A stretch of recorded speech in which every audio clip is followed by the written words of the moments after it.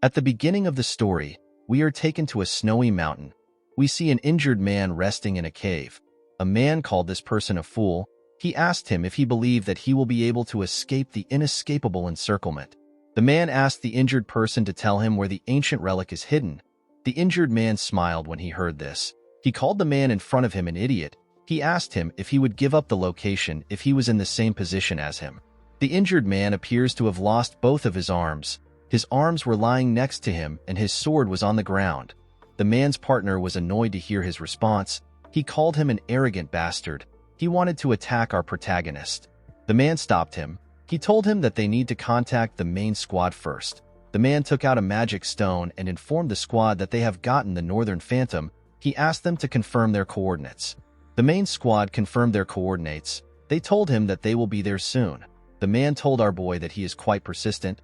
He never expected him to still be alive even after his arms got cut off. He asked the Northern Phantom to tell him the reason why he is after the same relic as the Emperor. His partner said that the Northern Phantom does not have any reason. He said that he is probably trying to annoy them. He told the man that they suffered for many days because of the Northern Phantom. He said that they need to have some fun with him before the main squad arrives. He wanted to pay our boy back for the hardship he made them go through. The man placed his hand on his sword. He asked the Northern Phantom to brace himself. He promised him that they won't stop until he desperately begs them for mercy. His partner said that they need to decide on who will start first. The men decided to flip a coin. The partner said that he is going first if it is heads. While they were looking at the coin, the Northern Phantom picked his arm up with his teeth. He moved it close to his elbow. His arm began to repair itself. He told himself that he will not let things end without him doing anything. The Northern Phantom is the first failed awakener of the Draker household. His real name is Zeke Draker. Because he was born into the Great Dragon Slayer household with a body that can't use aura, he failed to awaken. This should have been impossible for a knight. He was treated like trash and chased out of his household. This is why he did everything he could to become stronger. The moment his arm got healed, he stood up and charged at the men at the same time. The coin just landed in the partner's hand. When he opened his hand, he saw that it was on heads. He was happy to see this. While he was smiling, Zeke beheaded him. Someone once told our boy that if all he pursues is strength, he will have nothing in the end. Zeke believed that this was some bullshit only said by the strong. He knew that those who are weak will be trampled on by the strong and what belongs to them will be stolen. This was the truth of this world. The man was shocked to see that Zeke killed his partner. He quickly took out his sword. The Northern Phantom turned around and charged at him. He destroyed his sword with a single strike and cut him down. The moment he did this, he sensed someone's presence. He used his right hand to pick up his other arm. He moved it close to his elbow and began to heal it. When he saw the men from the main squad, he told himself that he won't be able to escape. The men were shocked to see how Zeke was attaching his arm back together. They realized that he was an irregular. They were grossed out by him. One of them said that Zeke will still die if they cut off his head. The moment he said this, they charged at him. They surrounded the Northern Phantom and attacked him from every angle. By the time the fight was over, Zeke had multiple swords sticking out of him. Fortunately, he managed to eliminate every single person from the main squad. Our boy spat out some blood. He realized that he was going to die soon. Even though he couldn't take his revenge, he still managed to steal something the Emperor was after. He believed that this was an achievement. He put his hand into his clothes and took out a small sculpture of a dragon. With a smile on his face, Zeke said sorry to someone known as Alicia. While he was smiling, blood from his head dropped on the sculpture's head. The moment this happened, the sculpture released a bright golden light. A huge golden dragon appeared behind Zeke. Someone was underneath this dragon. The person stood behind our boy. A status window appeared and said that the soul of the Elder Dragon has been engraved upon the will of the one who persists. It said that an urgent measure has been activated. It asked Zeke if he agrees. Our boy believed that he was hearing random noise now that he was about to die. The system asked him again if he agrees. Zeke asked the system to keep quiet. He asked it to do as it pleases. The system took this as Zeke agreeing to its measures. It said that an irreversible promised power is being activated. It said that a countdown will begin now. The system began to count down from 5. This was the last thing Zeke remembered before he woke up in the body of a little boy. He wondered if he went back in time. He took a look at a mirror. He could not believe that he had returned to his younger body. he could still vividly feel the sensation of the sword stuck on his body. Zeke fell on the bed. He noticed that the place looked familiar. He quickly realized that he was in the cradle. The cradle is the Draker household training institution. The Draker family is the Dragon Slayer family. It is one of the top 3 great transcendent households. Tarakan Draker was the hero who saved the continent by killing the evil dragon Bahamut in the war 1,000 years ago. His descendants founded the current Draker household. Perhaps it was because they were descendants of the Dragon Slayer. But all the descendants of the Draker bloodline had the blessing of aura. They were able to easily awaken their high-level aura. They became knights. All of them were able to do this except Zeke. While he was resting, the administration system told him that it was restarting. Zeke quickly stood up. He wondered if he was hearing things. The system said that his soul has been confirmed. It said that his soul has been 100% aligned. It said that the soul of the Chosen Awakener has received the will of the Elder Dragon and has completely merged. Zeke was shocked to hear this. The system told him that he has the authority to a part of it. It welcomed our boy and activated the status window. It showed him several windows. Zeke was surprised to see the magic video-like things. He wondered if an artifact got activated. The system opened the status window and displayed Zeke's information to him.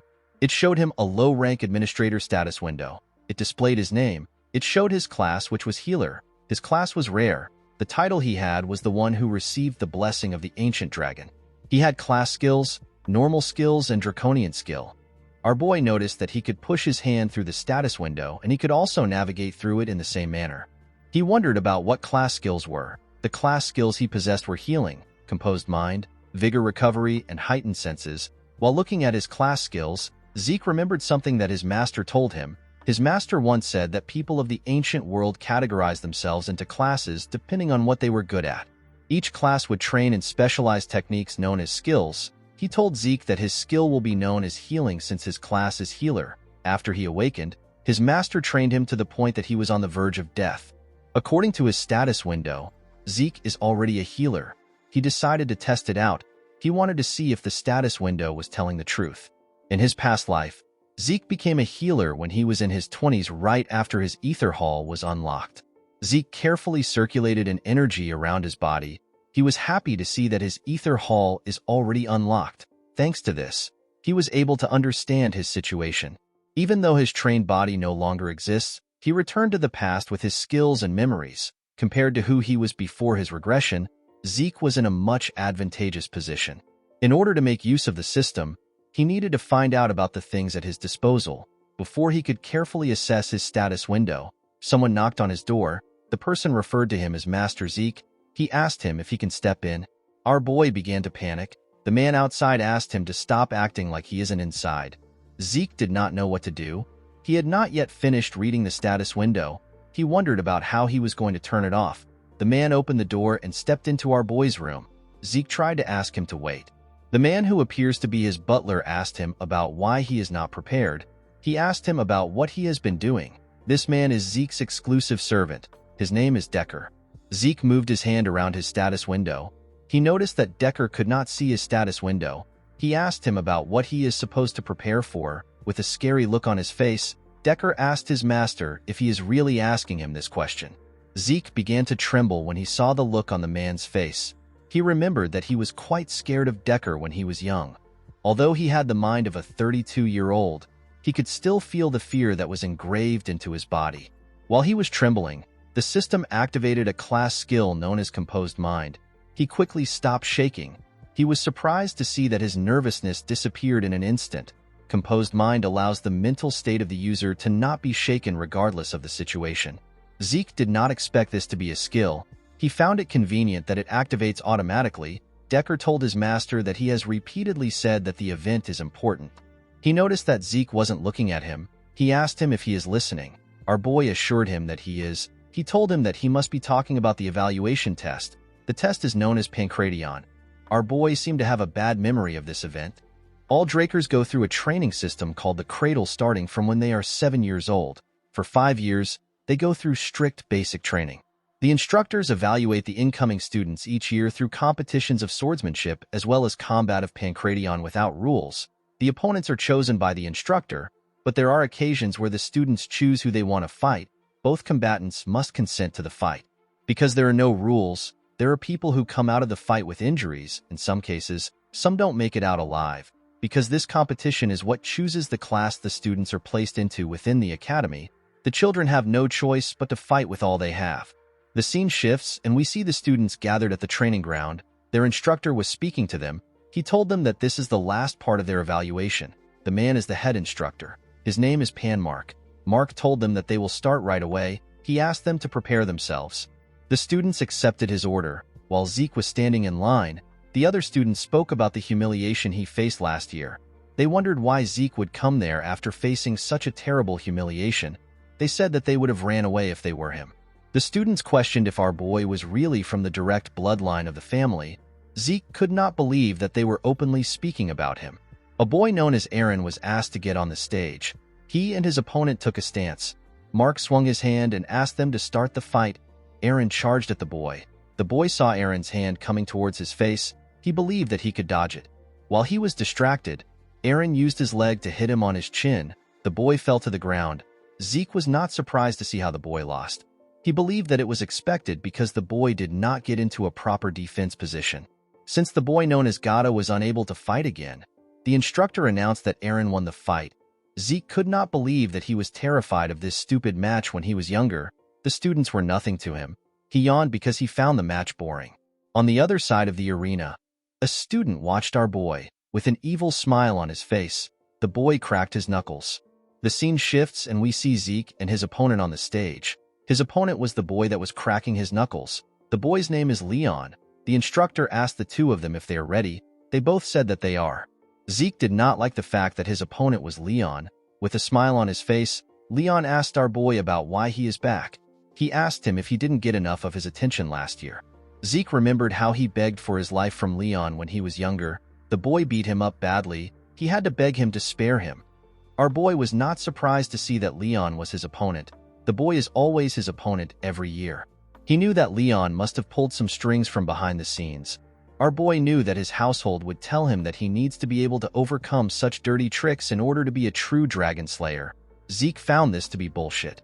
He could not believe that this piece of shit was his cousin. In his past life, the 4 siblings of the direct bloodline never had the chance to meet. However, there were more than a dozen cousins who were more than willing to bully him. Leon commended Zeke for coming back out after getting beat up. He told him that he is really brave. He asked him if he did not learn his lesson because he is so inferior. The system activated the composed mind skill to calm our boy. He realized that it had been a while since he last heard his cousin's stupid insults. With a serious look on his face, he told Leon that he won't be nice if he calls him inferior again. Leon placed his hand on his head. He asked Zeke about what he is going to do. He called him an inferior piece of shit.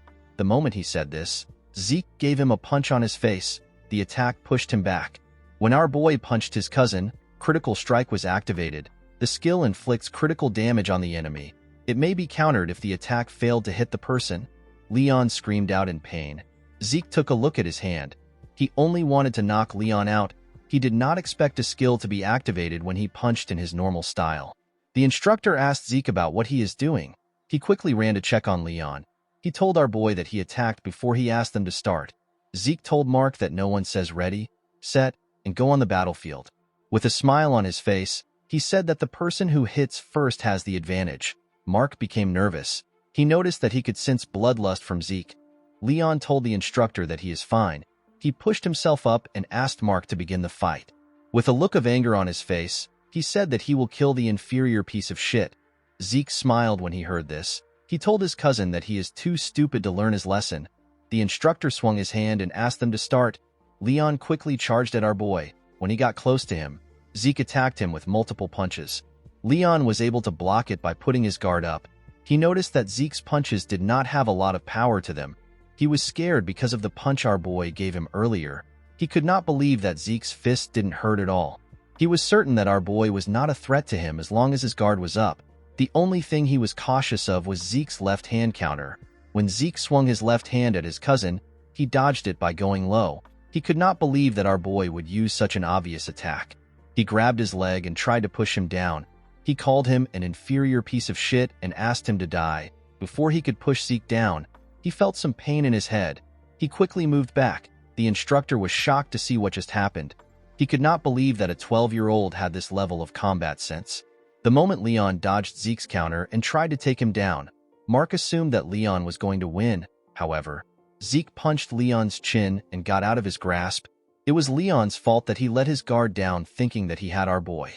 However, Zeke was different. He was still composed despite the fact that his counter failed. The concentration and precision needed to inflict such exact and effective damage is crazy. Mark wondered if this is the same Zeke that he knows. Leon was trembling. He had not recovered from the damage. He knew that he needed to create some distance between himself and our boy. Before he could move, Zeke closed the gap between themselves. He hit him in his leg. Leon was shocked to feel the pain in his leg. He wondered about how Zeke was so strong when his body is so small. He charged at him out of anger. Our boy realized that he was able to control his strength when he hit Leon in his leg. When Leon's fist got close to his face, another class skill got activated. The skill is known as heightened senses. It heightens his senses temporarily. Zeke saw his cousin's hand moving in slow motion. The feeling of the skill felt familiar to him. Since he had gotten used to controlling ether, our boy decided to end the fight. He covered his arms with the energy and grabbed Leon's hand. He slammed the bastard on the ground with a large amount of force. The instructor was shocked to see this. A skill known as precise stab got activated. The skill allows Zeke to stab the weak point of the enemy for critical damage. Zeke used his elbow to hit Leon's rib. He got on top of him and covered his hand with ether. He grabbed his neck and told him that even an idiot like him will be able to learn his lesson. The moment he said this, he began to punch Leon on his face. The boy begged him to stop, but Zeke did not listen. He continued beating him up. The instructor and the other students were shocked to see this. After beating him to his satisfaction, he stood up. Leon's body was covered in his own blood. Zeke told the bastard that this is what happens when he messes with him. After beating the shit out of his cousin, Zeke felt that his head was clear now that he had let out some sweat. He turned to the students and told them that he can now recognize them. He asked them to stop eyeballing him. He asked them to come to the stage if they have something to say. A boy with red hair stood up and called out to Zeke. He told him that he will choose him as his Pancration opponent. He said that he has something to say. This boy is Jakin Vardek. He is also Zeke's cousin. Our boy told him that he accepts his challenge. He told him that the fight will be too boring if it is only him. He asked someone known as Liam Stone to join Jakin. Liam is Jakin's servant. The boy was annoyed to see that Zeke asked his servant to join him. With a smile on his face, our boy told Jakin that it is now a fair fight. Jakin asked him if he just insulted him. With a bright smile on his face, Zeke called him a dumbass and told him that he did. Jakin was enraged by our boy's words. He promised to beat him to death. He and Liam went to the stage. The instructor asked Zeke to not do anything until he asked them to start. Our boy asked him not to worry about it. Zeke smiled when he saw Liam. He found it interesting to see the mercenary king again. In his past life, Liam joined the cradle and the academy as Jakin's servant. But because he was a distant relative, he was left behind in education. He begged to join the higher education of the academy known as Valhalla. He eventually ended up joining the Knight Order of a small nation called Baranon. Once Baranon fell, Liam became a mercenary. In those chaotic times, people flocked to the strong. With his long tenure as a mercenary, he became a Red Knight and started his own stone mercenaries. He united the three largest mercenary groups and was soon called the Mercenary King. As the Empire hired the stone mercenaries, Liam entered the Continental Wars. Our boy and the Northerners faced Liam as a foe. Zeke smiled when he thought of this. He realized that their relationship can be different in this life. The moment he thought of this, Mark asked them to begin. Jakin quickly charged at our boy.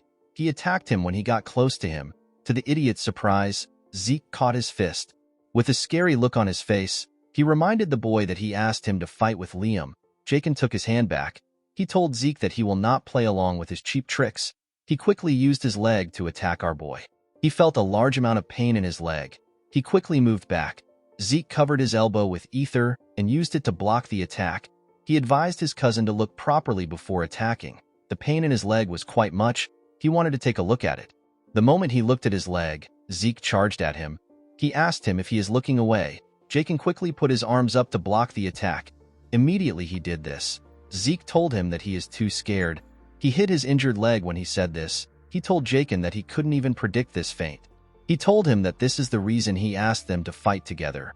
He moved to his side and gave him a heavy punch on his ribs. Jakin spat out some blood. With a smile on his face, Zeke told the idiot that he is not enough alone. Jakin called out to Liam. He asked him to kill our boy. Liam took out a cloth and wrapped it around his arm. Zeke could not believe that this huge boy was also 12 years old like them. The most annoying thing about fighting Liam is his insane reach. Zeke knew that he won't be able to do anything if he lets Liam attack first. He realized that he needed to take the lead. He quickly charged at him. He launched several punches at him, but the boy managed to block them with his arm. A skill known as Slash got activated. It launches a barrage of attacks at the enemy. It allows Zeke to interfere with their sight. Our boy's attacks got faster. It was leaving after images everywhere. The other students were shocked to see this. They did not know what they were looking at. Even Mark was shocked. He knew that the students would be curious because they have never seen anything like this before. The technique Zeke was using was the Northern Fist fighting technique from the Midlands, a place where swords dominate. He wondered about how Zeke knew this technique. While he was attacking Liam, he began to breathe heavily. He realized that his body was really bad when he was younger. He could not believe that he was already tired from using this simple technique. Aside from this, Liam's monstrous physique was also a problem for him. He did not attack, neither did he dodge. He was simply taking it all in with his guard up. Zeke remembered that Liam was more aggressive in his time as a mercenary. Unfortunately for Zeke, his body was reaching its limit. He clenched his fist and gathered a large amount of ether. He wondered about how strong Liam's body is. He decided to take him down through his guard. He charged at Liam. To his surprise, the boy dodged his attack this time. He could not believe that Liam actually dodged the attack even though he can't see ether. Zeke realized that everyone in this place has some insane level of sense. Liam grabbed his hand and raised him up. He wanted to slam him on the ground. Before he could slam his body, Zeke hit him on his head and broke free from his hold. While he was above him, his heightened senses activated. He grabbed Liam's hand and moved to the ground. He locked his hand down and put his leg on his neck to choke him out. Zeke believed that no one can last without oxygen in their brain. While he was choking him, Liam began to attack fiercely. He punched him in his ribs. Zeke spat out some blood. He did not expect Liam to be this crazy. He decided to see who will come out on top. He held on to Liam. The boy did not give up. He continued to punch our boy. Apart from a single student, the rest felt disturbed by the sight they were seeing. Even Mark was nervous. Eventually, Liam's body gave out and our boy won the fight. The girl who was happy to see them fighting said that she expected this much from Zeke. With a smile on her face, she said that it will be worth it to take our boy down. The scene shifts and we are taken to Zeke's room. Decker was in the room with him. He heard that his master was greatly injured. He asked him if he is all right. Zeke assured him that he is fine. Decker asked his master to forgive him for his rude behavior. He told him that he wants to check his pulse. Zeke knew that his servant wanted to check if he had awakened his aura. He asked Decker to wait a bit. He put his shirt on and stretched out his hand. Decker grabbed his master's hand and pushed a blue energy into his body. Zeke was shocked to feel his energy. He did not expect Decker to be a blue knight. In order to check if someone has awakened, people take a look at their dantian. However, Decker was really thorough with the process. He was checking every part of Zeke's body. Imbuing someone else with aura is already quite difficult, yet Decker was able to precisely control his aura. Our boy was certain that he had to be a blue knight. Not all knights are the same. They are classified in accordance to their martial prowess and aura manipulation proficiency. The white swordsman is the novice level. Most children before the blessing rite are white swordsmen. Yellow swordsman is the level where a person has awakened aura and opened their dantian. All students of the cradle become yellow swordsmen after the blessing rite. Once they have learned to freely control aura, they receive the title of knight. The next level is purple knight. At this level, a person can reinforce their sword with aura. Blue knight is the next level. At this level, a person can manifest an aura blade. The realm for those who have transcended their limits. The realm which the mercenary king was in and the realm which our boy reached before his regression is known as Red Knight. There is another realm above this. It is the realm of Black Knights. There are very few monsters on the continent that are at this level. Zeke wondered why someone who is skilled enough to become a commander was babysitting him. Our boy knew that Decker won't be able to sense his ether. This is something only 2 people in the entire world can use. Decker let go of his master. He asked him if he is hiding anything from him. Zeke asked him if something is wrong. He asked him if he is also hiding something from him. Decker did not know what to say. Our boy told him that he was simply joking. Decker asked his master about the reason why he suddenly changed. Zeke told him that he is asking the wrong question. With a scary look on his face, he told his servant that he should be asking him why he changed now. He assured him that many more things will change from now on. He said that things are simply going to be in their rightful place. He told the man that he simply needs to follow him.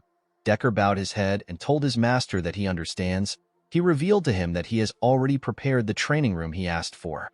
Zeke told the man that he likes the fact that he is always fast. Decker told his master that he will see him later. Our boy stepped out of the room and asked the man to rest. Zeke realized that he needed to keep Decker close in case he was ordered to keep an eye on him. He wanted to get some information out of the man. The problem our boy had was that he did not know who ordered Decker to keep an eye on him. He was certain that it was not someone from his mother's family. He believed that it must be one of his siblings. When Zeke arrived at the training room, he took a look around. He was surprised to see how big a personal training room is.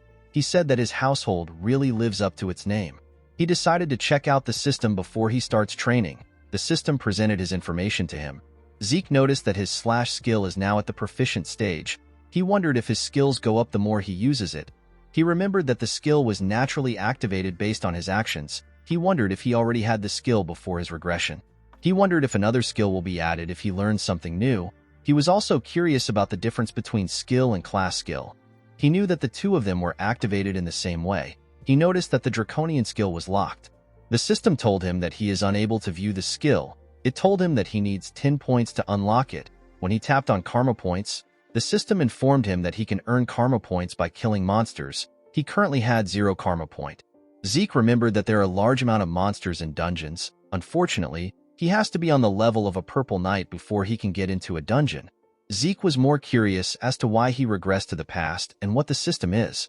The skills and the class made him realize that his current situation is related to the ancient relic. However, he had very little information about the relic. Our boy decided to not think too much about it. He picked up a sword and said that he is willing to use anything to become stronger, whether it is the system or a Draker. There are 2 known powers in this world, the aura of the knights and the mana of the mages. Knights reinforce their aura in their dantian, while mages handle their mana through circles. The 2 powers are on opposite ends of the spectrum. If you awaken one, you cannot awaken the other. Unfortunately for Zeke, he was not able to awaken neither his dantian nor his circle. He was abandoned by his household. He met his master during his vagabond days. His master taught him a lot of things, but the most useful thing he taught him was healing in the Ether Hall. Through the Ether Hall, which his master developed, Zeke was able to handle the energy of nature, which is known as ether. Zeke and his master are the only ether users in the world. After training for 2 hours, our boy's hands were covered with blood. He felt like he was going to collapse. He decided to end his training for the day. The moment he thought of this, his class skills, which are known as healing and vigor recovery, activated. Zeke's body was healed. His hands stopped bleeding. Healing is a rare skill that our boy did not even know existed until he met his master. If he were to use this skill in front of people, they would treat him as an irregular. This is why he was unable to use it during his fight against Liam. He had to quickly return to his room in order to heal himself. Since he had recovered, Zeke decided to keep training. In the evening, we see our boy covered in sweat. He realized that it was already dinner time. He took a look at the training room. He had destroyed the ground with his sword slashes. He wondered about what he was going to tell Decker. A week later, we are taken to the Cradle's cafeteria. We see the students talking about how Zeke has become a completely different person. Some of them could not believe that the loser had changed. They wondered if he dabbled in black magic. One of them said that he hopes Zeke humbles the other strong students. In another part of the cafeteria, we see a large amount of food on a table. This part was quite fancy. We see the crazy girl from before eating steak. The girl is known as Raina Torrent. A boy known as Owen Zimmons advised Leon to eat even if he doesn't have an appetite. He told him that he needs his energy for the swordsmanship duel. Leon asked Owen if he is trying to piss him off. Owen told him that he was just trying to be nice. He told him that his inferiority complex is really bad. Leon slammed his hand on the table. He asked him to repeat what he said. When he hit the table, he made Raina drop her steak. The girl glared at him. The boy became nervous when he saw the look on her face. Jakin asked the group about what they're going to do. Although he didn't mention Zeke's name, they all knew that he was talking about our boy. Owen said that the Pancration was impressive even though it was savage. He told them that Zeke will be terrible at swordsmanship. With a smile on his face, he asked his friends about what Zeke will do when he can barely hold up a sword. Leon agreed with Owen. He remembered that Zeke was so weak that he had to get a customized sword because the basic ones were too heavy for him. He said that it doesn't make sense that he lost to an inferior piece of shit. Jakin and his other friends were already tired of the idiot's inferiority complex. Leon told his friends that Zeke won against him in Pancration by luck. With a serious look on her face, Reyna asked him if he believed such nonsense. Leon became quiet. Reyna stood up and told the boys that they do not have the right to be knights in the Draker household if they believe in trash like that. She walked away after saying this. A sword duel is different from a Pancration. Real swords are used in the duel. It is the cause of most of the incidents within the cradle. It is also where the difference between the students' skills is most glaringly shown. A month after the final exam, the blessing rite will begin. The blessing rite is the event where the Drakers awaken their aura. The head instructor called out to Zeke and asked him to step up. Our boy went on the stage with a huge sword. The other students were shocked to see the ridiculously large sword. They wondered if Zeke believed that he would be stronger with a bigger sword. Someone called out to Zeke. When he opened his eyes, he saw Reyna walking to the stage. With a serious look on her face, Reyna told him that she chooses him as her opponent. Zeke pointed his sword at her and told her that he accepts her challenge. Reyna noticed that our boy was easily moving a claymore. Now that she was standing in front of him, the girl could tell that this is not the Zeke who couldn't hold a sword properly that she knew. She wondered if his aura was more intimidating because he grew taller. Reyna grit her teeth to get control of her thoughts. She told herself that she cannot be intimidated by Zeke before the duel begins. She decided to act confident. She took a stance and pointed her sword at Zeke. Our boy knew that he simply had to fight in the same way he always has. However, it was quite nerve-wracking for him to be fighting the Lightning Knight. Reyna Turin is also known as the Lightning Knight. She is one of the knights who made a name for herself during the Continental Wars. She was also noted to be one of the greatest of the next generation of Drakers. This is because she was the one who awakened her aura even before she went through the blessing rite. Zeke realized that Reyna must have already awakened her aura at this point. However, she didn't use her aura in the cradle. She said that she wanted to improve her fundamentals. Mark swung his hand and asked the two of them to start. Reyna quickly charged at our boy. Zeke managed to block her first attack. Reyna got pushed to the side. She disappeared and reappeared behind our boy. She thrust her sword at him. Zeke managed to block the attack, but it pushed him back. He was surprised to see that Reyna was much better than he expected. Reyna charged at him again. She attacked him with a lot more strength. Leon cheered for her from the side. He asked her to kill Zeke in one strike.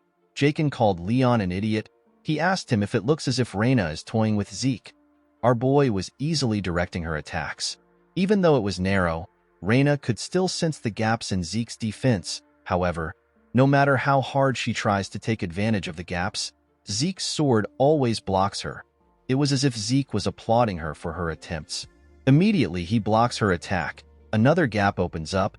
It was almost as if Reyna was in a training duel that was meant to teach her a lesson. Zeke blocked her attack again and pushed her back.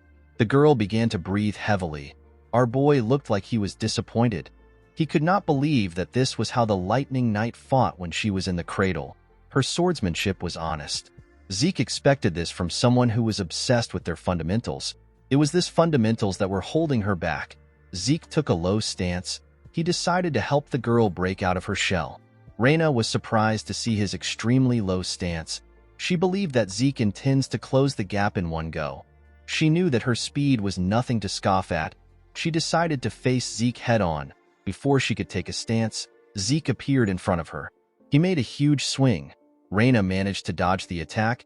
His sword hit the ground and destroyed it, since there was some distance between them. Reyna believed that it was possible for her to react to Zeke's moves. Our boy raised his sword and swung it at her. The attack missed her body. Reyna's eyes followed the movement of his sword. The moment she looked at the sword, some rocks got thrown into her eyes. Zeke was able to raise the rocks when he lifted his sword from the ground. Reyna quickly used her hand to clean her eyes. When she opened her eyes, she saw Zeke in front of her. Our boy swung his sword at her neck. The girl quickly realized that she was done for. Somehow, she managed to knock Zeke's sword out of his hand. The cadets were happy to see that Reyna won. They said that the girl won even though she did not use aura. The head instructor knew that the cadets were wrong. As Zeke's attack closed in on Reyna, she used the faintest amount of aura. It was an amount that was barely noticeable. Mark couldn't believe that the girl who promised to never use aura until she got into the academy was forced to use it. Zeke forced her hand. Reina was feeling bad for what she did. While she was thinking, Zeke appeared in front of her with his fist. He asked her about what she is doing. He told her that the fight isn't over. He gave Reina a heavy punch in her throat. The girl fell to her knees and spat out some blood. Leon was annoyed to see this. He said that they won't stand for such cheap tricks in a duel. The other cadets agreed with him. They said that Reina won the duel. They pointed their fingers at Zeke and told him that he doesn't have what it takes to become a knight. They asked him if he has no shame. Our boy did not care about what they were saying. While Reina was struggling to get up, Zeke asked her if she wants to continue. Reina realized that she hasn't lost yet. She understood that Zeke only struck her because she let her guard down. The girl realized that Zeke would have killed her if he was using a dagger when he attacked her. She told him that it is her loss. The other 3 boys were annoyed to hear what she said. The head instructor announced that Zeke won the fight. The cadets could not believe that someone who used to be called a human scum a few days ago achieved victory against one of the most talented children among the famed houses. In the next scene, we are taken to a ruined town. We see the town burning and the castle ruined. Some soldiers were dumping the corpses into a large hole. They had dumped several bodies into the hole. Inside the castle, we see a man wearing glasses talking to a red-haired man. He asked the red-haired man, whose name is Abel, about how he can drink tea in this situation. The man told Abel that the bastard known as Zeke defeated Reina. Abel placed his tea on the table and told the man that he is always serious. He stood up and asked the man about the amount of time they have before the blessing rite. The man told him that they have until the next full moon. Abel said that this is the right moment to pay the family a visit. The man was shocked to hear this. He asked Abel if he is really going there by himself. Abel placed his hand on his sword. He said that the situation has piqued his interest. With a smile on his face, Abel said that he is interested in knowing the kind of awakening their youngest is going to go through. Although Zeke's victory left the entire cradle in shock, he simply returned to the training room and resumed practice. A month later, we are taken to the day of the blessing rite. Zeke was in his training room. He used a cloth to clean his sweat. He wondered about how he became a red knight in his previous life with this terrible body. He opened his status window to see the state of his skills. Zeke noticed that once his mastery surpasses the expert level, the skill ranks up and resets. Our boy managed to raise the mastery of his swift steps. This was a skill he gained during the duel.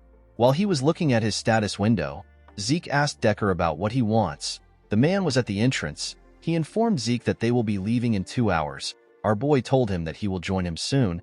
He asked him to get everything prepared. In the next scene, we see the students in carriages. They were all going to the same place. While he was inside the carriage, Zeke realized that it had been a while since he was at the main estate. The estate belongs to the Draker family, and it is situated in the Duchy of Troy. Although the family's main residence is located in the heart of the continent at the Four Seasons Fortress in the Midland, the blessing rite must be held at the main estate where the legend of the Dragon Slayer began. The main estate is known as the Dragon's Nest Lair. The cadets gathered inside the building. While looking around, Zeke realized something. All the onlookers were famous people that you hear about from the Continental newsletter. Our boy knew that his family must have also sent some informants to keep an eye on him. Zeke did not really care about what their intentions were. He knew that they would ignore him once they see him fail his awakening. The moment he thought of this, he saw something shocking. He was quite angry to see that a certain bastard came to the blessing rite. The person he was looking at greeted the other people around him. The person was asked about why he came to the blessing rite. He was asked if someone in the class caught his eye. The man said that he is there for other reasons. With a smile on his face, he said that his adorable youngest brother is in this class. This man is the second son of the Draker family. His name is Abel Draker. He is also known as the Lion Blade. Zeke glared at his elder brother. He referred to him as the Butchering Knight. He quickly turned his head away. He knew that there was nothing he could currently do to Abel. Zeke knew that Abel would have never come to see him during the blessing rite in his past life. He wondered if his actions changed the future. Our boy clenched his fist. He realized that this might be his chance to achieve something. The head instructor announced that they will now begin the blessing rite. He asked the cadet known as Aaron to step out. The boy moved close to a huge bowl containing some glowing water. Behind the bowl was a large knight statue. Aaron placed his hand into the water. He reached out to a pin in the water. He allowed the pin to prick him. The moment his blood got mixed with the water, the water released some energy that flowed into Aaron's hand. The energy moved into the boy's body and began to circulate inside him. Through the blessing rite, every member of the Draker bloodline awakens their sealed aura when it is time for them to graduate from the cradle at 12 years old. Compared to ordinary knights who awaken at the age of 20, this method was incredibly fast. After Aaron left, another cadet was called to awaken his aura. Among the cadets, there are a few rare cases where someone awakens something else along with their aura. They awaken a trait of the Dragon Slayer known as mana inhibition. They will become at least as strong as Yellow Knights. There are even some who rival Red and Black Knights. These cadets undergo a pure blood awakening. Everyone in the building wondered why the mana lamps went out. They noticed that the statue's sword was releasing a red bright light. It turns out that Reina had undergone a pure blood awakening. Mark asked someone to bring the gloves for him. Those with mana inhibition will require special gloves made by their family, or else they won't be able to live a normal life. When one is able to prove that they are of pure blood descent, they are conferred the Draker name. They are also provided with the unimaginable support of the family and countless benefits. After Reina's awakening, the nobles became excited when they saw who was next. They wondered about how the person would awaken. One of them said that it will be a pure blood awakening since the person beat Reina. The person they were talking about was Zeke.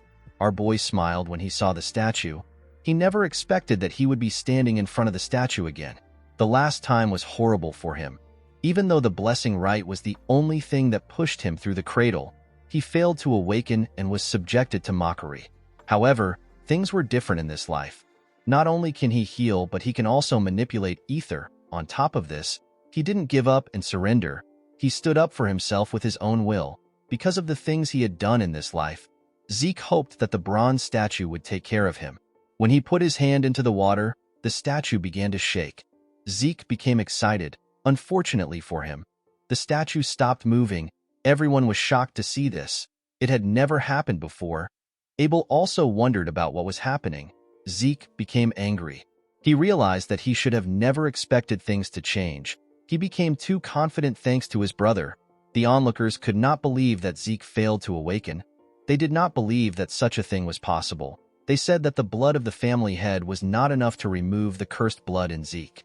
One of them said that our boy must have won against Reina with a trick. They called Zeke an embarrassment to the family. Zeke gave someone the cloth he used to clean his hand. He said that this people don't change. Our boy told himself that the awakening doesn't matter. There were plenty of ways to get stronger other than awakenings. The moment he thought of this, the system sent him an apology. It told him that a message got delayed due to an error during processing. Zeke did not understand what the system was talking about. The system explained to him that necessary information has been found missing from the identification terminal during class identification.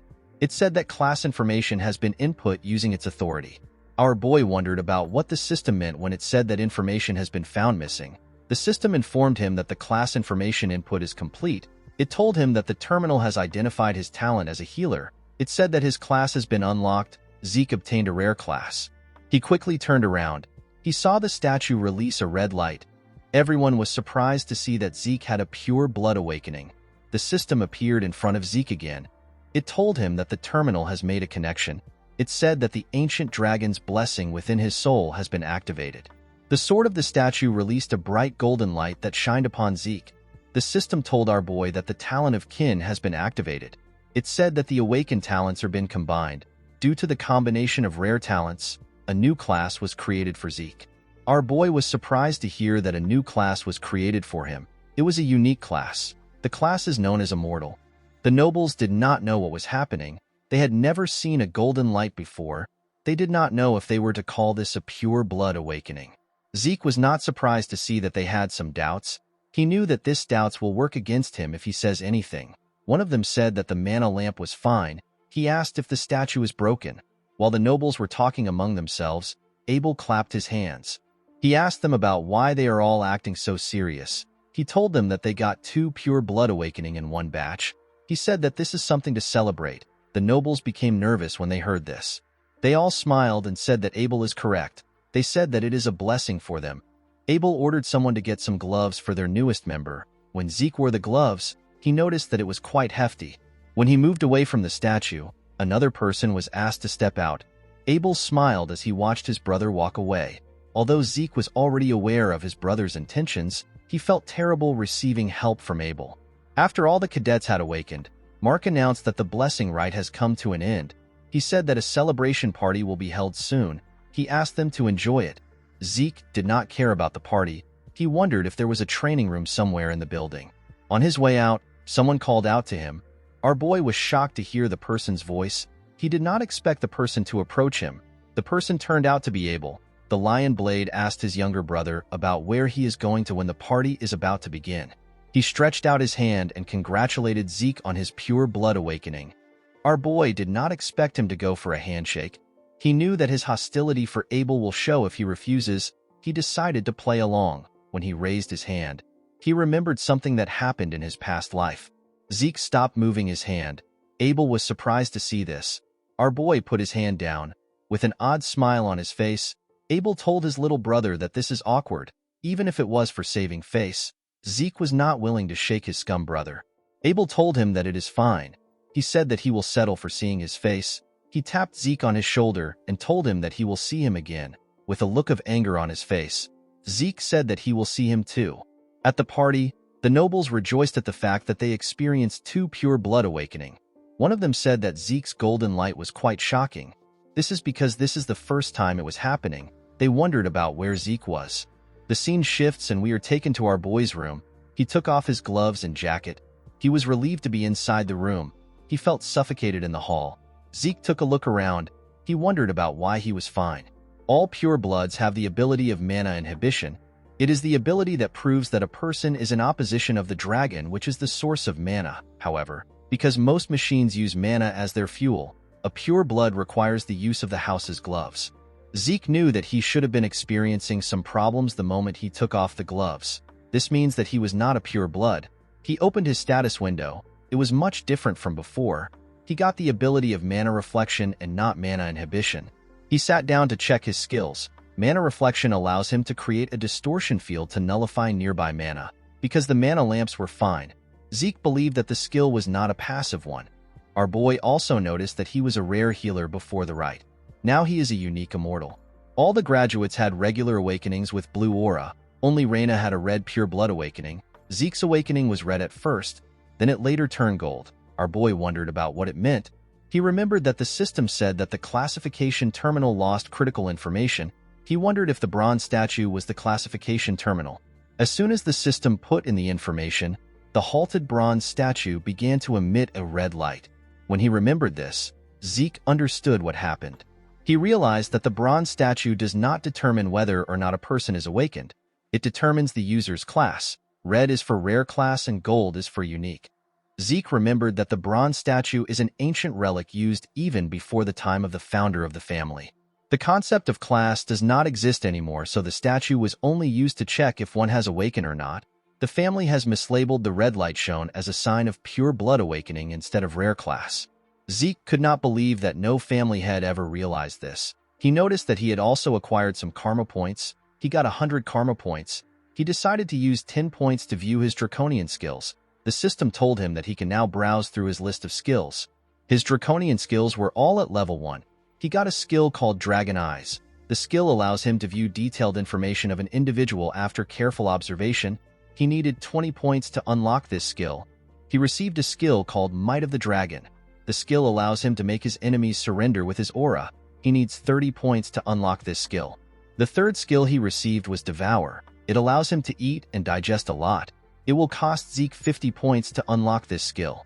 Zeke understood the abilities of Dragon Eyes and Might of the Dragon, but he did not understand why he would need a skill like Devour. He decided to get something that is obviously good. He did not want to take a chance. He unlocked the Dragon Eyes and the Might of the Dragon. He believed that the Might of the Dragon was too dangerous to use here. He decided to activate the Dragon Eyes. His eyes turned gold. They looked like that of a dragon. He looked around to see what would happen. He expected to get more details from his surroundings, but nothing happened. He stood up and opened the door that led to the balcony. When he stood on the balcony, he saw something amazing. The statue in the center of the garden looked like it was right in front of him. He realized that this skill will be very useful to him.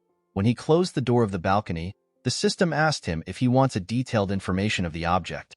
Zeke was surprised to hear this. Multiple windows appeared in front of him.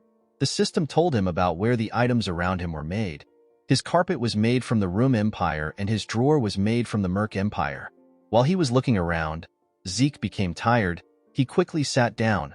While breathing heavily, he wondered if all draconian skills are like this. He couldn't use them for a long time. While he was breathing heavily, the system activated his healing factor and vigor recovery. Zeke was surprised to see this. He never intended on using the skills. When he opened his status window, he noticed that all his class skills have changed into passive skills and their levels have increased by 1. His healing factor allows his body to automatically repair itself. Zeke smiled when he saw this description. The skill was too broken. Healing may seem like an overpowered skill, but it is not something Zeke can constantly use and its effects are limited. However, healing factor is infinite. Our boy decided to test out the skill. He grabbed a table knife. He used it to cut himself. The moment he did this, his healing factor got activated. When he cleaned the blood on his arm, he saw that his hand looked normal. Zeke remembered that it takes 5 years to finish the academy. With a smile on his face, he said that he will finish within 2 years. Draker Academy is the greatest knight academy on the continent. It is a place that any aspiring knight would give an arm and a leg to enroll in. The academy is located in the Duchy of Troy. It teems with life each time a new semester rolls around. At the academy, we see several students looking at Zeke.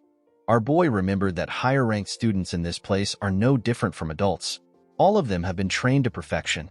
Zeke noticed that the students from the great families have already established their authority. He believed that his family was rotten to the core. Among the countless branch families supporting the transcendent Draker family, there are 3 families that have the largest amount of influence. These families are the great families. The Turin of Strength, which is Reyna's family, is the first one. Zimmons of Wisdom is the second family, and the Vardek of Gold is the third family.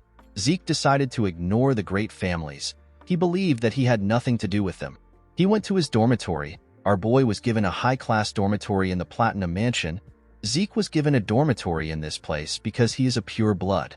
The Platinum Mansion is a dormitory furnished with a training hall, a library, and various kinds of facilities. It is only open to the highest-ranked students. Even those from the cradle can't easily get inside. Pure-blood awakeners like Zeke and Reyna are given the special privilege of a floor master. They are given an entire floor at the top of the building. These floors are known as the Platinum Floors. When Zeke went into the building, a maid welcomed him. She told him that she has been expecting him. The maid told him that she will escort him to his assigned floor. When our boy arrived at his floor, a large amount of servants greeted him. Zeke felt like this was too much. He believed that no student deserved this kind of treatment, even if they are purebloods. An older servant informed him that Decker is waiting for him in his room. When Zeke stepped into his room, Decker bowed his head and greeted him. Our boy asked the man to tell him what happened. Decker told his master that he has something to deliver to him. He presented Zeke with a box. When our boy opened the box, he found some gloves inside. They were new gloves given to him for his mana inhibition. Zeke said that the new gloves are quite different from the temporary gloves. Decker was happy to hear that his master liked the gloves. Zeke picked up his sword. He told his servant that he wants to get a new sword. He asked the man about what he thinks. Decker said that it is an excellent decision. He explained to his master that the Duchy of Troy is close to the Giant's Mountain. It is abundant with good quality iron and excellent craftsmen. People even say that the first weapon of an academy alumni is always a Trojan. Decker assured his master that he will find a decent craftsman. Zeke asked him not to worry about it. He said that he already has someone in mind. He wrote the person's name in a paper. With a smile on his face, he told Decker that he will meet the person himself. He asked the man to set up an appointment for him. He stretched out his hand and gave the man the paper. Decker quickly opened the paper. He saw the name of Galleon Halberd. He said that he has never heard of this name before. He assured Zeke that he will contact the person immediately. He reminded our boy that classes are starting tomorrow. He asked him to review the relevant documents beforehand. Zeke told him that he will do it. While he was reading the documents, Zeke realized that he has a lot of freedom to develop his draconian skills because the Platinum Floor is completely isolated. The moment he thought of this, someone knocked on his door. He asked the person to step in. A maid informed Zeke that Reyna has sent him a dinner invitation. Our boy found this odd. He asked the maid to take him there. When Zeke arrived at the top of the building, he saw something weird. He saw members of Reyna's gang standing behind her. The girl was sitting. Our boy wondered about why they were acting like the Southern Cartel. Reina welcomed him to her floor. She apologized to Zeke for the crowd. She said that her family's people are rather peculiar. Our boy sat down. He asked her not to worry about it.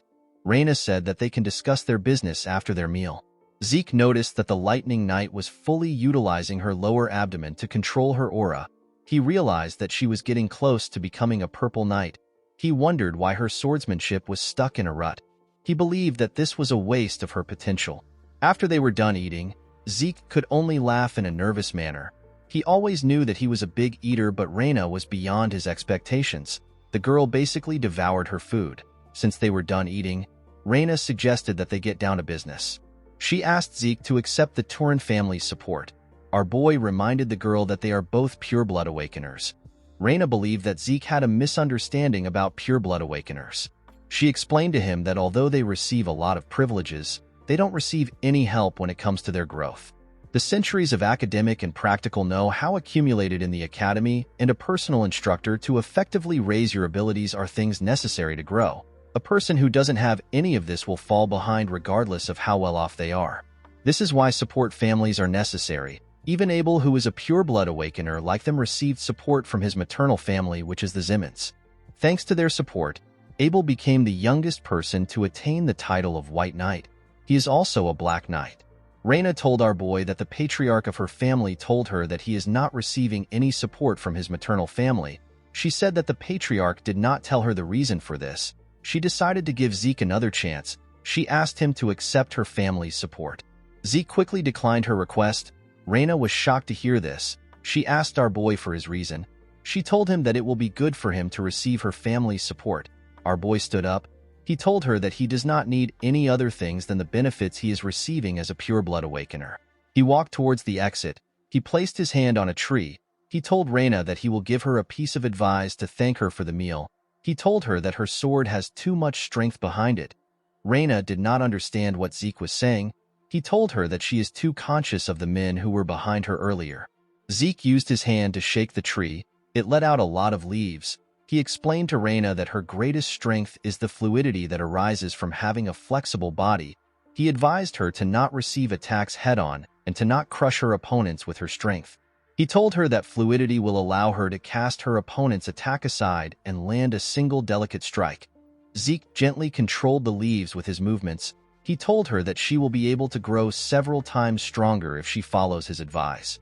Reina was surprised to hear this. After saying this, Zeke walked towards the exit. He thanked her for the meal. Reina slammed her hand on the table. She was annoyed to hear the advice Zeke gave her. The Turin family is the herald of strength. Reina believed that she was simply following her family's tradition. She told herself that she was not being conscious of others. The moment she said this, she realized that Zeke was right. Because she has always been obsessed with becoming a person fitting of the Turin name, she unintentionally projected her logic into her sword. She could not believe that Zeke saw right through her. Reina picked up a leaf that landed on her table. She remembered that everyone praised her as a genius when she was younger. Nobody advised her. Reina wondered about who our boy truly was. In the next scene, we see Zeke stretching his body. He realized that all his changed class skills have insane performances. He could not believe that he was fine even after training all night. Zeke was fine because of his class skill known as infinite stamina. Any fatigue will be offset quickly by an infinite amount of stamina. The skill is a passive skill. In his past life, Zeke saw the academy as hell itself, but now that he is a pure-blood awakener, this place is like heaven to him. Although money and power wasn't everything, they were still nice to have. While our boy was walking, someone called out to him. The person turned out to be Owen. The boy asked him if he is also part of the special class. Owen Zimmons is the third son of the Zimmons family. Plans and schemes are the specialty of this family. Owen used others to bully Zeke and cunningly maintained his own image. The boy told Zeke that he invited him for dinner last night, but he didn't reply. He asked our boy if he did not receive his invitation letter. Zeke wondered why Owen was trying to act friendly. With a smile on his face, our boy told him that he must be referring to the letter he saw on his desk. Owen asked him about why he did not reply. Zeke told the boy that he is funny. With a serious look on his face, he asked Owen to tell him why he needs to reply to every single letter. A huge boy stepped out. He told Zeke that he is being rude even though his master is showing him kindness. Zeke asked the boy for his identity. The huge idiot laughed. He could not believe that Zeke didn't know him. He said that those from the cradle aren't worth much. Our boy immediately understood that he was talking to an idiot.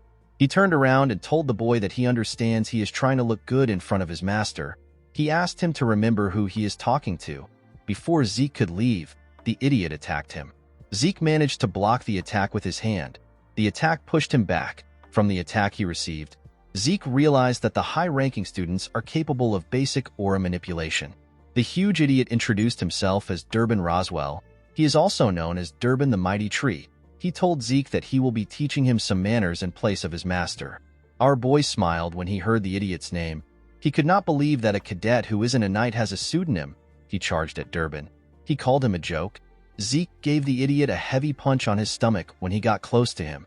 He spat out some blood. The attack sent him flying. He got slammed to the ground and lost consciousness. Zeke asked the other students if they want to go next. He asked Owen to pick someone. Owen moved close to our boy. He told him that he likes to bask in his own glory. Zeke called the boy a joke. Draker Academy is largely split into two classes. There is the normal class where people are taught that they can overcome their lack of talent with efforts. Due to this, they follow a strict regimen from early morning to late night. The other class is the special class. Students of this class can choose their subjects freely outside of basic subjects. Even within the academy, the place where the greatest elites gather is the special class. Due to this, Zeke had some expectations for the class. To his surprise, most of the people in the class are just the alumni of the cradle. Our boy believed that this was actually the cradle class, not the special class. The instructor in the class asked the students to keep quiet. He told them that someone special has come to encourage the freshmen of the special class. He said that the person was the commander-in-chief during the Eastern Empire War 20 years ago, and he is also the hero that stopped the Empire's invasion with his resourcefulness. The students became excited when they heard this. An old man stepped into the class. The instructor asked the students to welcome Dean Howard Draker. With a smile on his face, the man greeted the students. This man is the dean of the academy. He is also a war hero. People worship him as a war hero and a tactical genius. But the truth was that the information he leaked to the enemy for his own survival just happened to throw the enemy into chaos. Howard was simply a traitor that got lucky. Zeke was aware of this fact. He remembered that Howard was the main perpetrator that got him kicked out of the academy. Our boy lost the only place where he could belong and ended up wandering around the Duchy of Troy. He eventually got captured by slave traders and got sold off to the Southern Cartel. Zeke promised to pay Howard back for what he did. After the dean left, the instructor asked them to take his words to their hearts. He told them that they will begin basic classes immediately. He asked them to take their swords and head to the arena. At the special class indoor arena, we see the students on a line. Zeke couldn't believe that the special class still has to learn the basics of dragon slaying. Due to the fact that he couldn't use aura in his past life, he spent 2 years learning what would have taken the average person 3 months to learn. Zeke hoped that the class would be easy. A blond man welcomed the cadets. He introduced himself as Andre Draker. He told them that he will be teaching them the dragon slaying basics. The cadets were surprised to see that someone so young was their instructor. Andre is also known as the Rose Knight. Even though he was not a pure-blood awakener, he graduated early from the academy and he graduated from Valhalla as the valedictorian. He is a once-in-a-century genius that was awarded the Draker name. Zeke was surprised to see that even the special class instructors were on a different level. He remembered that Andre was famous for his inflexible personality. With a scary look on his face, Andre asked the students to keep quiet. He told them that he will start the class now. He asked everyone to draw their swords. The cadets immediately obeyed his order. When Zeke was about to take his sword out, Andre saw him. He asked him about what his sword is. Our boy took out his huge sword and freely swung it around.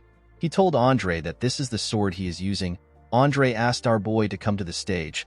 He asked Zeke if he is not aware of the fact that he must pick a sword that suits his body. Zeke already knew that Andre would complain. He purposely made sure to stand out when drawing his sword. With a smile on his face, our boy told his instructor that he can beat him with his sword. Zeke believed that it will be faster for him to show Andre his skills. Andre was surprised to see that a cadet would challenge his authority. He glared at Zeke to instill fear in him. The class skill known as Indomitable Mental Defense got activated. It prevented Zeke from feeling any fear. Andre told our boy that he understands if he wants to learn with his body. Zeke was happy to see that he bit his bait. Andre took out his sword. He told our boy that if his blade manages to touch his body, he will be exempted from the punishment for his rudeness. He told him that he will also be exempted from the Dragon Slaying Basics class. Andre assured Zeke that he won't use aura on a cadet. Our boy was happy to hear about class exemption. He was certain that he could beat Andre since he knows his weakness. But he couldn't do anything reckless because Abel was keeping an eye on him. Zeke knew that it will be dangerous for him to garner attention the same way he did in the cradle. He decided to just graze Andre's clothes and lose. He picked up his sword and took a stance. He charged at Andre's neck at a crazy speed. The instructor easily blocked the attack. Zeke was not surprised to see this. He already knew that a blue knight will be strong. He realized that this fight wasn't going to be as easy as he wanted. He began to attack Andre more fiercely. He attacked him from different angles. The instructor still managed to block the attacks. The other cadets were surprised to see the level which an official Draker Knight was at. They could not believe that Zeke has not managed to touch him even after 30 minutes. Andre made a huge swing that pushed Zeke back. The moment he did this, his hand began to shake. He was shocked to see the ridiculous amount of stamina that Zeke had. Even though he was suppressing his aura, he did not think that it would be possible for him to be losing to a cadet. While breathing heavily, Andre said that the existence of pure-blood awakeners is unfair. Zeke was not surprised to see that Andre still had the same poor stamina. He knew that the instructor was at a bigger disadvantage because he was suppressing his aura. The Draker aura cultivation method is known for its peculiarity. A person must activate their aura during training, during daily tasks, and even when eating and sleeping. A person must maintain it as if they are breathing. In other words, Andre is basically holding his breath. Zeke charged at him. The instructor managed to block his attacks. He pushed him back. Although our boy planned on losing, it didn't feel right for him to lose this way. He charged at Andre again. He decided to force him into using his aura. Andre still blocked his attack. Zeke realized that creating situations that can be easily handled is useless. He knew that he needed something that will make Andre unconsciously use aura. He needed to create an extreme situation. The instructor pushed him back again. Before his legs could touch the ground, he charged at Andre again with a crazy speed. The instructor was shocked to see how fast Zeke was. He quickly realized that he was using swift steps. Our boy ran around his instructor. He wanted to confuse him. Andre couldn't believe that a cadet knew how to use swift steps. While he was trying to follow our boy's steps, he appeared behind him like a grim reaper that wanted to take his life. His critical strike got activated. The moment it got activated, Andre sensed his presence. He quickly turned around. Unfortunately for him, it was too late. The sword was about to cut him. Andre quickly took a step back in a skillful manner. He raised his sword. He decided to use the dragon-slaying arts. He used the first verse of Chapter 1. The skill is known as Sky Slice. Zeke smiled when he saw this. He quickly raised his sword to block the attack. Andre's attack pushed him back. Aside from Reina, the other members of the three great families were happy to see what happened. Although he managed to block the attack, his sword got broken. The pain was more than he expected. Our boy still had a smile on his face. His healing factor got activated. Zeke threw away his sword. He decided to collapse now. Andre put his sword away. People from the infirmary quickly went to check on Zeke. With a look of anger on his face, Andre announced that our boy no longer needs to attend his class again. He asked the cadets if there is anyone among them who also wishes to be exempted. The cadets kept quiet. They knew that they were screwed if they raised their hands up. With a scary look on his face, Andre told them that he will assume that no one wants to leave. At the infirmary, we see Zeke resting on the bed. He commended himself on his performance. Although he didn't graze Andre's clothes, he got him to use aura and acknowledge his abilities.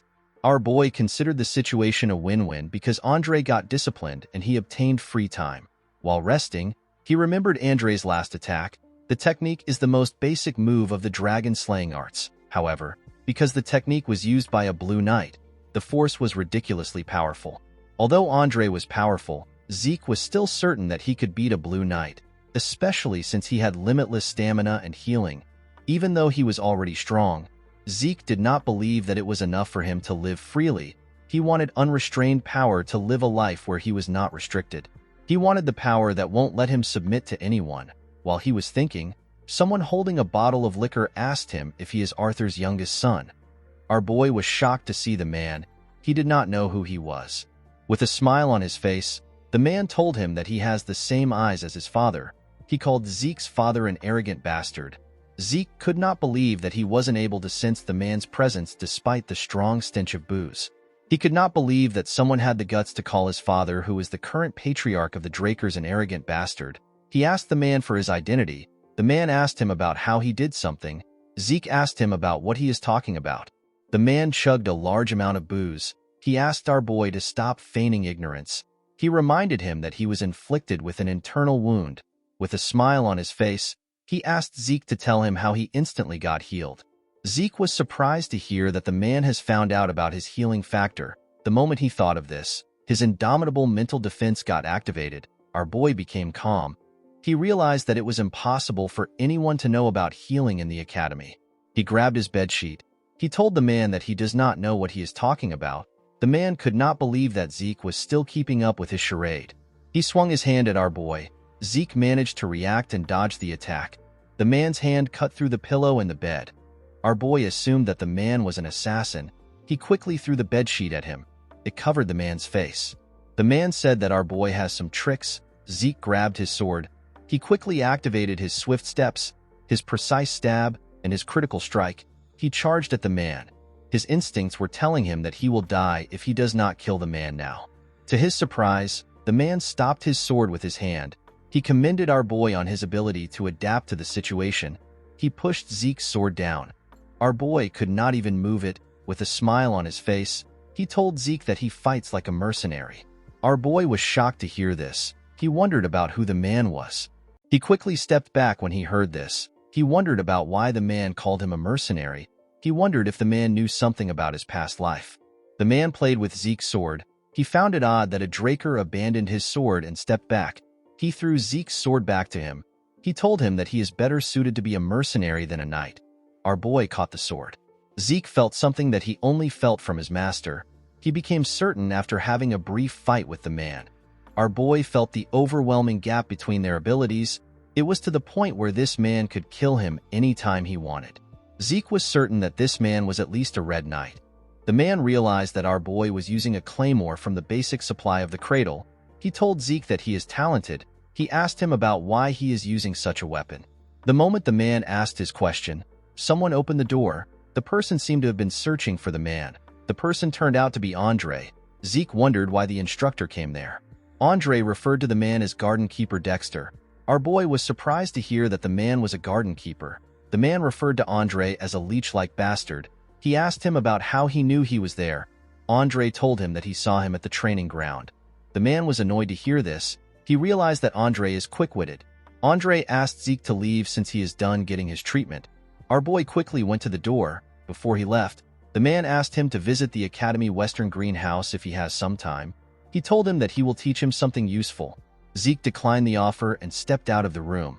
The man was annoyed to hear this. He told our boy that he has the same personality as his father.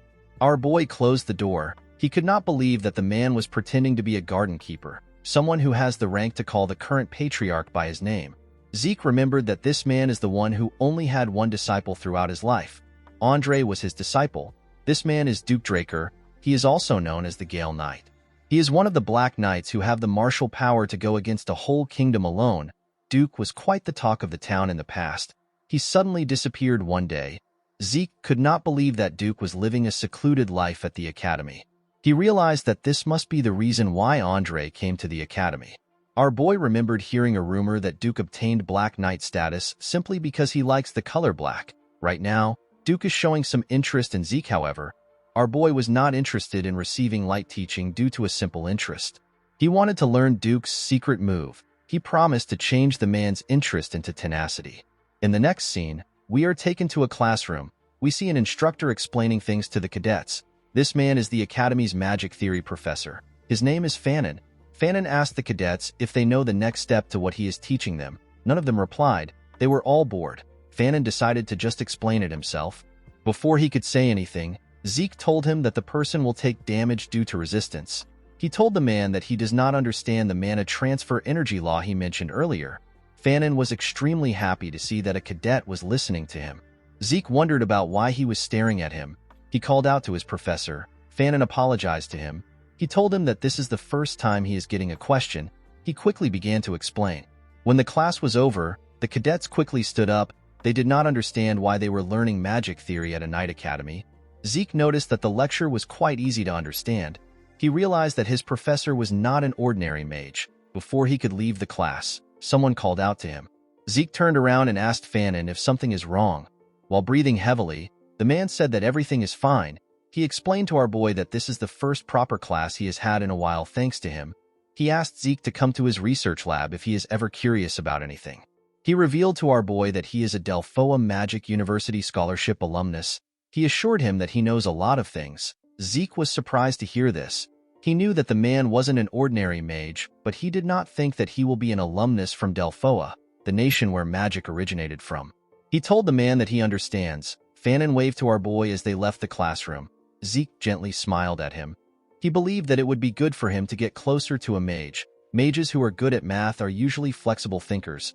Our boy believed that this mages are better suited as colleagues than stuffy knights. He decided to test Fanon to see if he will be useful. The moment he stepped out of the building, he saw something odd. He saw Duke resting on a bench in front of the building.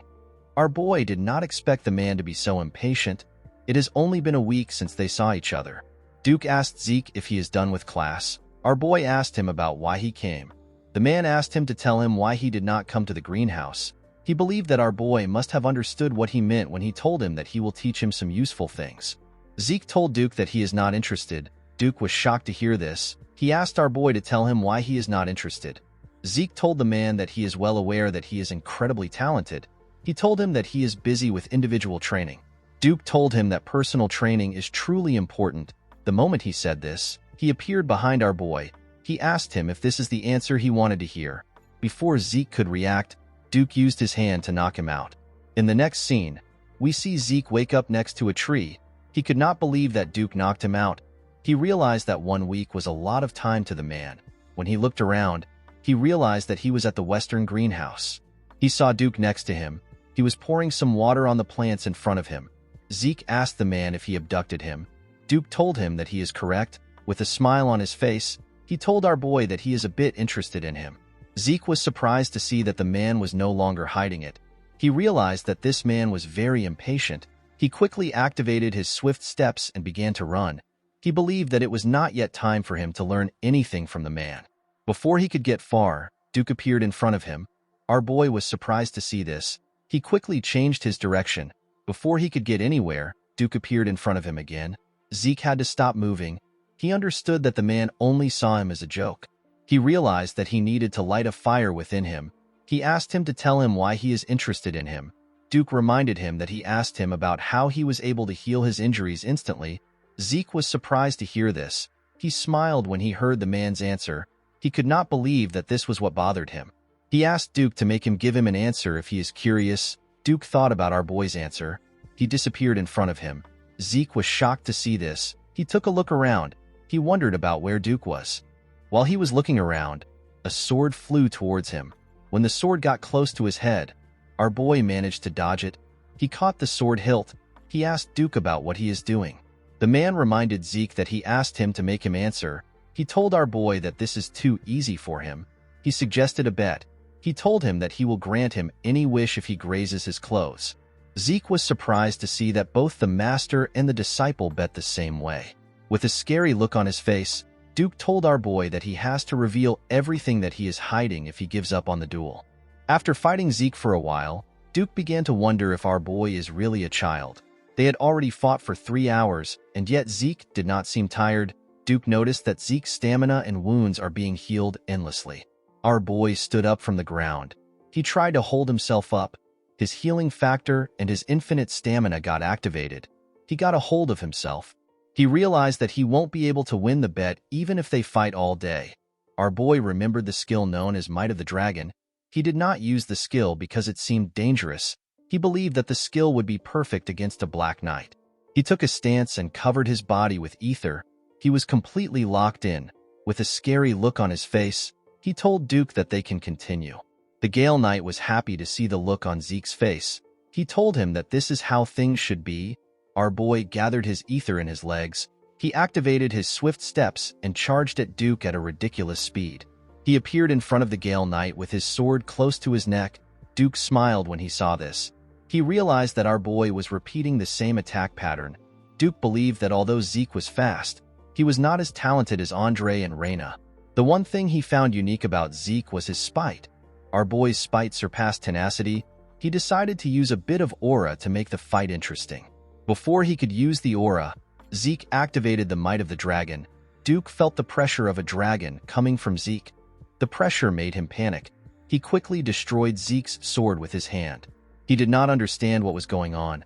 Our boy quickly blocked his vision by hitting his sword on the ground to create dust. Because everywhere was covered in dust, Duke assumed that it will also be difficult for Zeke to find him. The moment he thought of this, our boy jumped out of the dust. He came out behind Duke. He activated his dragon eyes and swung his broken sword at the man. Zeke felt his sword pass through the man. Duke disappeared in front of our boy. He created a large amount of dust from his movement. Zeke quickly realized that this was Duke's secret move. He could not believe that the man caused a gust from a simple dash. He realized that this is why the man is called the Gale Knight. Immediately he thought of this. Duke appeared behind him. Our boy quickly turned around when he sensed his presence. When he turned, Duke appeared in front of him. He clenched his fist and covered it with aura. He told Zeke that they can call the duel a draw. The moment he said this, he gave our boy a heavy punch. Zeke spat out some blood. The punch sent him flying. Due to the excessive usage of his skills, his fatigue surpassed the acceptable limit. The system decided to forcefully shut down his consciousness for his own safety. Before he lost consciousness, Duke said some things to him. When our boy woke up, he found himself in his room. He wondered if Duke brought him there. He laughed when he thought about the fact that he almost won. Although he lost, he wasn't annoyed because he fought against a Black Knight. Zeke knew that he had done everything that he can do with his current abilities. He tried to get Duke to let down his guard by repeating the same attack 100 times over. At the decisive moment, he used the might of the dragon. He even used the dragon eyes, but it wasn't enough. Zeke was certain that the skill Duke used at the end was his secret move. Although he got knocked out for using the draconian skills too excessively, he was able to see Duke's secret move. He witnessed the nonsensical high-speed movement arts which Duke used with his extremely trained body. Zeke realized that this secret move must have been what allowed Andre, who has a weak stamina, to rise to the position of a Red Knight. Our boy felt bad that he lost the opportunity to learn the secret move, but he believed that the fight was worth it. He remembered how the might of the dragon had the pressure that made a Black Knight hesitate. He was certain that most small fries would submit the moment they are exposed to the skill. While he was thinking, a status window appeared above him. It told him that he has an unopened message. When he opened the message, he saw that the Swift Steps has changed into a rank C skill known as High Speed Movement. The system told him that his soul has developed due to the demonstration of strong will. Along with the development of his soul, his system functions got activated. The system told him that it is possible to activate the next function using karma points. Our boy was surprised to see this. The mini-map function got opened. The geographical terrain features can be seen through the form of a map. Zeke needed 20 points to unlock this function. Another function known as inventory got activated. It allows Zeke to save as many items as it can accommodate. Our boy needed 20 points to unlock this function. The last function he activated is the Elementra level quest book.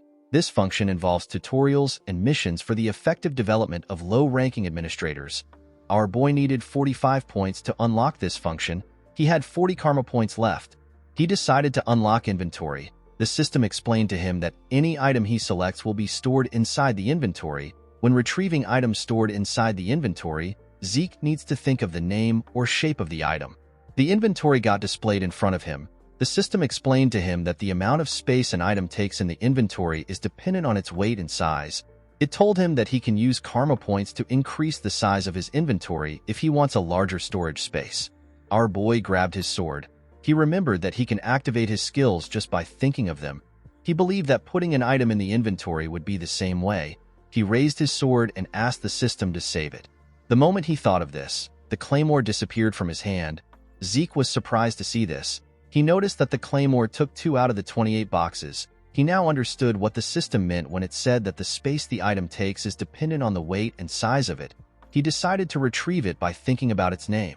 The claymore quickly reappeared in his hand. Zeke thought that this was just like a subspace storage, but it turned out to be better.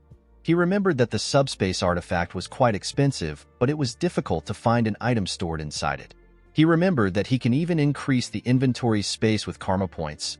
Zeke could not believe that this overpowered functions belonged to the low-rank administrator. He wondered about what will happen when he reaches a higher rank.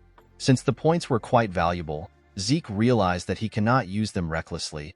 He believed that he needed to change his plans. While he was thinking, someone knocked on his door. The person asked him if he can step in. Zeke immediately knew that Decker was at the door. He asked the man to come in. Decker revealed to him that he has a message for him. He stretched out a paper to our boy. He said that it came from garden keeper Dexter. Our boy was surprised to hear this. He smiled when he read the message. Duke asked him to come again if he wants to challenge him. Zeke was happy to see that the fight wasn't a complete failure. He remembered that Duke said that the fight is a draw. Our boy was happy to see that he still had the opportunity to learn from the man.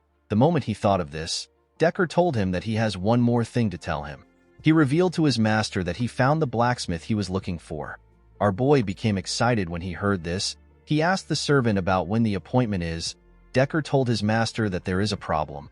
He said that the blacksmith refused the appointment. Zeke was shocked to hear this. He asked Decker for the reason. Decker revealed to his master that the blacksmith doesn't make weapons anymore. In the next scene, we see Zeke arrive at a shop called Papner's Breath. Our boy found the name to be too grand for a workshop. He stepped into the workshop and asked if anyone is inside. The Sword of Radiance, known as Graham, is the masterpiece that Galleon forged. He gave it to Zeke as payment for saving his life. He is a man who deserves to be called the blacksmith of the soul. It was said that he can read the souls of the users before making their weapons. He lived up to his name by creating a sword that possessed the ability that Zeke needed the most. The sword had the ability to replace ether with aura. Galleon was the greatest blacksmith in the continent. When Zeke stepped into the forge, he saw a man drinking a bottle of wine. He did not expect to see Galleon in this state. Galleon was surprised to see a kid in his workshop. He asked Zeke to get out. Although Galleon has always been someone who has a moody temperament, it has never been this extreme. Our boy wondered about what happened to Galleon before he met him. Zeke picked up a bucket of water and poured it on the man. He threw the bucket on the floor. With a smile on his face, Zeke asked him if he is awake now.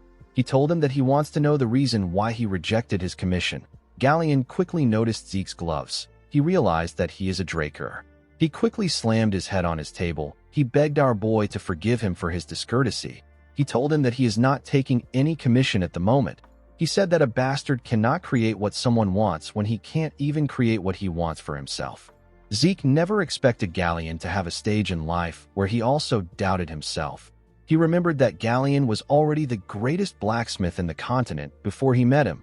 Galleon never told him about the life he lived. He realized that the blacksmith never shared his embarrassing past with him. Our boy was not ready to wait 10 years for Galleon to come around. The blacksmith was already having a serious mental breakdown. Zeke called out to him. The man quickly put himself together. He apologized to him for his disgraceful behavior. Our boy asked him not to worry about it. He told him that he wants to see some of his failures. Galleon told him that it is at the back. Zeke decided to guide the man back to the right path. The scene shifts, and we see them at the back of the building. Galleon apologized to Zeke for making everywhere clustered. Our boy assured him that it is fine. He told him that it actually looks charming. He moved forward and picked up one of the swords. Galleon asked him to be careful. He told him that the swords are still very sharp, even if they are failures. Zeke picked the swords and threw them aside. He could tell that none of these swords were failures. Each of them are of similar quality to the things he forged when he was named the greatest blacksmith on the continent. He activated his dragon eyes and took another look at the swords. He asked Galleon if there is a problem with his brazier. The man was shocked to hear this. He asked our boy about how he knew. Zeke reminded him that he asked him a question. He asked him if he utilizes his own style of smelting. Galleon was shocked to hear this. Our boy said that the man has mixed several metals to create a lighter and exquisite material. Unfortunately, the durability of the items is poor. The moment he said this, Zeke used one of the swords to hit another sword. The two swords broke. He told the blacksmith that things like this happened because the impurities weren't properly eliminated during the heat treatment process. Galleon could not believe what he was hearing. He did not expect Zeke to make an accurate analysis of everything. He did not think that our boy would be able to immediately recognize his smelting method. He even analyzed the major flaw and its cause. Galleon realized that the person in front of him is different. He clenched his fist and called out to our boy. He told him that he has something to show him. He took Zeke back inside. He asked him to take a look at something. The moment he said this, he spread a large blueprint of something on the table. Zeke immediately recognized what he was looking at. He knew that this was Galleon's secret blueprint that will be revealed years later. It is the blueprint of a magic brazier. In the past, Galleon showed our boy his brazier. He said that there is no point in hiding something from his savior. He explained to Zeke that it is a brazier where the temperature can be freely adjusted with magic. In the present, our boy told the man that his smelting method will work perfectly with the brazier. Galleon was happy that Zeke was able to understand his idea. Our boy asked him about why he is not making it when he has the blueprint. Galleon explained to him that the most important part of the brazier is the mana energy laws. However, the Magic Tower's commission fee is 10,000 gold. Zeke was shocked to hear this. The monthly expenses of a normal family is 10 gold. 10,000 was a ridiculous amount. Our boy realized that it must have taken Galleon 10 years to gather the money. He said that the price is too absurd. Galleon told him that this is why he wanted to show him, because he is a Draker and a pure blood. He promised Zeke that he will accept any commission from him for free and without any conditions for as long as he lives if he makes the brazier for him. This was a tricky situation for Zeke. It would have been possible if he were the family's guardian knight. Unfortunately, it is impossible for him to get 10,000 gold even if he is a pure blood. However, our boy could not give up on the Sword of Radiance. While thinking, Zeke got an idea. He remembered that the issue is related to mana energy laws. He rolled up the blueprint and told Galleon that he accepts his request. The man was surprised to hear this. Zeke explained to him that he will ask for a favor from a mage he knows.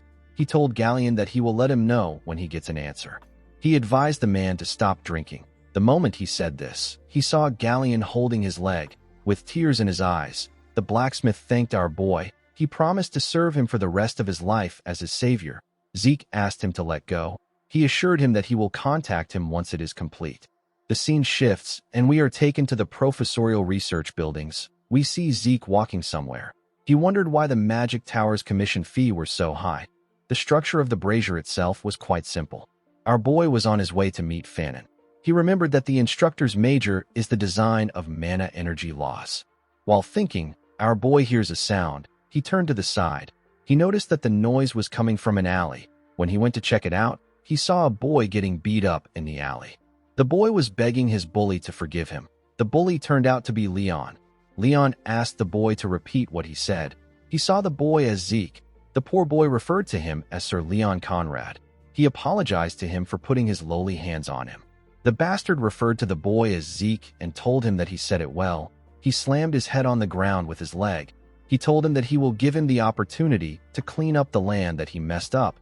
The poor boy had no choice but to thank him. Our boy felt sick when he saw this. He decided to leave. Leon continued to beat the boy up. He told him that his existence is an hindrance. He said that Zeke is also an hindrance. He could not accept the fact that Zeke got a golden light during his awakening.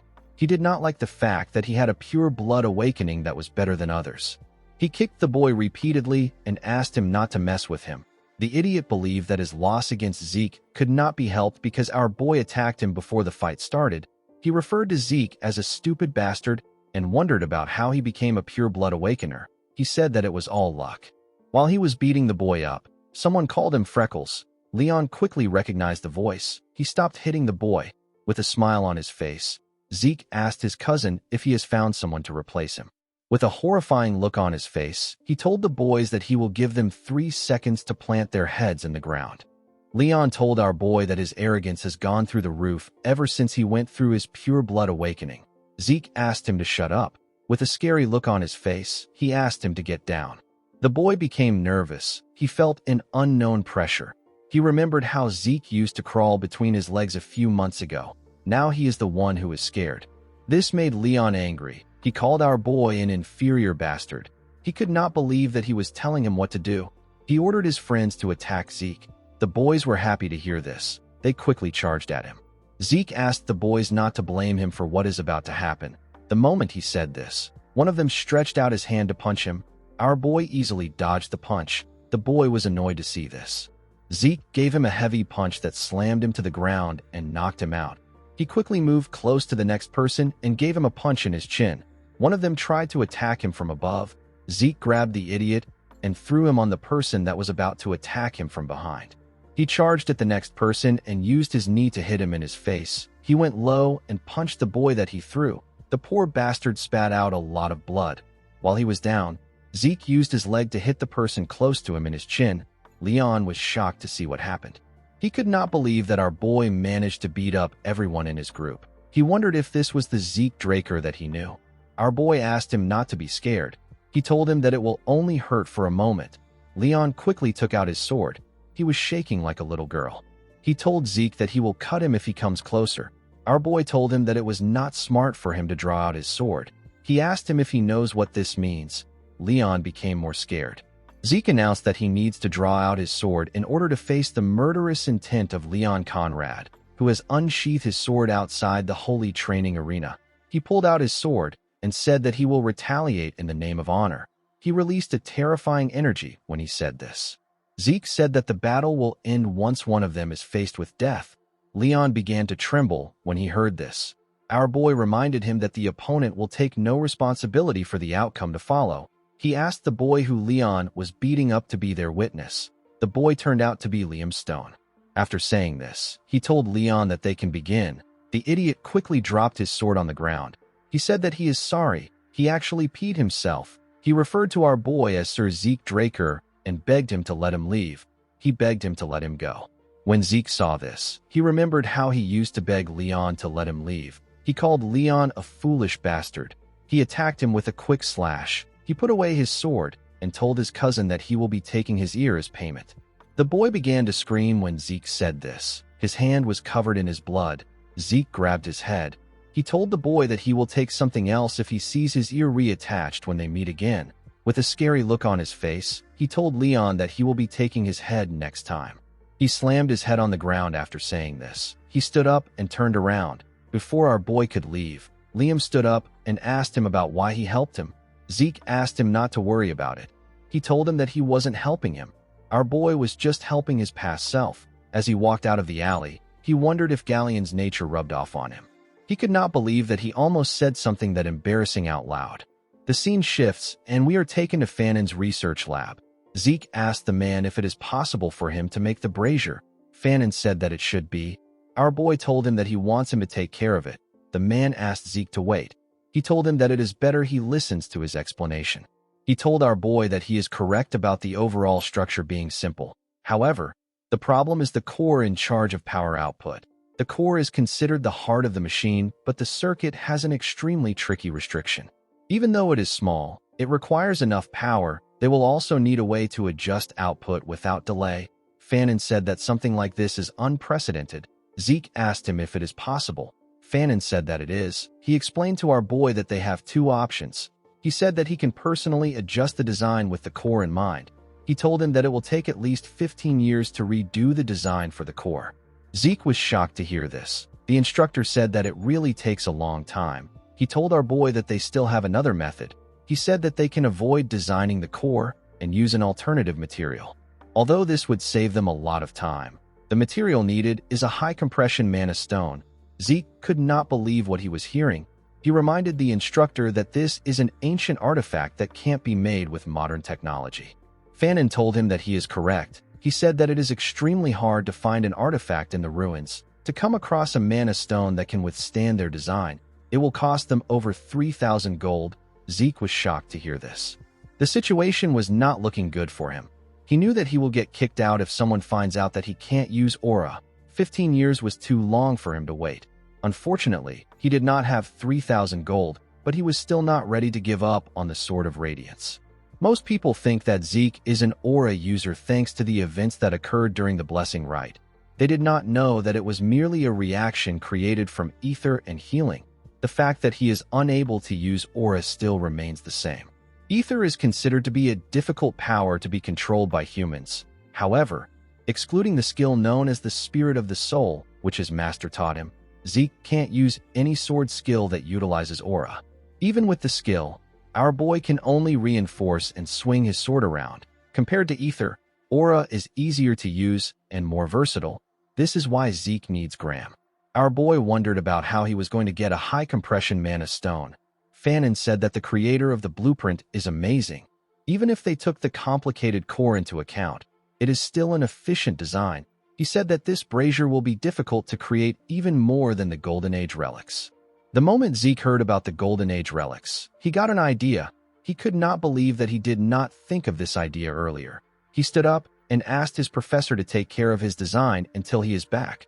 Fanon was surprised to hear this. He asked Zeke if he wants him to use the 15 years to complete the design. Our boy laughed when he heard this. He said that he is going to bring something. With a smile on his face, he told him that he will bring back a high-compression mana stone. The Golden Age is the time when the Liberation War was fought to escape the rule of dragons. The war ended with the defeat of the evil dragon Bahamut. The dragon was slain by Tarakan Draker. This granted humanity a century of peace. During that time, ancient relics were uncovered within the dragon's lair. They were the remnants of the age of the Hero King. This was the prime age of magic. All the discovered relics, techniques, and magic far surpassed modern standards. Among these items was the high-compression mana stone. It is an item that is capable of sustaining the mana needs of a village. It is a relic from the age of the Hero King. In the next scene, we are taken to the Draker Academy's central library. Despite being rarely used, the central library continued to be maintained. It is believed to have been established by Tarakan himself. During the expansion of a records room, relics from the Golden Age were discovered. This led to the involvement of the Magic Tower and the Archmage of Nirvana, who is a member of the three great families. During those few months, countless relics from the Golden Age were discovered. News of it spread through the Continental newsletter. This event will take place 10 years later. For now, no one is even aware of the existence of the treasures. We see Zeke looking around the records room of the library. While looking around, our boy realized that he can search for it all day and still not find it. He activated his dragon eyes and began to search again. While looking around, he saw a tile that had a red glow. When he tapped the tile, he noticed that it sounded hollow. He activated the soul of the spirit and formed a blade made out of ether with his hand. The technique is known as cut. This was the only ether application for the soul of the spirit skill, which he learned from his master. Zeke used the skill to cut the tile in a clean way. Since ether materializes a user's will, it is possible to apply certain properties like cut and use it in different scenarios. However, the skill has its drawbacks. The user must expend a large amount of ether to perform any action. Zeke immediately got a headache after using the skill. It was too much for his body. He opened the tile and jumped inside. In the next scene, we see Zeke holding a torch underground. He did not remember the newsletter saying that the place was this deep. The moment he thought of this, he sensed the presence of something. He quickly put out the torch and hid himself.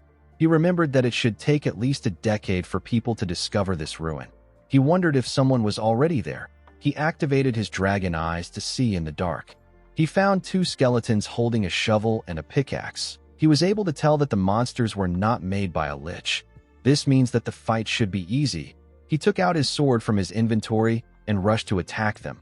Critical Strike got activated when he attacked the skeleton with the pickaxe. He easily destroyed the skeleton with the shovel. After he defeated the skeletons, the system informed him that he has obtained 2 karma points for defeating the 2 skeletons. His current karma points was now 22.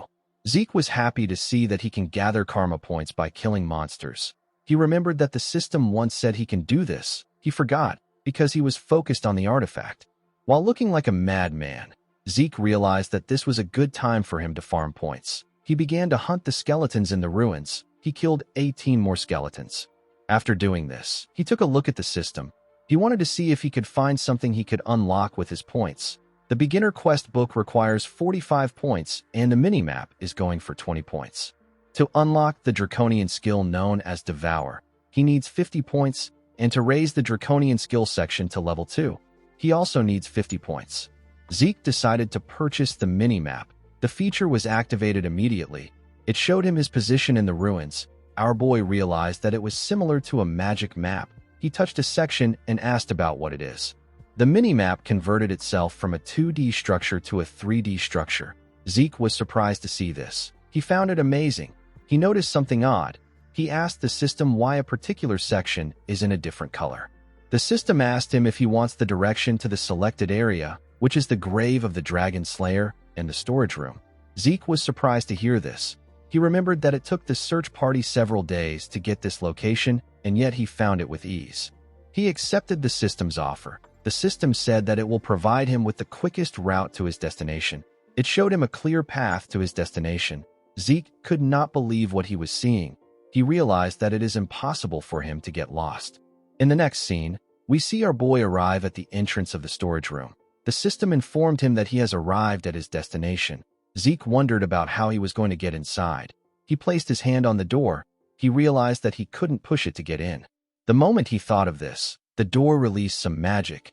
Zeke quickly moved his hand away. He realized that this was a security spell. He now understood why the magic tower and the Archmage of Nirvana were involved. He was certain that it was because of the door. He realized that he would have lost his hand if it weren't for his gloves. He had no means of getting past the spell.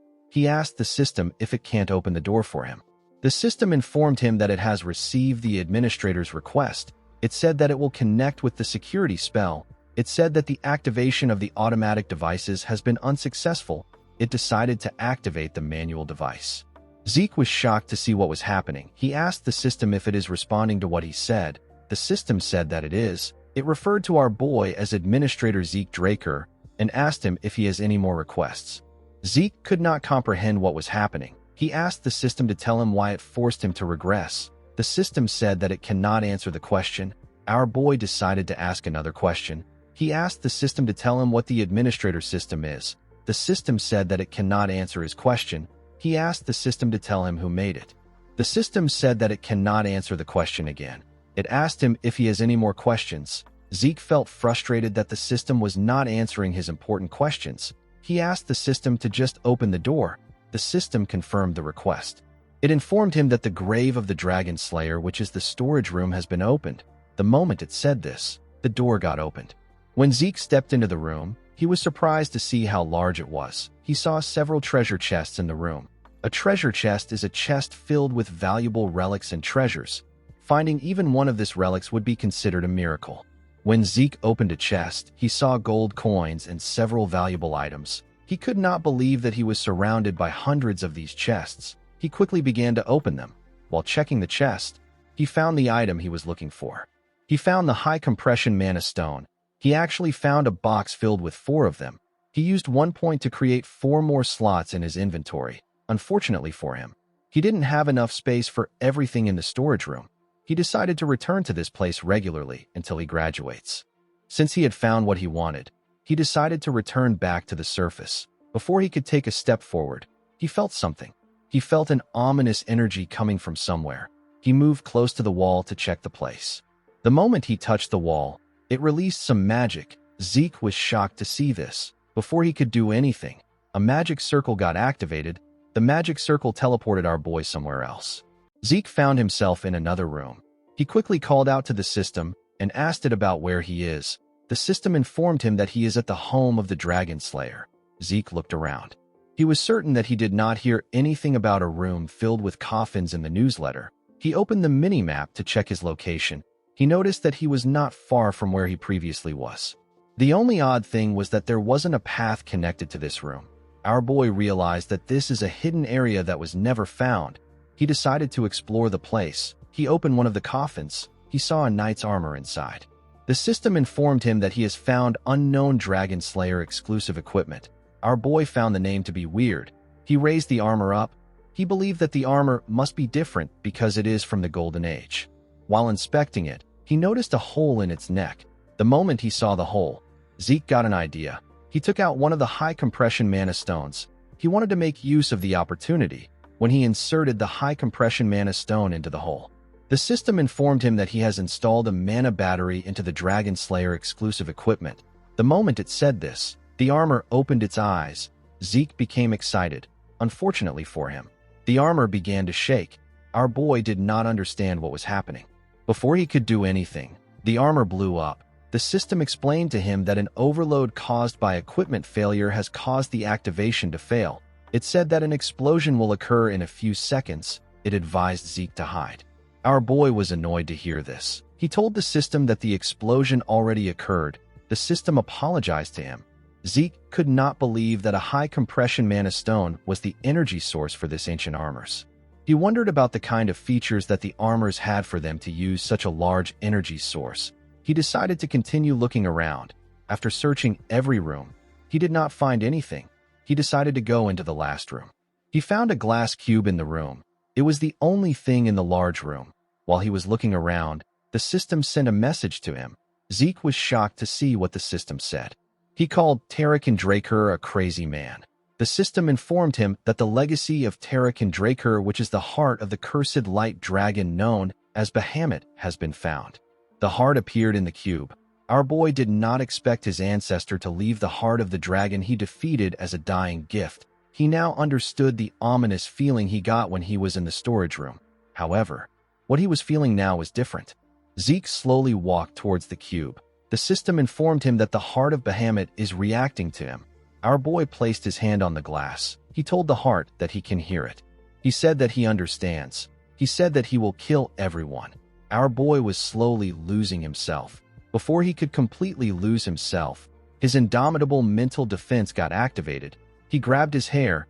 He wondered about why he wanted to kill everyone. The moment he thought of this, he felt something weird. He took a look at his hand. He saw that a dark energy had covered it. One of his eyes had turned black. The energy surrounded him. Zeke became nervous. He did not understand what was happening. He began to panic. The system informed him that he is about to take Tarakan Draker's test. He was asked to defeat the strong curse from Bahamut's heart. He was told that he will receive Tarakan's dying gift as a reward for clearing the mission. The moment the system said this, it slowly got removed. It tried to activate the indomitable mental defense, but it failed. Our boy fell to his knees. The curse asked him to kill everyone thousands of times. Zeke grabbed his head. He tried to resist the thoughts. The curse asked him to accept it. It said that he will be free when he accepts it. Fortunately, our boy is strong-willed. He hit his head on the glass cube. He asked the curse to stop mumbling. He told it that it is so annoying.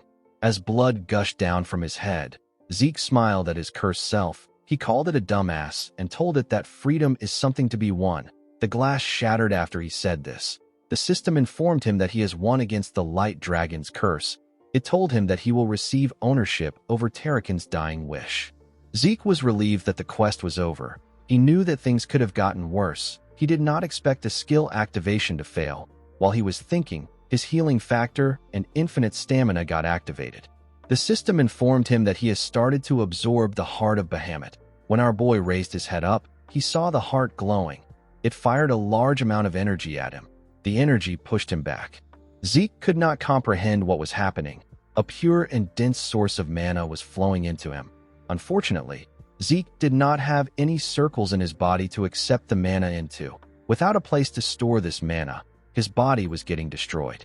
He realized that he had to do something. He released his ether and activated the spirit of the soul. He put his hand together to form a hole. He used a technique known as seal. He decided to use ether to cover the mana and seal it in an ether hole. He grit his teeth and forcefully put his energy together. While he was struggling, an explosion occurred. The explosion was quite large. Our boy was pushed down. When the smoke cleared up, we see Zeke struggling to stand. He let out some smoke from his mouth. He did not expect to actually survive. We see a mark of the dragon on our boy's chest. Zeke moved close to the glass. He noticed that the heart was gone. He realized that the mana must have really come from Bahamut. While looking at the glass, our boy noticed something. He saw a reflection of his chest. He saw the dragon's mark on it. He wondered if this happened after he sealed Bahamut's mana. While he was thinking, the system informed him that he has absorbed Bahamut's mana. It told him that the absorbed mana has changed his body. It told him that his constitution has changed to divine body. The system informed him that it has detected that he is unable to control the power. It told him that 95% of the power has been compressed and sealed. It told Zeke that he has the right to open Tarakan's secure library as the herder. It revealed to him that the beginner quest book has been unlocked. It said that tutorial for the low-level administrator has been provided. Zeke did not understand anything the system was saying. He told the system that he will check it later. He asked the system to get rid of them. The moment he said this, he asked the system to wait. He asked it to keep one status window open. He smiled when he saw what was written on the window. He said that his ancestor must have felt generous. Our boy was asked if he wants to open Tarakan's other dying gift. He asked the system to open it. The system accepted his request and told him that it will open Tarakan's gift. When the gift was open, Zeke saw something shocking inside. The scene shifts, and we are taken to the Platinum Mansion. Our boy put away his clothes. He decided to take a look at his status window. The system informed him about a draconian skill known as incantation. It told him that the skill has been added. The skill allows his words to be filled with power. The skill was currently locked because he lacks experience. Zeke noticed that authority, constitution, and several other things were added. He realized that he can only use incantation once he becomes stronger. Under authority, our boy was given a skill known as Dragonic Control. It gives him control over dragonkind. Dragons under his control can be summoned and will follow his orders. Under Constitution, Zeke was given the skill known as Divine Body. It allows his body to perform at the highest level. His rate of learning techniques and his transfer rate of ether in his body will increase. The descriptions were not really helpful to Zeke. He went into a training ground. He remembered that there was another status window related to Tarakan. He asked the system to open the status window related to Tarakan. The system informed him that an information update is needed in order to open Tarakan's secure library. It asked him to move to a location where an information update is possible. It asked him if he wants to see the location on his mini-map. Our boy did not expect that he would have to go somewhere. He asked the system to show him the place. When the system showed him the place, our boy immediately recognized it. He referred to the place as Valhalla. Valhalla is the most prestigious knight training institution. People who are not administrators like him are unable to view the place, let alone enter it. Even Zeke would have trouble entering Valhalla. He never planned on joining the institution. Since it was something related to Tarakan's dying gift, our boy decided to adjust his plans. He realized that he has to continue being a part of his family. The system informed him that the beginner quest book has been activated. It told him that his tutorial will soon start. It told him that a quest will be given to encourage his growth once the tutorial is over. Once the quest is over, he will be given a reward. Zeke realized that this is similar to the mission from an adventurers guild. It is like a mercenary assignment. The only thing he didn't know was what a tutorial is. While he was thinking, the system informed him that the tutorial will begin now. The moment it said this, the ground began to transform. Zeke was shocked to see this. He was dragged into a different place. He wondered if he got teleported like earlier. He quickly realized that this was different. He could tell that the entire area has changed. While he was looking around, monsters appeared in front of him. These monsters were orcs. The system asked our boy to defeat the monsters within the given time frame using 2 or more different skills. He will be given points, and the system store will be unlocked as a reward. Zeke was given 60 minutes. He took out his sword. The situation felt weird to him. Monsters suddenly appeared, and an appropriate reward is given. Our boy wondered if the tutorial is trying to create situations where he can take advantage of the system. He wished that he had gotten the tutorial earlier. While he was thinking, the monsters rushed to attack him. Before they could hit him, Zeke activated swift steps and continuous slash. He tore through the monsters in one attack. He noticed that his claymore was as light as a feather. He realized that this was thanks to the divine body. With his current body, he could easily defeat a purple knight. The system informed him that he has completed the tutorial quest. It sent him back to his dimension. Our boy took away his sword. He wondered if what he experienced was an illusion. It felt incredibly real to him. The system told him that he has obtained critical bonus and time bonus. It told him that he has obtained 40 points and access to the shop category. Zeke was surprised to see that he can buy items through the system. He found it amazing. The items there were rare relics that cost a fortune to buy. Our boy wondered if he can make a fortune by reselling the items in the shop. The system informed him that he can also sell items in his inventory. It told him that the training claymore can't be sold. It asked him if he wants to sell an elven dagger for 4 points.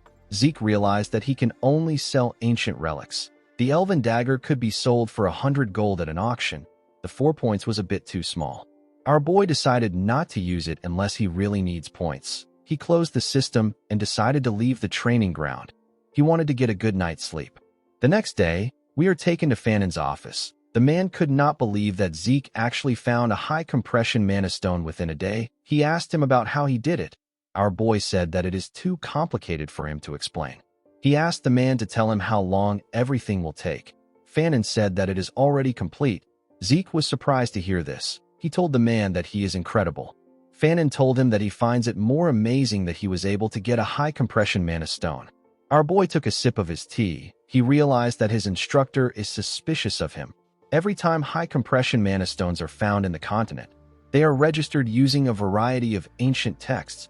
They are used to manage the ownership of some of the more expensive mana stones. By checking the registration number, a person can confirm where and when the mana stone was found, as well as the current owner of the mana stone. However, there is no way the mana stone Zeke has is registered. Fanon looked through the Central Continent high-compression mana stone registration encyclopedia.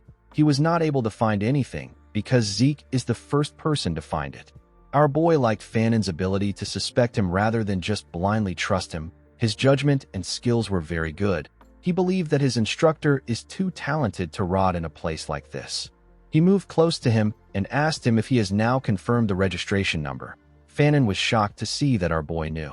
In the next scene, we are taken to Galleon's workshop. We see the blacksmith activate the brazier. He wore some gloves and used his hand to control the magic in the brazier.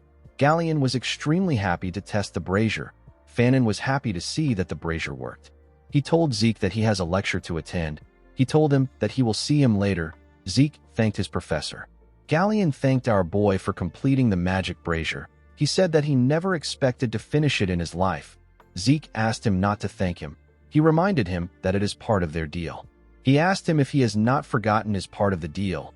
Galleon told him that he hasn't. He asked Zeke to tell him what he wants. Our boy opened a box. He asked Galleon to make the item in the box into a sword. The blacksmith was shocked to see what it was. He could not believe that he was looking at a dragon's fang. This was Bahamut's sharpest fang. Galleon was extremely impressed. He said that he has never seen a fang of this size in such a perfect condition. He asked Zeke about where he got it. The fang was Tarakin's second dying gift. Our boy did not expect his ancestor to take the dragon's heart and fang. He realized that Tarakin must have loved to collect things. He told Galleon that it is a bit complicated. The moment he said this, he noticed that the man was shaking. He moved close to him and asked him if he is all right. Galleon could not believe that Zeke gave him a magic brazier, and now he is giving him the chance to work with the dragon's fang. With a look of determination on his face, Galleon promised Zeke that he will exceed his expectations. He said that he will create his blade even if it costs him his life. Our boy believed that this is expected because it is a request from someone that saved his life. He remembered that Galleon also made the same promise in his past life. At that time, he begged the man not to do too much. He smiled when he realized that Galleon was still the same. He told him that he will leave the rest to him. As he walked out of the workshop, he wondered about the kind of sword that Galleon will make this time. He was looking forward to it. The scene shifts, and we see our boy arrive in his room. He was quite tired. He did not expect to go through so much stress just to make a sword. He remembered that it has been a week since he received a note from Duke. Duke asked him to come find him. He believed that something will happen sooner or later. While he was thinking, he sensed something. When he turned around, he saw Duke step into his room through his balcony. The man seemed to be angry. He asked Zeke to tell him why he didn't come. Our boy began to shake. With a scary look on his face, Duke asked him to tell the truth. Zeke could tell that the man really wanted to kill him. He reminded the man that he told him to find him if he wants to challenge him again. He told Duke that he didn't come because he had no intention of challenging him again. Duke grabbed Zeke's clothes. He reminded him that he asked him to tell the truth. The moment he said this, he threw Zeke out through the balcony. Our boy was shocked to see himself in the air. He noticed that he was in a really high place. He realized that he will die before he gets the chance to heal. He quickly reached for the balcony. Before he could touch it, Duke grabbed his neck. He asked Zeke if he really has no intention of challenging him again. He told our boy that it is impossible for him not to be aware of his intentions. He realized that Zeke didn't come even after reading his message on purpose. He did the same thing when they met at the infirmary. The man realized that Zeke was trying to irritate him. He told him that he will give him 5 seconds. He advised him to tell the truth this time. Zeke smiled at him. He told him that he is funny. The man started counting down. Our boy reminded him that he has not yet even revealed his true identity to him. He reminded him that he is known as Garden Keeper Dexter. Duke smiled when he heard this. He threw Zeke back inside the room. Our boy slammed his head on the wall. Duke told him that he is right. He stretched out his hand and revealed to him that he was once a black knight of their household. He told him that his name is Duke Draker. Zeke placed his hand on his chest and apologized to him for disrespecting a member of the family and an honorable Black Knight. Duke was surprised to see how fast our boy accepted the truth. He asked him if he was planning this. Zeke said that he wasn't.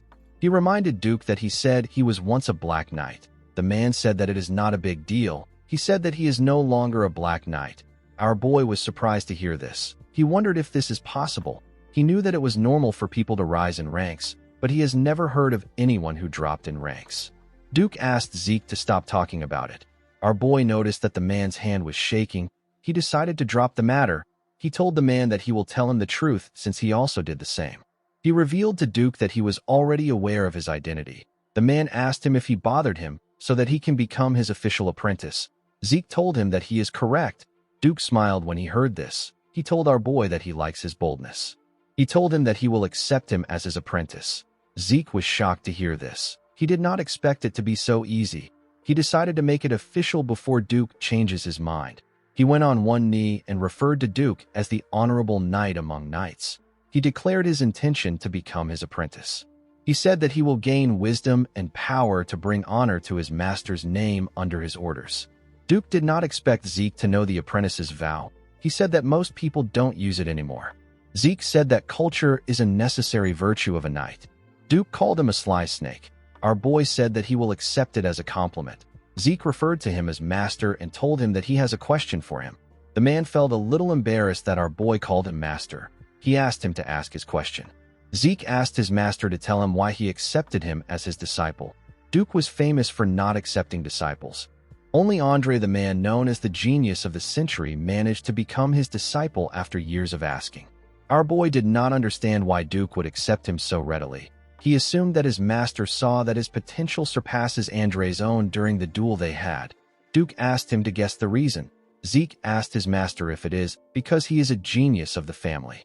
The man laughed when he heard this. He told our boy that his confidence is something else. He told him that he would have chosen Reina if he was looking for a genius. He revealed to Zeke that he likes his tenacity. He explained to him that talent isn't the only thing needed to reach the level of a red or black knight. Individuals who never faced any issues usually fall in the face of adversity. Zeke knew that the man was right. Most of the praised geniuses who were projected to reach the level of red knights usually fail to reach this level. They stay at the level of blue knights. Duke stood up. He asked our boy to follow him. He said that it is time for his first lesson.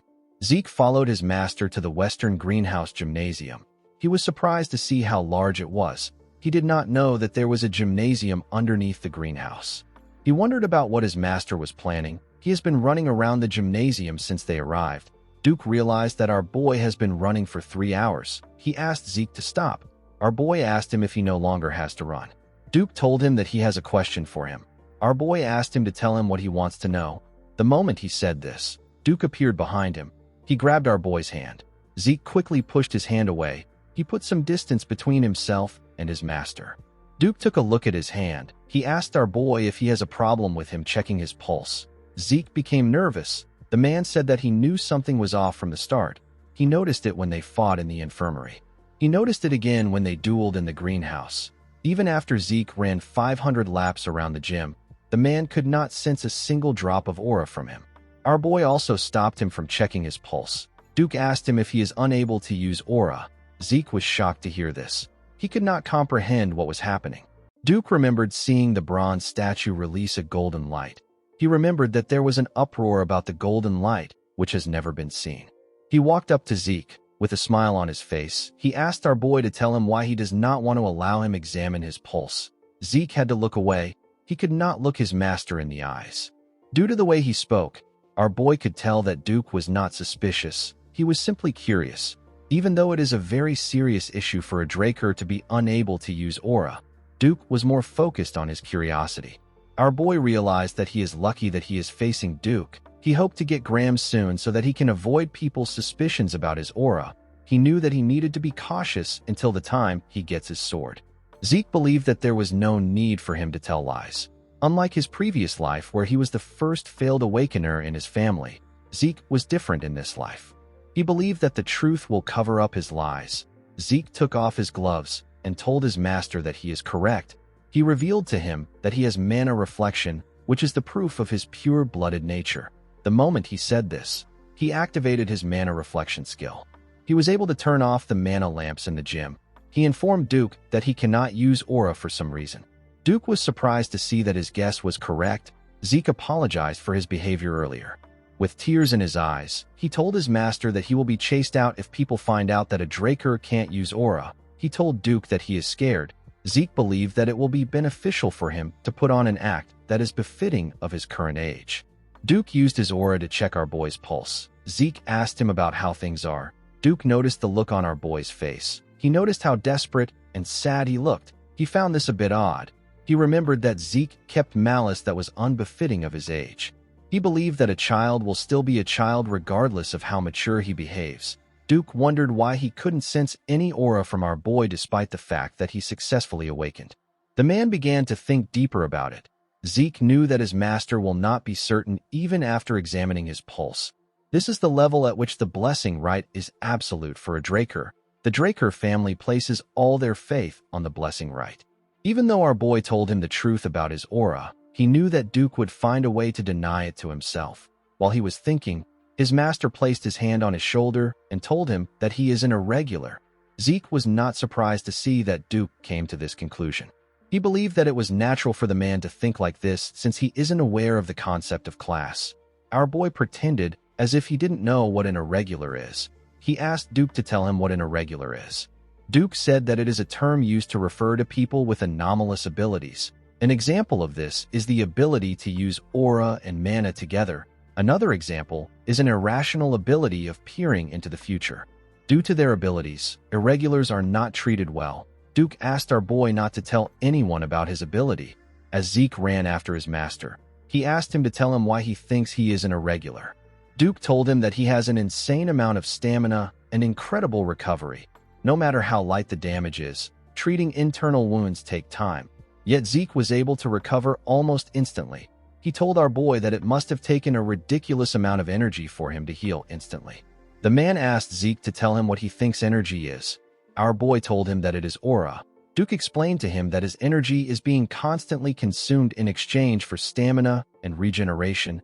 Thanks to this, there is barely any energy left for him to sense. He told Zeke that this is just his own theory.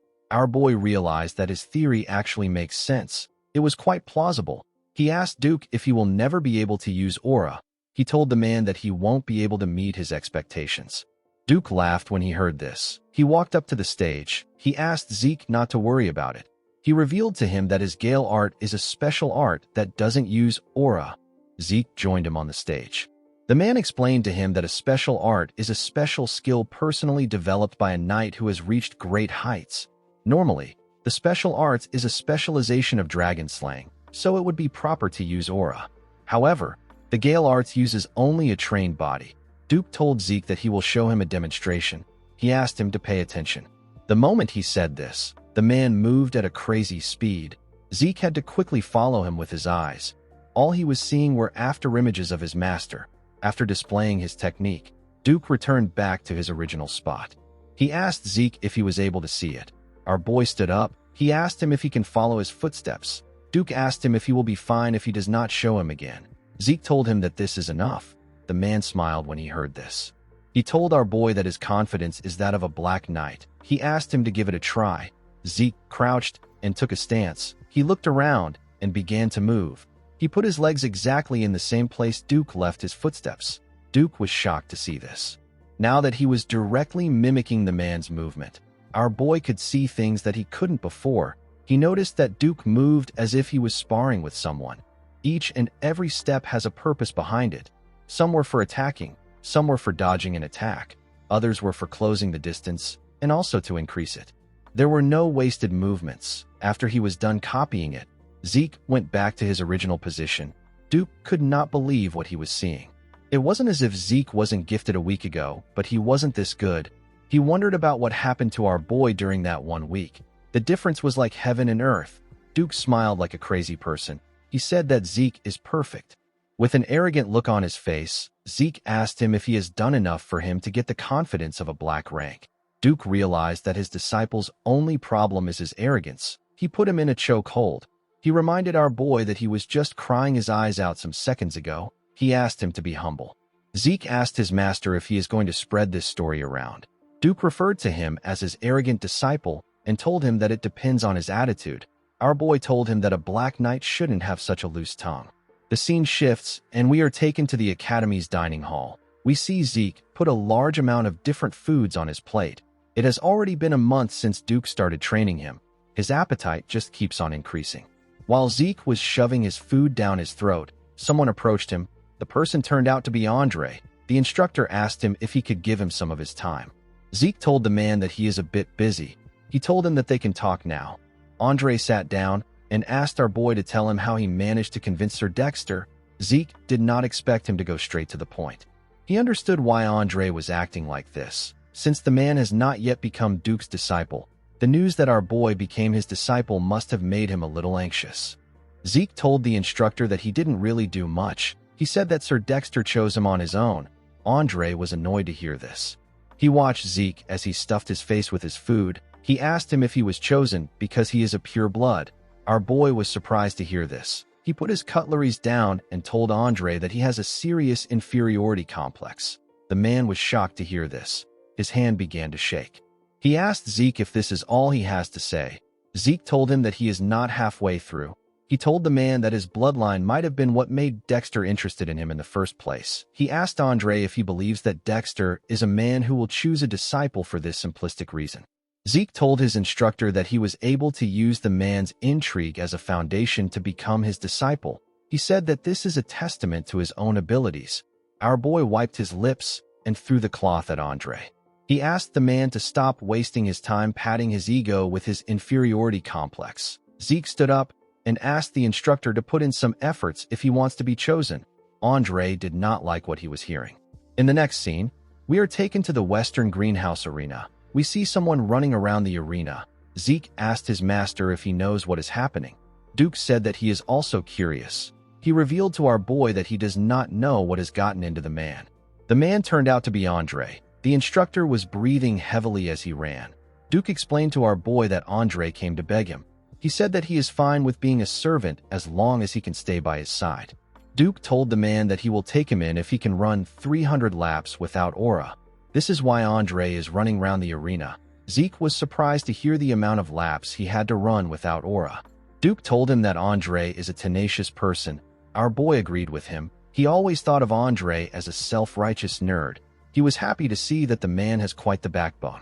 In the next scene, we see the students of the academy gathered outside. Someone asked his friend if he knows why they are there. The boy called him an idiot and asked him if he has forgotten what today is. He said that today is the day of the patriarch's visit. The moment he said this, we see a carriage arrive at the front of the school. Someone announced that the patriarch has arrived. The dean ordered everyone to get ready. They all accepted his orders. A knight moved close to the carriage and opened the door. The patriarch stepped out of the carriage. He told Howard that it is good to see him again. The dean bowed his head and said that he greets the master of the Drakers. The knights that were in front bowed their heads and also greeted the patriarch. The knights behind them all held their swords and stood in an upright position. The patriarch walked up to Howard with his overwhelming energy. He reached out his hand to Howard.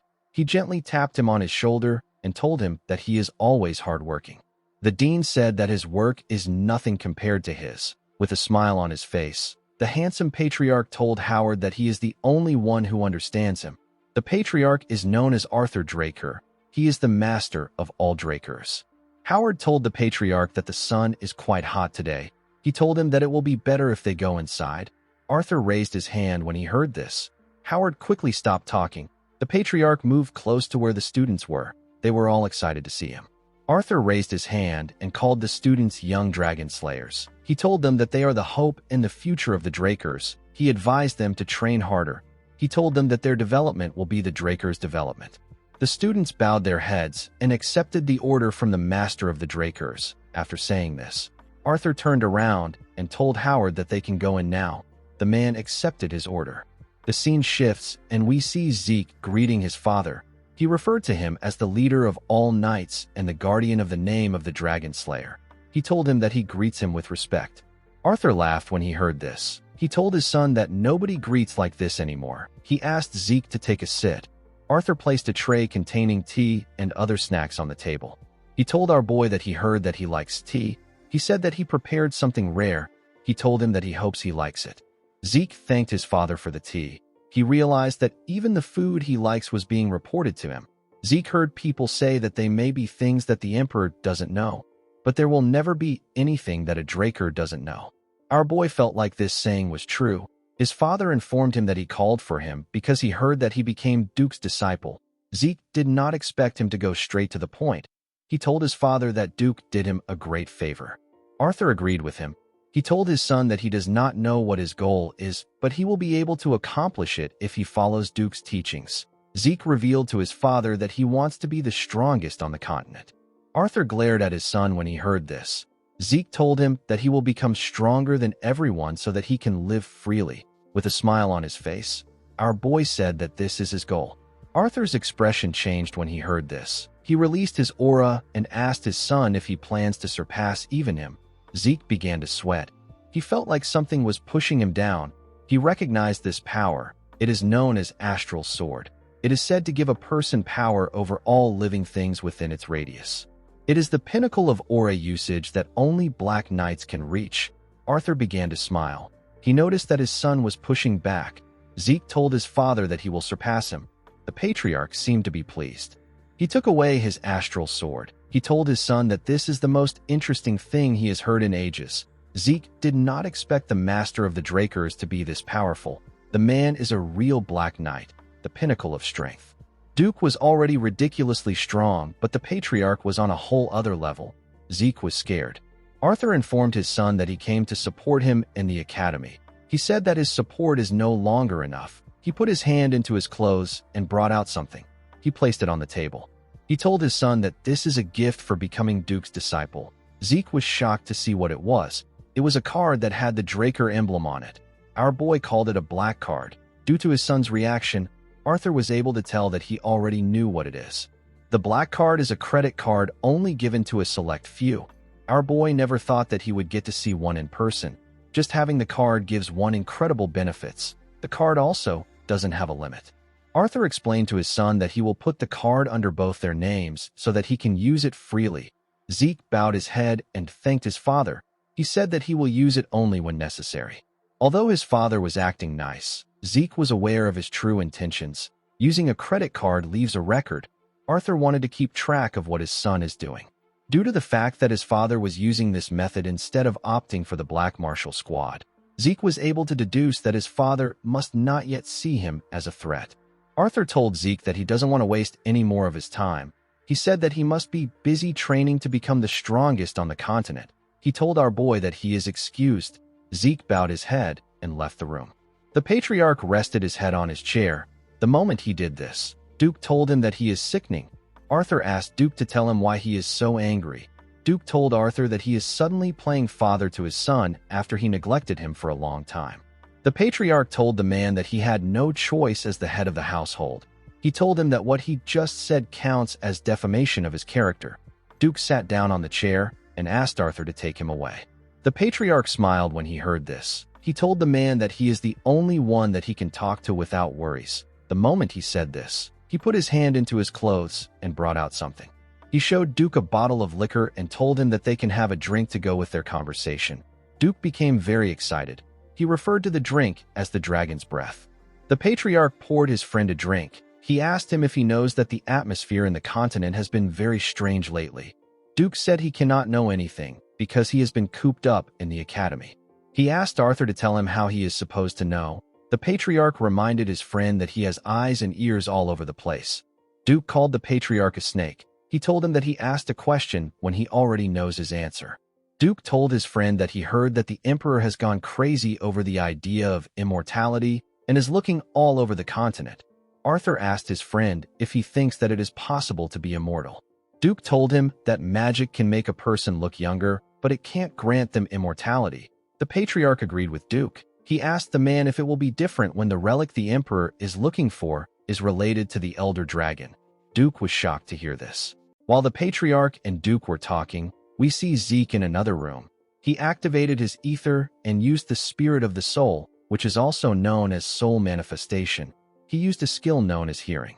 He was able to spread his senses around the floor. Zeke began to listen to what his father and Duke were talking about. Duke told the patriarch that it might be possible if it is related to the Elder Dragon. He asked Arthur if the Emperor has already located the relic. The patriarch said that it is possible that he has. He revealed to him that the Order of Black Knights has already reported to him. He said that the relic is most likely within the northern continent. Duke asked Arthur if the Empire's people have gotten this information. The patriarch said that they haven't. He said that it is only a matter of time before they find out. Duke was reminded of the past. He reminded his friend about the time the crazy emperor first ascended to the throne. He started a war to unite the continent. Only after he took over half the central continent did the war stop. Duke told his friend that he assumed that the emperor would give up on his decrepit, absurd dream. Arthur said that if even one of these artifacts can grant immortality, then the continent will be engulfed in a sea of flames again. He revealed to his friend that he agreed to go to the north himself due to how important the issue is. Duke was shocked to hear this. He could not believe that the patriarch wanted to leave his seat empty. He told him that the bastard of an emperor would run amok if he does this. Arthur told his friend that this is why he wanted to see him. Duke told the patriarch that he is as sly as a fox. He clinked his glass with Arthur's own. Arthur told him that he is the best. Duke told him that he only ever picks him for annoying things. The moment he heard this, Zeke began to sweat. He was struggling to maintain his skill. He had to give up. He fell to his knees and began to breathe heavily. He had used the soul manifestation for too long. Even after our boy absorbed the heart of Bahamut, he couldn't do anything about the side effects. Zeke remembered that the statue he was holding before he regressed was an artifact of the Elder Dragon. The voice he heard just before he died and the system messages he saw after regressing were all functions of this artifact. Things began to make sense to our boy. He realized that he stole the artifact that the Emperor wanted to use to make his wish come true. The Emperor even mobilized a unit under his direct control to chase after Zeke. The unit is known as the Hunting Dogs. At the time, Zeke was so obsessed with revenge that he did not care about any of this. Now he has gotten a clue that the administrator system that sent him back to the past was a function of the Elder Dragon's artifact. This made our boy wonder about who created the artifact and why the person created the artifact. In the end, Zeke just ended up with more questions. While our boy was thinking, Duke stepped out of the room with the patriarch. He told him that it was a good drink. He said that he will make his move immediately. Arthur told him that he will put his faith in him. As he walked towards the door of his room, Arthur stopped moving. He looked at another door in the hallway. Something was off about the room. Zeke was still thinking about his situation. He wondered about how the artifact of the Elder Dragon was related to immortality. While he was thinking, he sensed something. His father opened the door. Somehow, the room was empty. Arthur was relieved to see that there was no one there. Zeke had actually jumped out through the window. In the next scene, we see Zeke on the training ground. Someone knocks on the door. Our boy reminded Decker that he doesn't like to be disturbed when he is in the training hall. The man apologized to him. He told him that a fellow student has come looking for him. He asked Zeke if he should send the person away. Our boy was surprised to hear that someone came to look for him. He knew that he didn't have any friends in the academy. He asked Decker to let the person in. To his surprise, the person turned out to be Liam Stone. The boy went on his knees and bowed his head to Zeke. Liam begged our boy to take him in. Zeke remembered saving the boy from his cousin before. He realized that he should have just left him alone last time. He asked Liam to explain what he means. He asked him if he is trying to become his subordinate. Liam told him that he is correct. He pledged his allegiance to Zeke. Our boy asked him to tell him why he is not with Jakin. Liam scratched his hand on the hard concrete ground. He told Zeke that Jakin abandoned him. With a desperate look on his face, Liam said that he must go to Valhalla. He begged Zeke to take him in. Our boy remembered that Liam was like this too in his past life. He wondered why the boy was so obsessed with Valhalla. Zeke asked Liam if he is stupid. He asked him to go to the Turin or the Zimmons. He turned around and told Liam that he is not a support family. He told him that he won't be of any help to him in entering Valhalla. Zeke grabbed his sword and asked the boy to tell him how he is supposed to believe him. He told him that he could be a spy sent by Jakin. Liam was shocked to hear this. He took out a knife. He held his ear and cut it off with his own hand. He told Zeke that it is natural for him to doubt him. He promised to prove himself to him no matter what it takes. He said that he will cut off his tongue if he wants him to become mute. While shaking in pain, He told Zeke that he will cut off his foot if he wants him to become a cripple. He referred to our boy as his lord and told him that he will place his life in his hands. Zeke did not expect this. He remembered that he cut off one of Leon's ears before. He believed that Liam was trying to show him how serious he is. The boy begged Zeke to take him in. Our boy was reminded of the time he met his master. He told him that he wants to become stronger than anyone else. He begged his master to teach him. Liam continued begging Zeke. Our boy threw a sword at him. He told the boy that he will take him in if he manages to withstand even one strike from him. Liam was happy to hear this. He thanked our boy for the opportunity. Zeke asked the boy to get himself treated before he fights. After getting treated, Liam went back on the stage with some bandages tied to his head. The boy believed that one strike from Zeke would be easy because he is someone who can also use the Draker aura. However, now that he was standing in front of our boy, he realized that they were not in the same league. He could not believe that Zeke is actually the same age as him. He was scared. It became hard for him to breathe properly. Zeke charged at the boy. Liam raised his sword and managed to block the heavy attack. The attack sent waves around the training hall. Unfortunately for him, he could not withstand Zeke's attack. Our boy was able to push him back and knock his sword out of his hand. Zeke asked Liam if this is all he has. He told the boy that he is quite miserable. He told him that he can tell he is determined. He advised Liam to give up on going to Valhalla. The boy called out to Zeke. Our boy realized that Jaken must have really cast Liam aside. He remembered that Liam is a descendant from a very distant family. If he didn't become Jaken's attendant, he wouldn't have been able to enter the cradle. The academy is a place where power is limited. Even a direct descendant like Zeke was expelled in the past. It won't be odd if Liam is also expelled now. Zeke believed that the boy had to accept his fate. The moment he thought of this, he felt something. When he turned around, he saw Liam holding his leg. Zeke wondered why the boy was clinging on to him so desperately. In his past life, Liam was expelled from the academy and the order. His life fell to ruins. However, he managed to make his way up to the level of Red Knight and became known as the Mercenary King. With tears in his eyes, Liam begged Zeke to give him one more chance. Our boy realized that Liam doesn't intend to give up. He told the boy that he will give him another chance. Liam was shocked to hear this. Zeke told him that he has a condition. He reminded Liam that he said that he will cut his tongue if he wanted him to be mute, and he will cut his leg if he wants him to be a cripple. Our boy placed his hand on Liam's shoulder. He asked him to cut off his right arm right now. Liam became terrified when he heard this. Zeke asked him if something is wrong. He asked him if he values his right arm so much. Zeke knew that there was no way that Liam would do this if he is in his right mind. He was basically telling the boy to give up on being a swordsman. He stood up and told Liam that he has a lot of training to do. He asked him to get out if he cannot do it. Liam stood up and turned around. Zeke did not know why the boy was desperate, but he hoped that he wasn't too devastated. He knew that Liam would still become a Red Knight, even if he doesn't make it into Valhalla. To Zeke's surprise, Liam picked up his sword and stretched out his right arm. Zeke was shocked to see this. He did not expect him to be this crazy. He quickly charged at Liam. Before the boy could cut off his right arm, Zeke managed to hit the sword. He broke his blade. Liam was surprised to see that his arm was still there. Zeke grabbed the boy's clothes and asked him if he has lost his mind. He asked him to tell him what he will do if he went back on his word. With a sad look on his face, Liam told our boy that he is scared that he might lose something more important to him than his arm. Zeke did not understand what he was saying. He let go of him. He told him that he will throw him out if he does something this stupid again. He asked him to remember this. With a smile on his face, Liam asked Zeke if he will accept him. Our boy asked him to follow him. He told him that people won't think well of him if someone he calls his subordinate is missing a ear.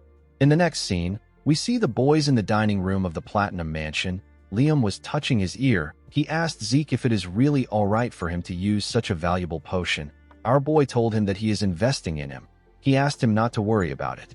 Zeke placed his tea on the table and asked Liam to tell him something. He asked the boy to tell him what is more valuable than his life. Liam became sad when he heard this. He told Zeke that it is his mother. He revealed to our boy that he heard that his mother collapsed from a high fever a few days after he was abandoned by Jaken. Fortunately, the fever left, but her entire body was covered in rose-like red spots. She was growing weaker by the day. The village healers don't know what the disease is called. Zeke asked him to tell him why he is so adamant about going to Valhalla.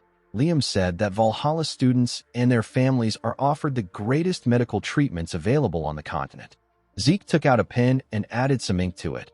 He started writing on a paper. Periodic high fevers and rose-like red spots are symptoms of a certain disease. 5 years from now, the entire central continent will be plagued by the rose disease. It is a highly contagious disease with a high fatality rate. Countless people will lose their lives to this disease. Fortunately, a radical treatment will be invented, and it will put an end to the spread of the disease. When he was done writing, Zeke gave Liam the paper. He told him that it contains the method for producing the medicine that can heal his mother's illness. Our boy told him that it is not very difficult to make. He assured him that his village healers will be able to make it. Liam was shocked to hear this.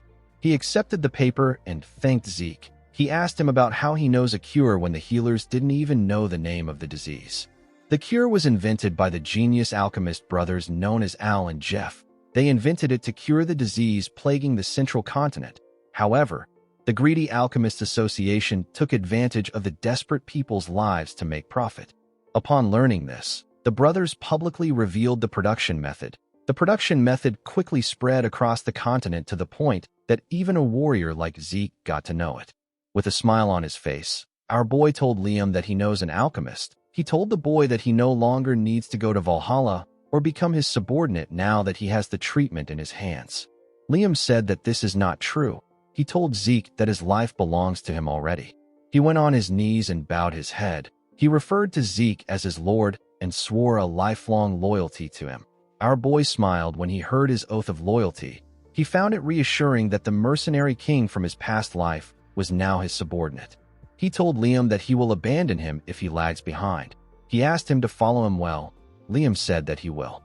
In the next scene, we are taken to the dean's office. We see Owen greet the dean. He told the man that he has come to see him for a proposal. He asked Howard to tell him how he feels about raising the difficulty of the examinations this semester. Howard gently stroked his beard. He asked the boy to tell him the reason for his proposal. Owen said that the first years are quite skilled. He told him that all the children from the great families are there, and there are 2 pure-blood awakeners. He said that if the examination has the same difficulty it had last year, it will end up being a poor assessment. Howard told the boy that what he said makes sense. He told him that he is truly a child of Zimmons. He said that he will consider his proposal positively. Owen bowed his head and thanked the dean. He left his office. Howard turned to the window. He said that the apple doesn't fall far from the tree. He said that Owen thinks just like someone. He realized that he needed to nip the issue in the bud in order to avoid future problems. In the next scene, we see the students gathered somewhere. They were there for the semester exam. They came for dungeon exploration. The Dungeon Exploration Exam is a semester exam only done at the Draker Academy, in which groups of 2 people have to escape a dungeon within a given time. There is a multitude of difficulties when it comes to these dungeons. Each group is assigned one at random. Zeke asked Liam if he is nervous. The boy said that he is a little nervous. Our boy told him that this is natural. He said if a person is too nervous, they can make a mistake, and if they are too relaxed, they can become arrogant. He said that a suitable amount of tension will guard against both these outcomes. While he was talking, we see Reyna trying to calm her nerves. Zeke and Liam were asked to step out. Someone stopped them from entering a dungeon. He pointed at another dungeon and asked the boys to enter it. Zeke glared at the man. He felt like something was off. The man referred to him as Cadet and asked him about why he is just standing. Our boy said that he will do as he ordered. He walked into the dungeon. He and Liam walked down the stairs of the dungeon. Although the difficulty varies from dungeon to dungeon, they are all still exam-used dungeons under the management of the Drakers. Due to this, there isn't a lot of danger. Since escaping within the time limit is the goal, each group is given a timer that activates upon entry. Each timer is given 96 hours. Because basic battle abilities are graded as well, a group can earn extra points by bringing the heads of the monsters they subjugated. The most important thing is to leave the dungeon before the time elapses. If they are not able to escape within the time limit, they will receive a failing grade. After eating, Zeke told Liam that it is better he get some sleep. The boy reminded our boy that he set up camp and prepared their meal all by himself. He asked him to rest first. Zeke told Liam that he will be fine even if he doesn't sleep for 4 days. Liam said that he feels shameless. He told our boy that he will sleep first. Zeke assured him that he will wake him up if something happens. After Liam slept, our boy watched the campfire. He looked at their timer. He noticed that it has been 16 hours since they entered the dungeon. Zeke had been training before the day of the exam. Due to this, he has been awake for 3 days. In other words, he has spent 90 hours awake. Infinite stamina only recovers physical fatigue. It does not recover mental fatigue. Within a dungeon where a person doesn't know what to expect, our boy believed that he needed to reduce as many risk factors as possible. As he slowly dozed off, our boy remembered that he will switch out with Liam once he wakes up. The scene shifts, and we see a bell ring in a place filled with snow. The bell was attached to a pillar. There was a flag in this place. On the ground, we see a blonde woman covered in blood. As Zeke heard the bells ring again, he woke up from his dream. He began to breathe heavily. He could not believe that he had this same dream again. He remembered that he heard a bell in his dream. The moment he thought of this, Zeke recalled that they set a string of bells at an entrance to alert them. Our boy quickly took a bottle of water and poured it on the fire. He woke Liam and told him that they have an enemy. He said that he will check out the situation first. He asked the boy not to light the fire. Liam told him that he understands. Zeke stood next to a wall close to the entrance. He knew that it will be dangerous for him to use dragon eyes in an exam that will last for 4 days. He decided to adjust his eyes to the darkness. While he was trying to look around, he caught a particular scent. Our boy immediately knew that this was the scent of sulfur. He knew that there is one monster that gives off the scent of sulfur and often hunts in packs. A monster with a danger level of rank 3. This monster is the dog from hell. It is known as a hellhound. Our boy remembered that Reyna hunted an orc in his past life, but he never expected hellhounds to be in the dungeon. He quickly took out his sword. While listening to the monster's sound, Zeke noticed something odd.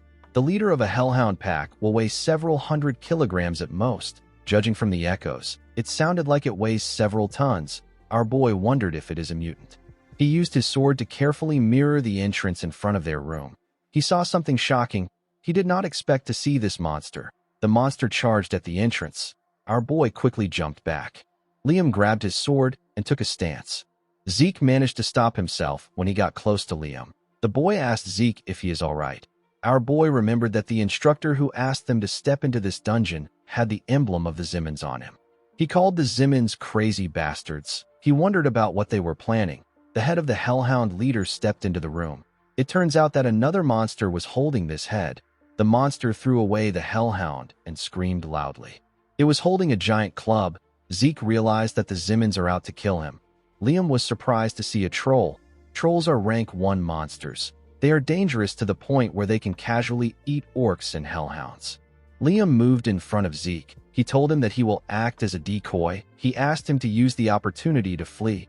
Our boy smiled when he heard this. He asked Liam to not say something so depressing. He stood up and told him that he is not a lord who abandons his subordinate. Zeke asked Liam to not believe in him. He asked him to believe in his own efforts. He told him that he is not weak. He asked the boy to do whatever he likes. He assured Liam that he will support him. The boy smiled when he heard this. He thanked his lord. The two of them charged at the troll. They both landed several slashes on the monster. Our boy attacked the troll from the air while Liam attacked it from below. While he was in the air, Zeke took a look at Liam. He realized that the boy is very good. It was already impressive that he managed to wound a troll despite its tough skin. Liam actually landed his attacks precisely on the monster's joint. Zeke realized that Liam was studying monsters in his spare time. The troll fell to its knees. It swung its club at Liam from behind. Zeke managed to land behind the boy in time. He used his sword to parry the attack. He was able to cut the giant stick. Liam apologized to our boy. Zeke told him that it is fine. He told him that he is doing well for his first real battle. He told him that he made a good decision by aiming for the comparatively soft joints. However, he overlooked the troll's regenerative ability. The troll was annoyed to see that Zeke broke its club. Our boy explained to Liam that trolls are able to instantly heal small cuts. A person cannot keep up with their regeneration with proper attacks. While Zeke was explaining to the boy, the troll raised its hand. Zeke told Liam that this monster is too much for him. He took a stance and said that he will finish things up. Zeke easily killed the troll. The system informed him that he had subjugated the troll. He received 30 karma points for this. He asked Liam to dissect the troll. He told him that this should get them a lot of extra points. While Liam was cutting the troll, Zeke received another message. He was given a quest known as 2 birds, 1 stone. He was asked to hunt 100 monsters of 10 different species in the dungeon. The time limit for the quest is 72 hours. The karma points gotten during the mission will be doubled as a reward for completing the quest. Zeke was happy to see the reward. He took a look at his watch. He realized that he had 79 hours left before the exam comes to an end. Hunting 100 monsters wasn't a problem for our boy. However, hunting 10 species was quite troubling to him. No matter how large this dungeon may be, it is still an exam-use dungeon.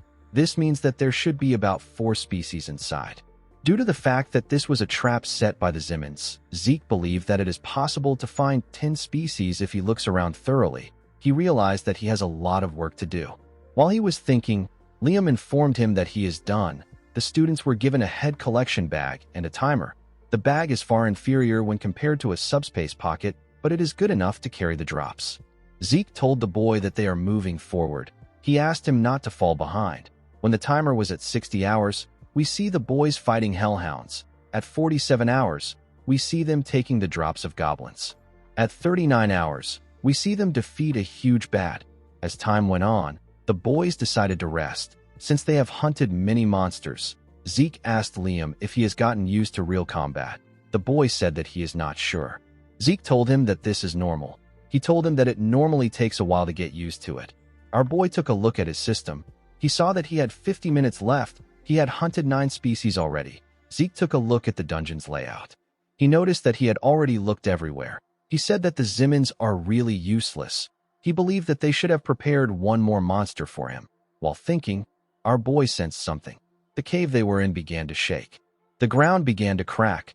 Zeke drew out his sword and ran towards Liam. He ordered Liam to leave the bag. The boy was surprised to hear this. Zeke managed to get close to Liam in time. He quickly cut the rope that the boy tied to his clothes. The moment he did this, something came out of the ground and ate the bag. Blood splashed all over the place. Liam was shocked to see this. He noticed that Zeke's arm was covered in blood. He asked Zeke if he is all right. Our boy asked him not to worry about it. He told him that it is the blood of the monsters. He asked Liam not to interfere in the fight. He told him that he won't be able to pay attention to him. The monster that came out of the ground was a giant worm. Zeke did not expect to see a dungeon worm. A group of 8 purple knights who are well-trained are needed to subjugate a monster like this. The monster moved in front of Zeke and screamed at him. Our boy did not expect the Zimmons to be this prepared. The monster charged at Zeke. Liam quickly called out to his lord. He grit his teeth out of anger. He knew that he will be a burden to Zeke if he interferes now. He turned to his bag and went to check something inside. Our boy was able to protect himself from the worm's teeth with his sword. He was able to jump out of the monster's path. The dungeon worm passed by his side and went underground. Zeke became nervous. Even a blue knight wouldn't want to encounter this monster in a place like this. This is because it consumes the earth when it is moving.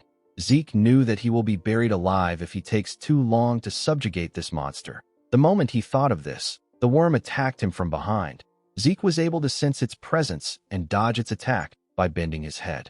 He took a stance and stabbed the monster from the side. He dragged his sword on its body and made the cut longer. He wanted to cut the worm in half. Before he could reach the tail, the worm raised it and turned around to face our boy. Zeke did not expect it to do this. The monster tied the rest of its tail around our boy. It squeezed him tightly. Our boy spat out some blood. While the worm was trying to choke Zeke, Liam stabbed it from behind. The worm screamed out in pain. As he healed his body with his skill, Zeke noticed that the pressure was a bit weaker. He was able to jump out of the monster's grip. Liam asked him if he is all right. Zeke asked the boy to tell him what he did. Liam revealed to him that he applied an anesthetic to his sword. Our boy remembered that the main ingredient in an anesthetic is belladonna. For a human, it simply weakens their senses. However, it is a deadly poison for a worm. In this urgent situation, Liam recalled that worms are incompatible with belladonna, and he quickly adapted by using anesthetic as a substitute. Zeke believed that Liam's judgment and adaptability reflect his title as Mercenary King. He realized that he made a smart choice when he took Liam in. He asked the boy to stab the worm with his sword again when he gives him a signal. Our boy ran to the top of the monster. He jumped and called out to Liam. The boy stabbed the worm when he heard his name. the monster screamed out in pain. While it was screaming, Zeke appeared in front of it. He activated his soul manifestation. He used a technique known as lacerate to cut down the worm from the top. The moment he landed on the ground, the dungeon worm split apart. The system informed Zeke that he has completed the sudden quest.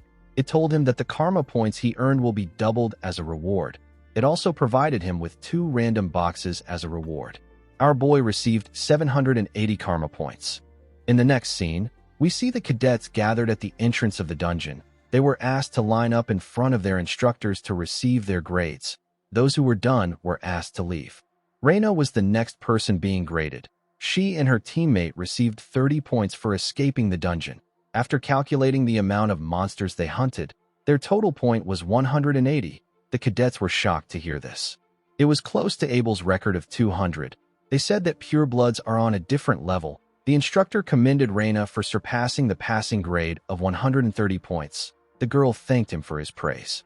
After Reina, Owen and his teammate were graded. They received a total of 120 points. They surpassed the passing grade of 70 points. The instructor commended them on their efforts. Owen's teammate was very happy with his score. Owen hated it. He turned to Reina. He saw her talking to members of her clan. He was annoyed to see this. He said that the girl won't be able to act cocky forever. He believed that he could always take care of her just like he did with Zeke. The moment he thought of this, someone asked his teammate about how long it has been since they last saw the sun. Owen was shocked to hear this. He recognized this voice. When he turned around, he saw Zeke and Liam walking out of their dungeon. Liam was dragging the head of the dungeon worm. Owen did not understand what was happening. The other students were shocked to see the head of the worm. They believed that orcs were supposed to be the highest scoring monster. Liam dropped the worm in front of the instructor. Zeke moved close to Owen. He told the boy that he looks pretty surprised. He asked him if he is so happy to see him. Owen was annoyed to hear this. He frowned his face out of anger. He could not believe that Zeke was taunting him. Our boy asked him about why he is no longer maintaining his poker face. He told him that this look suits him more. Owen turned around and began to walk. Our boy asked him if he is leaving already. Owen was annoyed to see that the 2 purebloods surpassed him. He promised to make them pay for looking down on him. Zeke watched Owen as his squad members ran to him. He said that the boy is merciless. While he was looking at him, an instructor asked him if he is done fighting. Our boy quickly recognized the instructor. He told Andre that it has been a while since they met. Andre said that he will begin the grading. Zeke told the man that this is the only monster he has. He asked him if there is a need for him to be graded. Andre put on some gloves. He explained to our boy that he cannot carelessly gloss over things as an instructor. He asked him if the monster ate the bag containing the heads of the monster they killed. Zeke told him that it did. Andre put his hand into the monster's mouth. The cadets were shocked to see this. Our boy realized that he got lucky. They lost all the heads they gathered in the last 4 days because of the dungeon worm. Since they couldn't afford to receive a failing grade, they had to take the head of the dungeon worm with them. Zeke knew that no other instructor would inspect the flesh and skin stuck between the teeth except Andre. After he was done inspecting, Andre confirmed that they hunted gremlins, goblins, hellhound, hobgoblins, orcs, and a troll. The other cadets were shocked to hear this. They could not believe that Zeke and Liam fought a troll. Andre was able to tell that there were dozens of heads. He said that he can't count the dozens of heads because it would be unfair. He said that he will count each monster species as 1 head. Although the troll and dungeon worm are not included in the examination criteria, records state that a troll is as strong as 3 orcs and a dungeon worm is as strong as 6 orcs. Andre decided to give the boys 90 points for the troll and 180 points for the dungeon worm. After calculating everything, their total point was 368. The boys were told that they pass. An instructor moved close to another instructor. He asked him about the amount of points they got when they were cadets. The man told him that hellhounds were not even included in the exam criteria at that time. The other students could not believe what they were hearing. One student belonging to the Zimmons family said that this isn't fair. He told the instructor that Zeke's only proof is the head of the dungeon worm.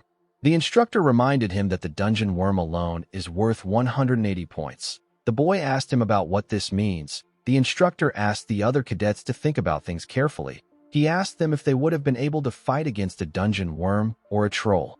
The cadets wondered if Zeke was always this strong.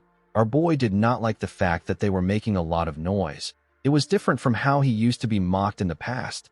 Zeke didn't feel bad, but he did not like the fact that he had done something to stand out again. He could not believe that the Zimmons went as far as to manipulate the exam use dungeon just to eliminate him. He wondered if this was Owen's decision alone.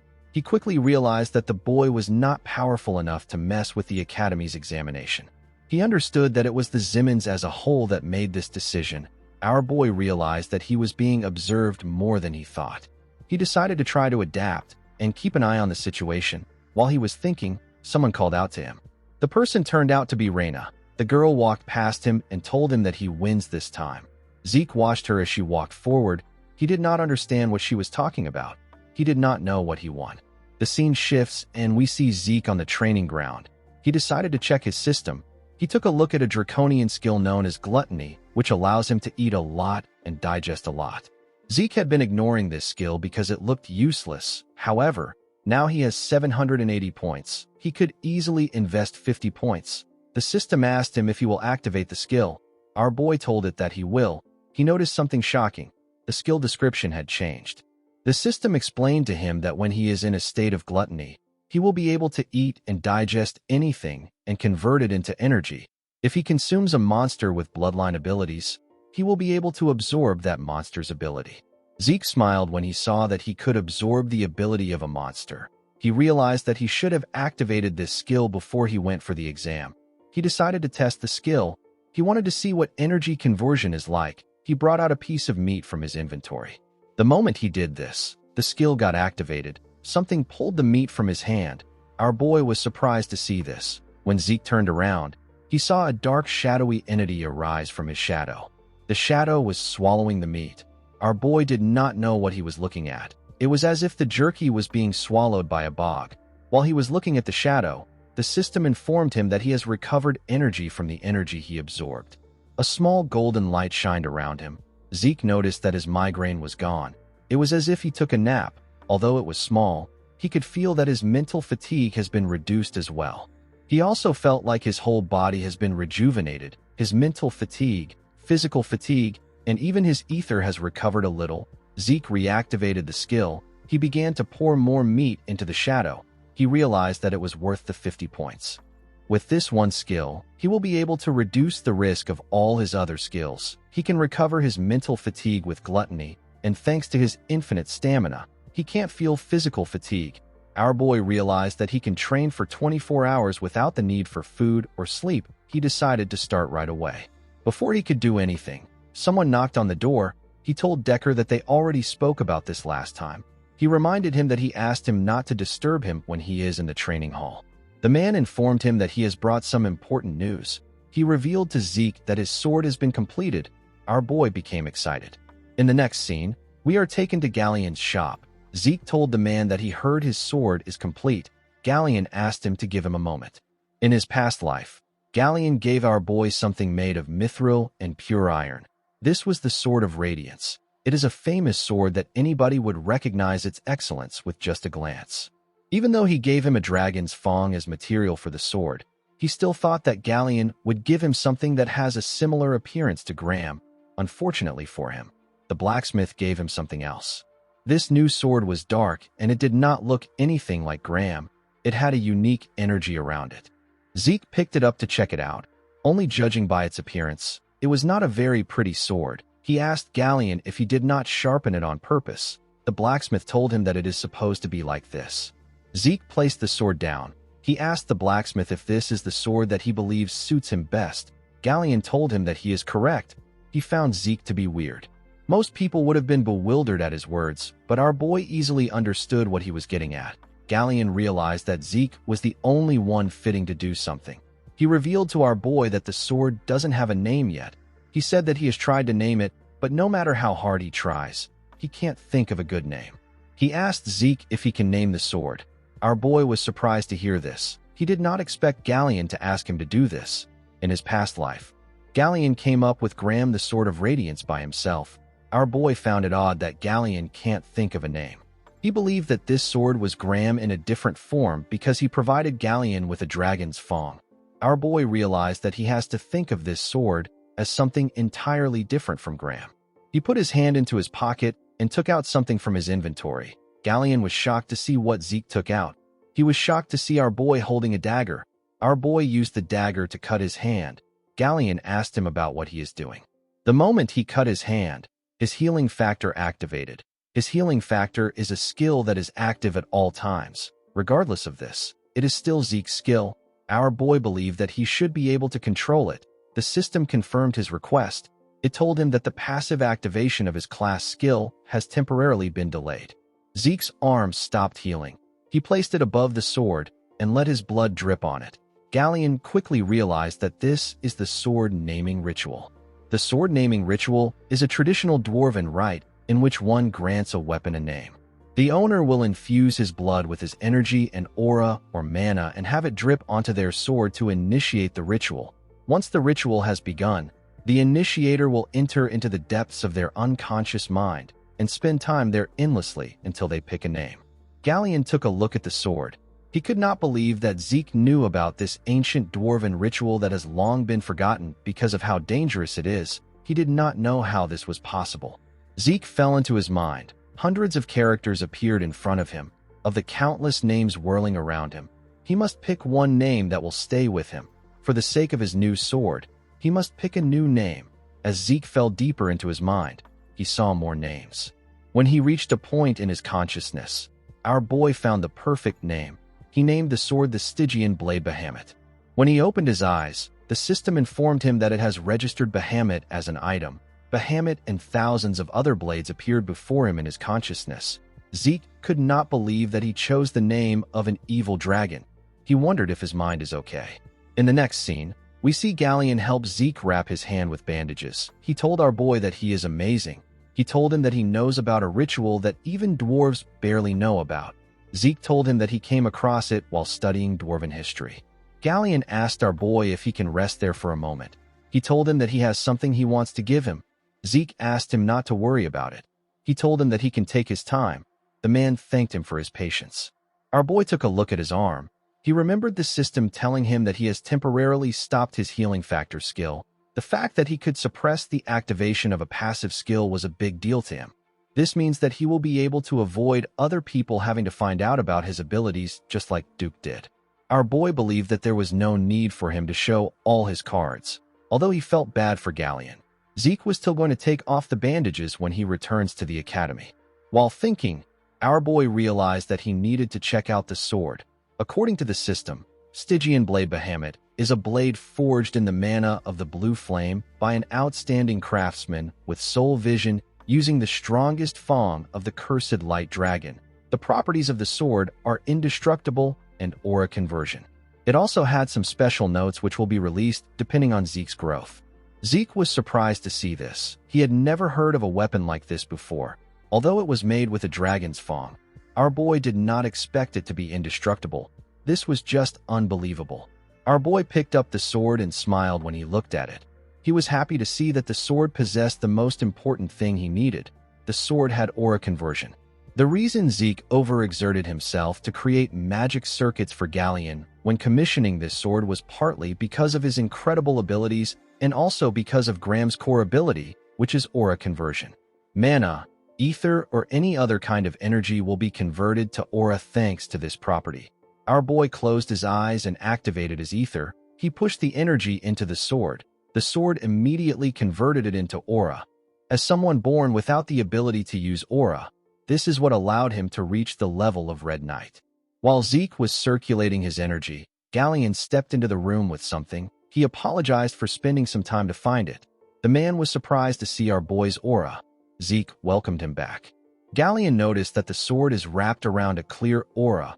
He could not believe that our boy has already overcome what Purple Knights struggle with. Zeke told the blacksmith that he has made a truly absurd sword. He commended him on his work. The man said that it is nothing when compared to the furnace. He presented Zeke with a sheath and asked him to take a look at it. Zeke found it odd that Galleon was asking him to look at a sheath. Galleon revealed to him that the sheath was personally crafted by his master. Our boy realized that he has never heard anything about Galleon's master even in his past life. He took a look at the name written at the back of the sheath. The sheath was made by someone known as Golan Jobert. Zeke was shocked to see this name. It is the name of a person who is at the pinnacle of blacksmithing. Golan Jobert is currently the greatest blacksmith on the continent. He is unrivaled even among dwarves. Golan's creations were all created near perfectly and bear special abilities. Collectors will pay hundreds of gold to get their hand on these creations. Zeke told Galleon that he did not know that he was Golan's disciple. The man was surprised to hear this. He realized that our boy read the name on the back. He asked our boy if he can also read Dwarven language as well. Zeke told Galleon that this must not be a simple sheath if it was made by Golan. With a smile on his face, the man told him that he is correct. He explained to him that he can transform the sheath into a shield by using the dial located by the opening of the sheath. The moment he said this, he moved the dial and turned the sheath into a shield. Galleon revealed to Zeke that it is made with mithril and wyvern bones, so it can take a good amount of damage. He told our boy that the shield will turn back to a sheath if he turns the dial on the shield's handle. Zeke was very impressed. Galleon told him that this is nothing compared to the grace he has shown him. He asked Zeke to take the sheath. He told him that it is a gift. Our boy told Galleon that he could have just sold the sheath to make his furnace. The man said that he cannot sell his master's work to just anyone. Zeke revealed to him that he could have sold it for several hundred gold coins. Galleon was shocked to hear this. He asked our boy to just accept it. Zeke noticed that the sheath was smaller than the sword. He believed that Golan must have some special ability that will make the sword fit in. The moment he put the tip of the sword into the sheath turned to fragments and created a shape that perfectly fit the sword. This far exceeded Zeke's expectations. He thanked Galleon for giving him such a valuable gift. The man told him that he is happy he likes it. In the next scene, we are taken to the training hall. We see our boy wearing a gauntlet. He noticed that the gauntlet was made from a light and durable material called meteoric iron. It doesn't have any properties. Zeke was told that the properties will activate when he wears a full set of meteoric iron. Our boy received 2 random boxes when he completed the sudden quest. He thought that it would be similar to a treasure chest, but there was something more valuable inside. Zeke decided to check the second box. When he opened the box, he found something odd inside. Zeke found a map in the box. While he was looking at the map, the system informed him that he has discovered a map containing traces of Grand Master Kaiser. Zeke was shocked to see this. He realized that the system was referring to the hero King Kaiser. Hero King Kaiser and the Knights of the Clock Tower are people that our boy was familiar with. The biography of Kaiser and his knights creating the brilliant Kingdom of Kronos is the most popular book on the continent. However, because the story is so absurd and it does not have any historical records that can prove it happened, it is considered nothing more than a work of fiction. Zeke could not believe that Hero King Kaiser actually existed. While our boy was looking at it, the system began restoration and analysis of the damaged parts of the item. After it was done analyzing, it informed Zeke that a final position has been marked on the mini-map. The system opened another status window and presented Zeke with some coordinates. Our boy recognized the location. He referred to it as the Giant Mountains. This place is the territory of the barbarians. Our boy realized that he will be able to resolve this issue quickly. While he was looking at the map, another status window popped up. The system informed him that the tutorial will be concluded due to his skill. It told Zeke that he has discovered a potential quest item. The quest is known as the Hero King Kaiser's secret technique. The system asked Zeke to acquire Kaiser's secret technique at the ruins containing traces of him. There was no time limit for this quest. Zeke's System Administration Authority will be elevated as a reward for completing the quest. He will be taken from Elementary Administrator to Intermediate Administrator. Our boy realized that a tutorial is a system designed to raise him up to a certain level of skill. From now on, he is no longer allowed to take baby steps. The real game was about to begin. Our boy noticed that the reward for this quest was on another level compared to the tutorial. He stood up from the floor. He promised to claim every reward that comes his way. He decided to use up the points that he has been saving. He used 50 points to unlock level 2 Draconian skills. One of the level 2 Draconian skills was Dragon Scale Armor. Dragon Scale will grow and harden on the user. It provides incredibly effective magic resistance. Our boy needs 80 points to unlock this skill. The other skill is Dragon Claw. It summons a powerful Dragon Claw to strike down the user's enemies in a single attack. Zeke also needs 80 points to unlock this skill. Our boy still had a lot of points left. However, He didn't know if he would get the opportunity to amass this amount of points again. He decided to buy the level 2 Draconian skills and invest his points into a few things. He wanted to save 400 points. He decided to test the 2 skills. He activated the Dragon Claw. An energy that was in the shape of a dragon's claw covered his hand. Our boy took a stance and swung his hand. He destroyed the hard concrete ground with his skill. Our boy was surprised to see what he did. The skill was much better than he expected. He decided to test the other skill. He raised his sword and activated the dragon scale armor. An energy that had the shape of scales covered his hand.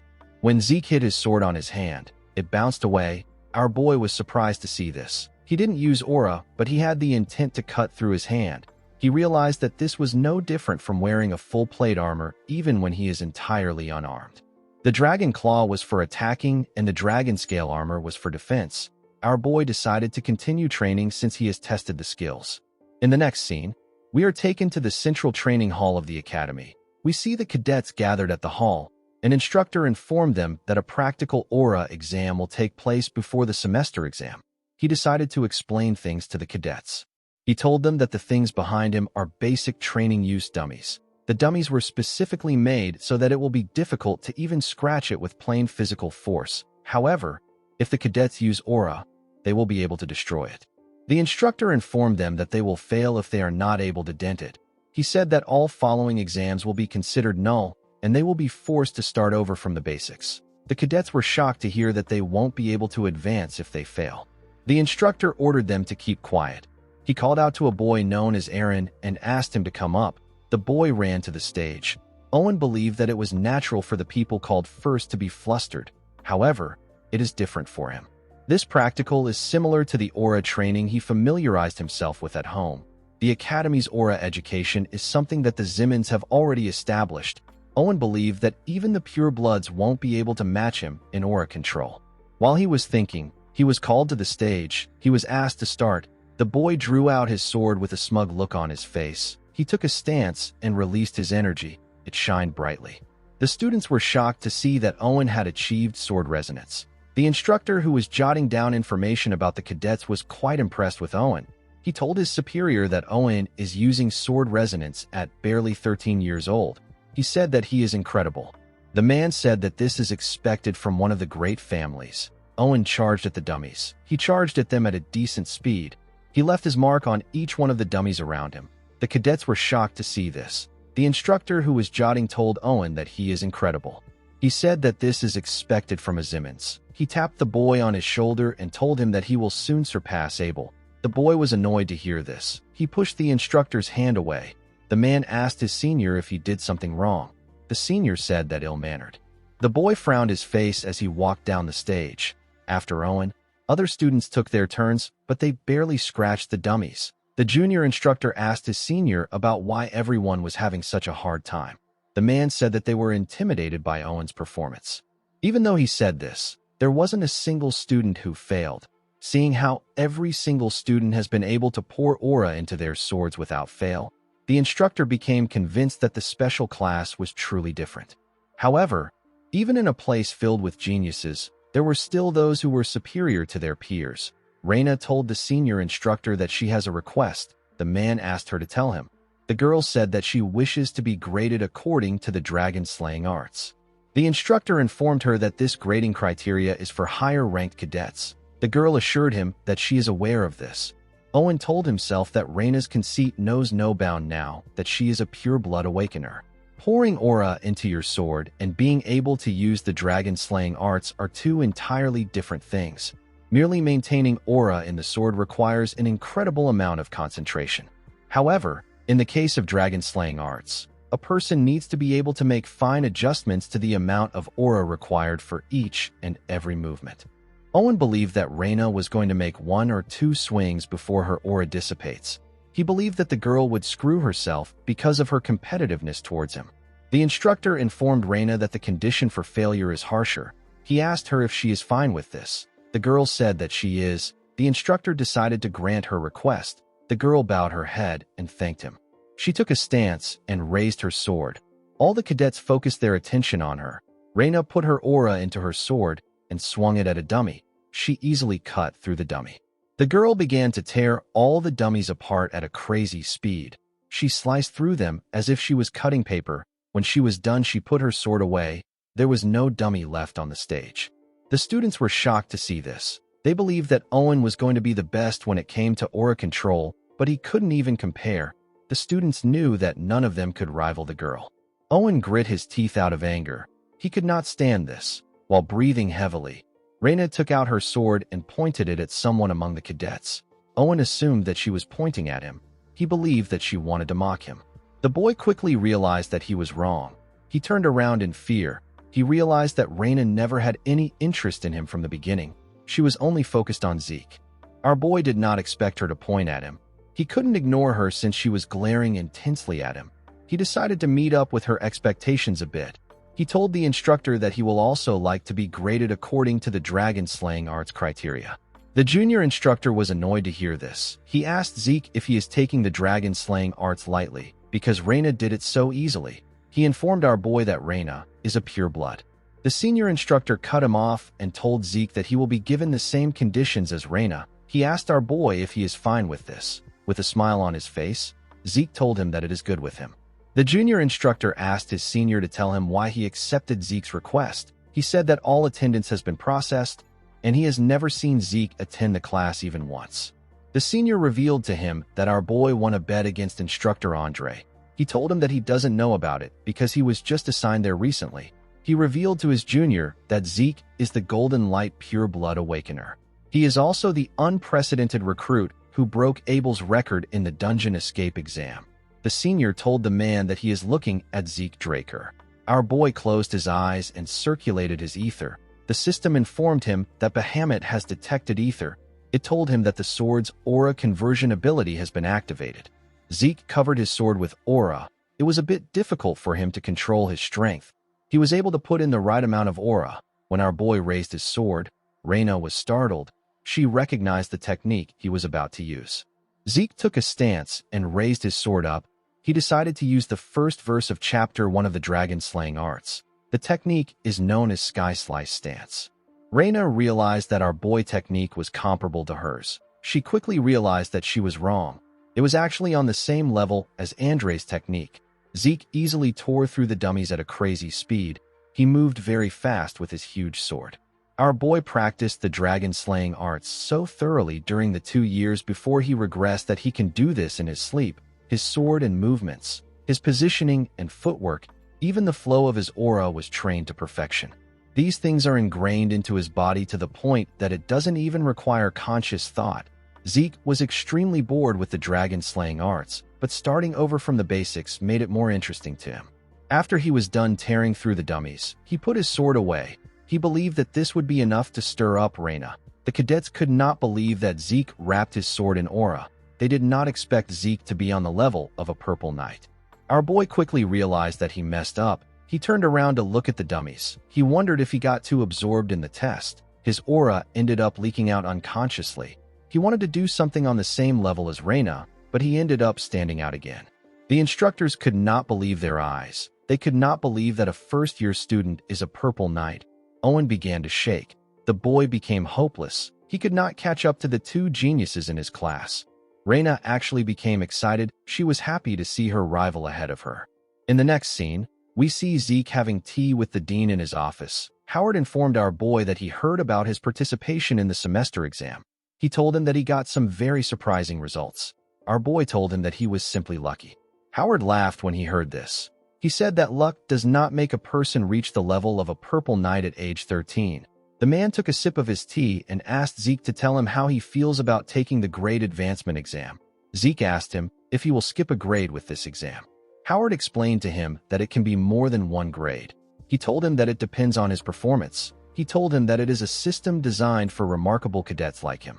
Zeke knew that Howard would come looking for him because he stood out more than he planned, but he did not expect the man to take his bait so fast. With a smile on his face, Zeke told the dean that he will take the exam. As he walked out of his building, Zeke realized that Howard has something planned. He decided to play along with the man. After Zeke left, Howard turned to the window and took out something from his clothes. He took out a stone. He used the stone to inform someone that Zeke and Reina have decided to take the exam. The person gave him some orders. Howard told the person that he understands. He said that he will take some measures. With a smile on his face, Howard said that things are getting interesting. The scene shifts, and we are taken to the upper-class training hall of the academy. We see Zeke and Raina inside the hall. The girl was staring at our boy, but he looked away. He wished she could pretend that she was not staring at him. While he was looking away, someone apologized to them for making them wait. He presented their examiner to them. He introduced the man as an upper-class knight from the main family. The knight had white hair and a scar on his face. He was introduced as Sir Al Draker. Zeke was shocked to see the man. He quickly realized that he was looking at Dieback Blade. The scene shifts, and we are taken to the past. We see an older Al carrying a dead young boy in a destroyed town. While Al was digging a hole for the boy with his hands, someone walked up to him from behind. The person turned out to be the older Zeke. Our boy quickly recognized the Draker uniform on the man. He grabbed his sword and called Al a damn dog of the Empire. He asked him about what he is doing there. Al didn't say anything. He just continued digging a hole. Zeke saw the dead boy next to the man. When he turned to the side, he saw a large amount of graves that Al had made with his hands. While the man was still digging, our boy pushed a shovel into the ground. Al quickly covered his hand with aura when he heard the sound of the shovel. Zeke asked the man if he needs help. He pushed his shovel into the ground and began to dig. He told Al that he will help him even if he says no. Al did not expect this. Our boy introduced himself as Zeke Murray. He said that he is a member of the Northern Allied Forces. He asked Al if he is a Draker. The man said that he is no longer a Draker. He said that he left. Zeke revealed to him that he also did the same. He asked the man to tell him what he wants him to call him. Al asked him to call him Dieback Blade. In the present, Zeke was surprised to find out that his real name was Owl. He believed that it fit the Kurt Dieback Blade perfectly. Our boy and Raina bowed their heads to greet the man. Zeke did not expect them to bring an upper-class knight for a first-year grade advancement exam. The supporting pillars of the Drakers are the upper-class knights. One must possess power and experience equally in order to be granted this title. It is a high-ranking position. An instructor explained to Zeke and Raina that the examination method is one that is familiar to the alumni of the Cradle. It is a swordsmanship battle. He told them that they can continue as long as they don't lose consciousness or give up. He advised them to do their best. Raina placed her hand on her sword. She said that she will go first. Al declined her request. He told her that there is no need to fight separately. With a serious look on his face, he asked Zeke and Raina to fight him together.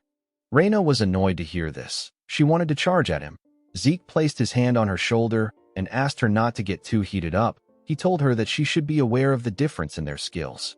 He revealed to Raina that the test has already began.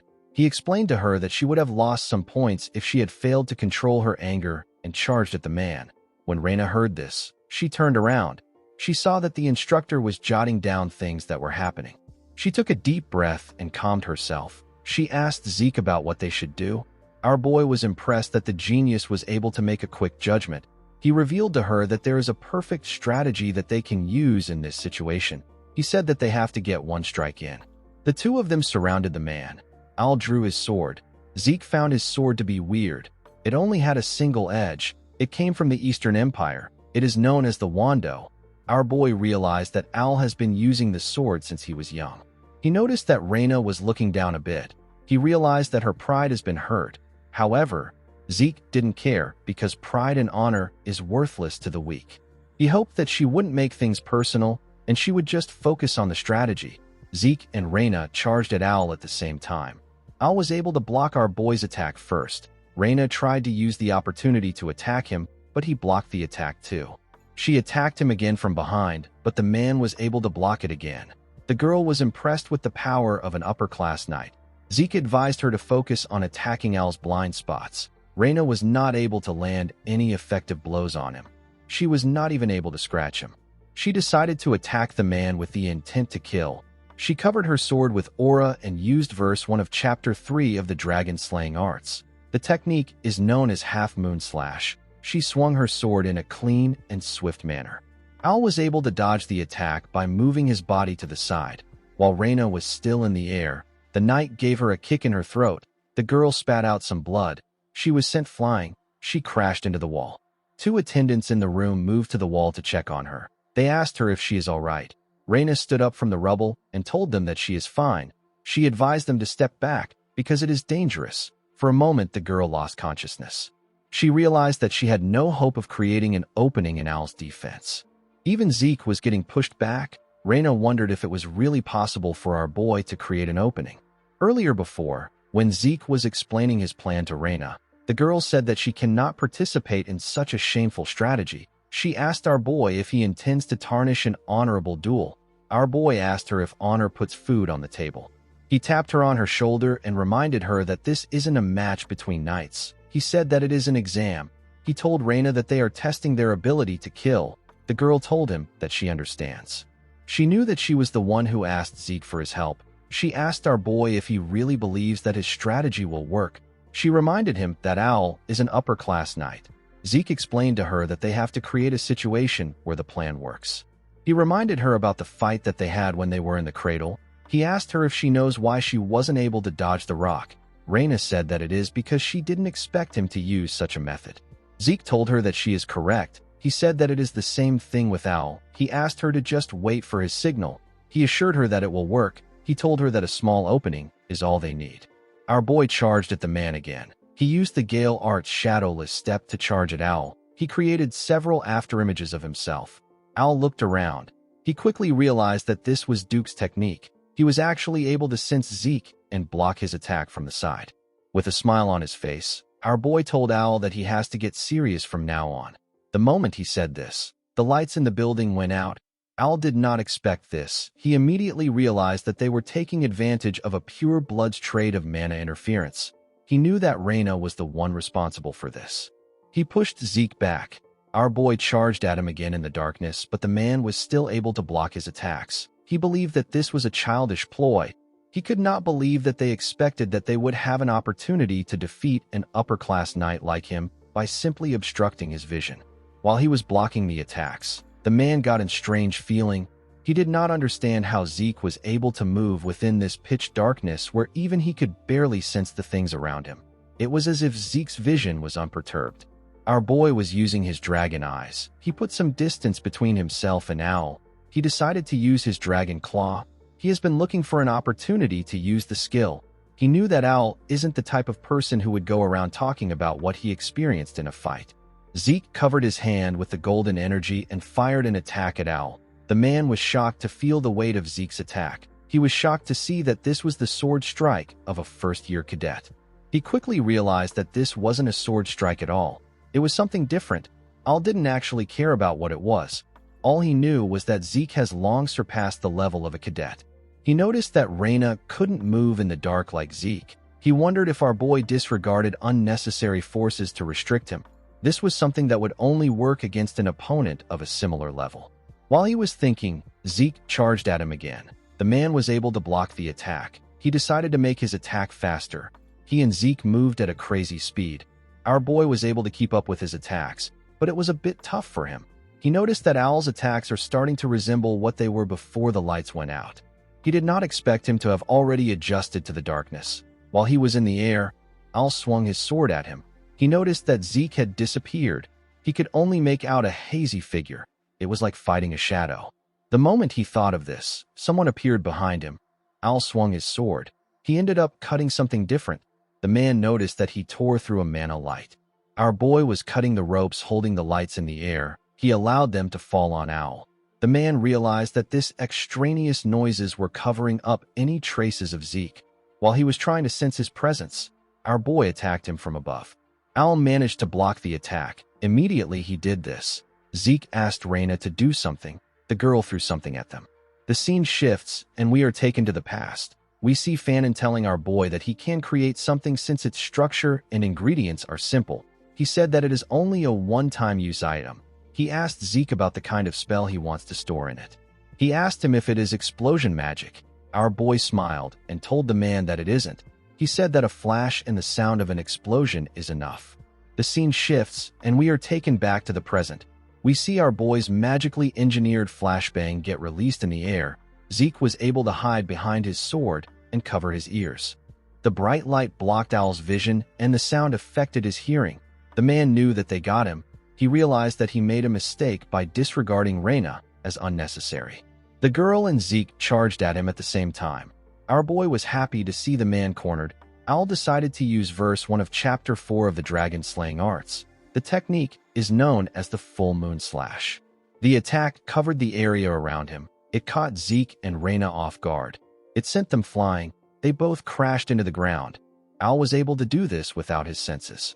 In the next scene, we see the attendants carrying Zeke and Reina on a stretcher. The instructor commended Al on the match. Before Al could reply, someone yelled at him and told him that he did a number on his disciple. Al quickly bowed his head to greet Duke. He referred to him as the Knight of Gale. The instructor also bowed his head and greeted the man. Duke waved at him. He told Al that he is as stiff as ever. He placed his hand on his shoulder and asked him about how his disciple was. The moment he heard this question, Al remembered that Zeke intentionally abandoned his sword and raised his guard. He knew that our boy could have launched a counterattack if he wanted. He did not understand why he did not do it. He wondered if Zeke did not do it because his goal was to advance and not to gain victory. The man realized that Zeke might have revealed his abilities to the extent that he deemed necessary. While looking at his hand, Al told Duke that Zeke is far beyond his capacity to evaluate. The scene shifts, and we see the dean having a meeting with the instructors. This was the Academy Grade Advancement meeting. Howard asked the instructors if they are all in agreement regarding their decision. Al nodded his head. Andre said that he has no objections. Other instructors also agreed with the decision. It was announced that Reina and Zeke have advanced to the 3rd and 5th grades. After this, our boy lived as quietly as possible. After he was done learning all the Gale arts from Duke, he passed his place to Andre. Our boy continued to maintain a good relationship with Professor Fannin. However, the man was chosen by a royal magic laboratory in Delphoa. Due to this, Zeke ended up parting ways with him when he left the academy. Our boy no longer got involved with the heirs of the 3 great families. The only odd thing was that Al would meet him every quarter to request for a duel. After this, Al handed in a leave of absence and isolated himself inside a closed training hall. It was as if he gained a sudden realization. 2 years passed by like this, and Zeke graduated from the academy. Inside the Platinum Mansion, we see Decker congratulating our boy, who was now 15 years old. He told him that he is the youngest person ever to gain an admission to Valhalla. He told him that the Patriarch would be proud of him. He said that he never expected the dean to personally write him a letter of recommendation. Zeke said that he is grateful for it.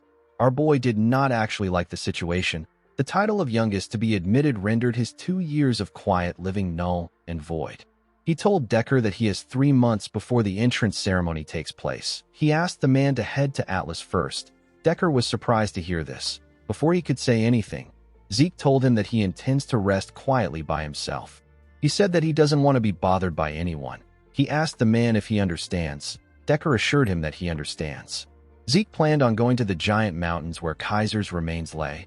Our boy plans to use his vacation as an excuse to go there.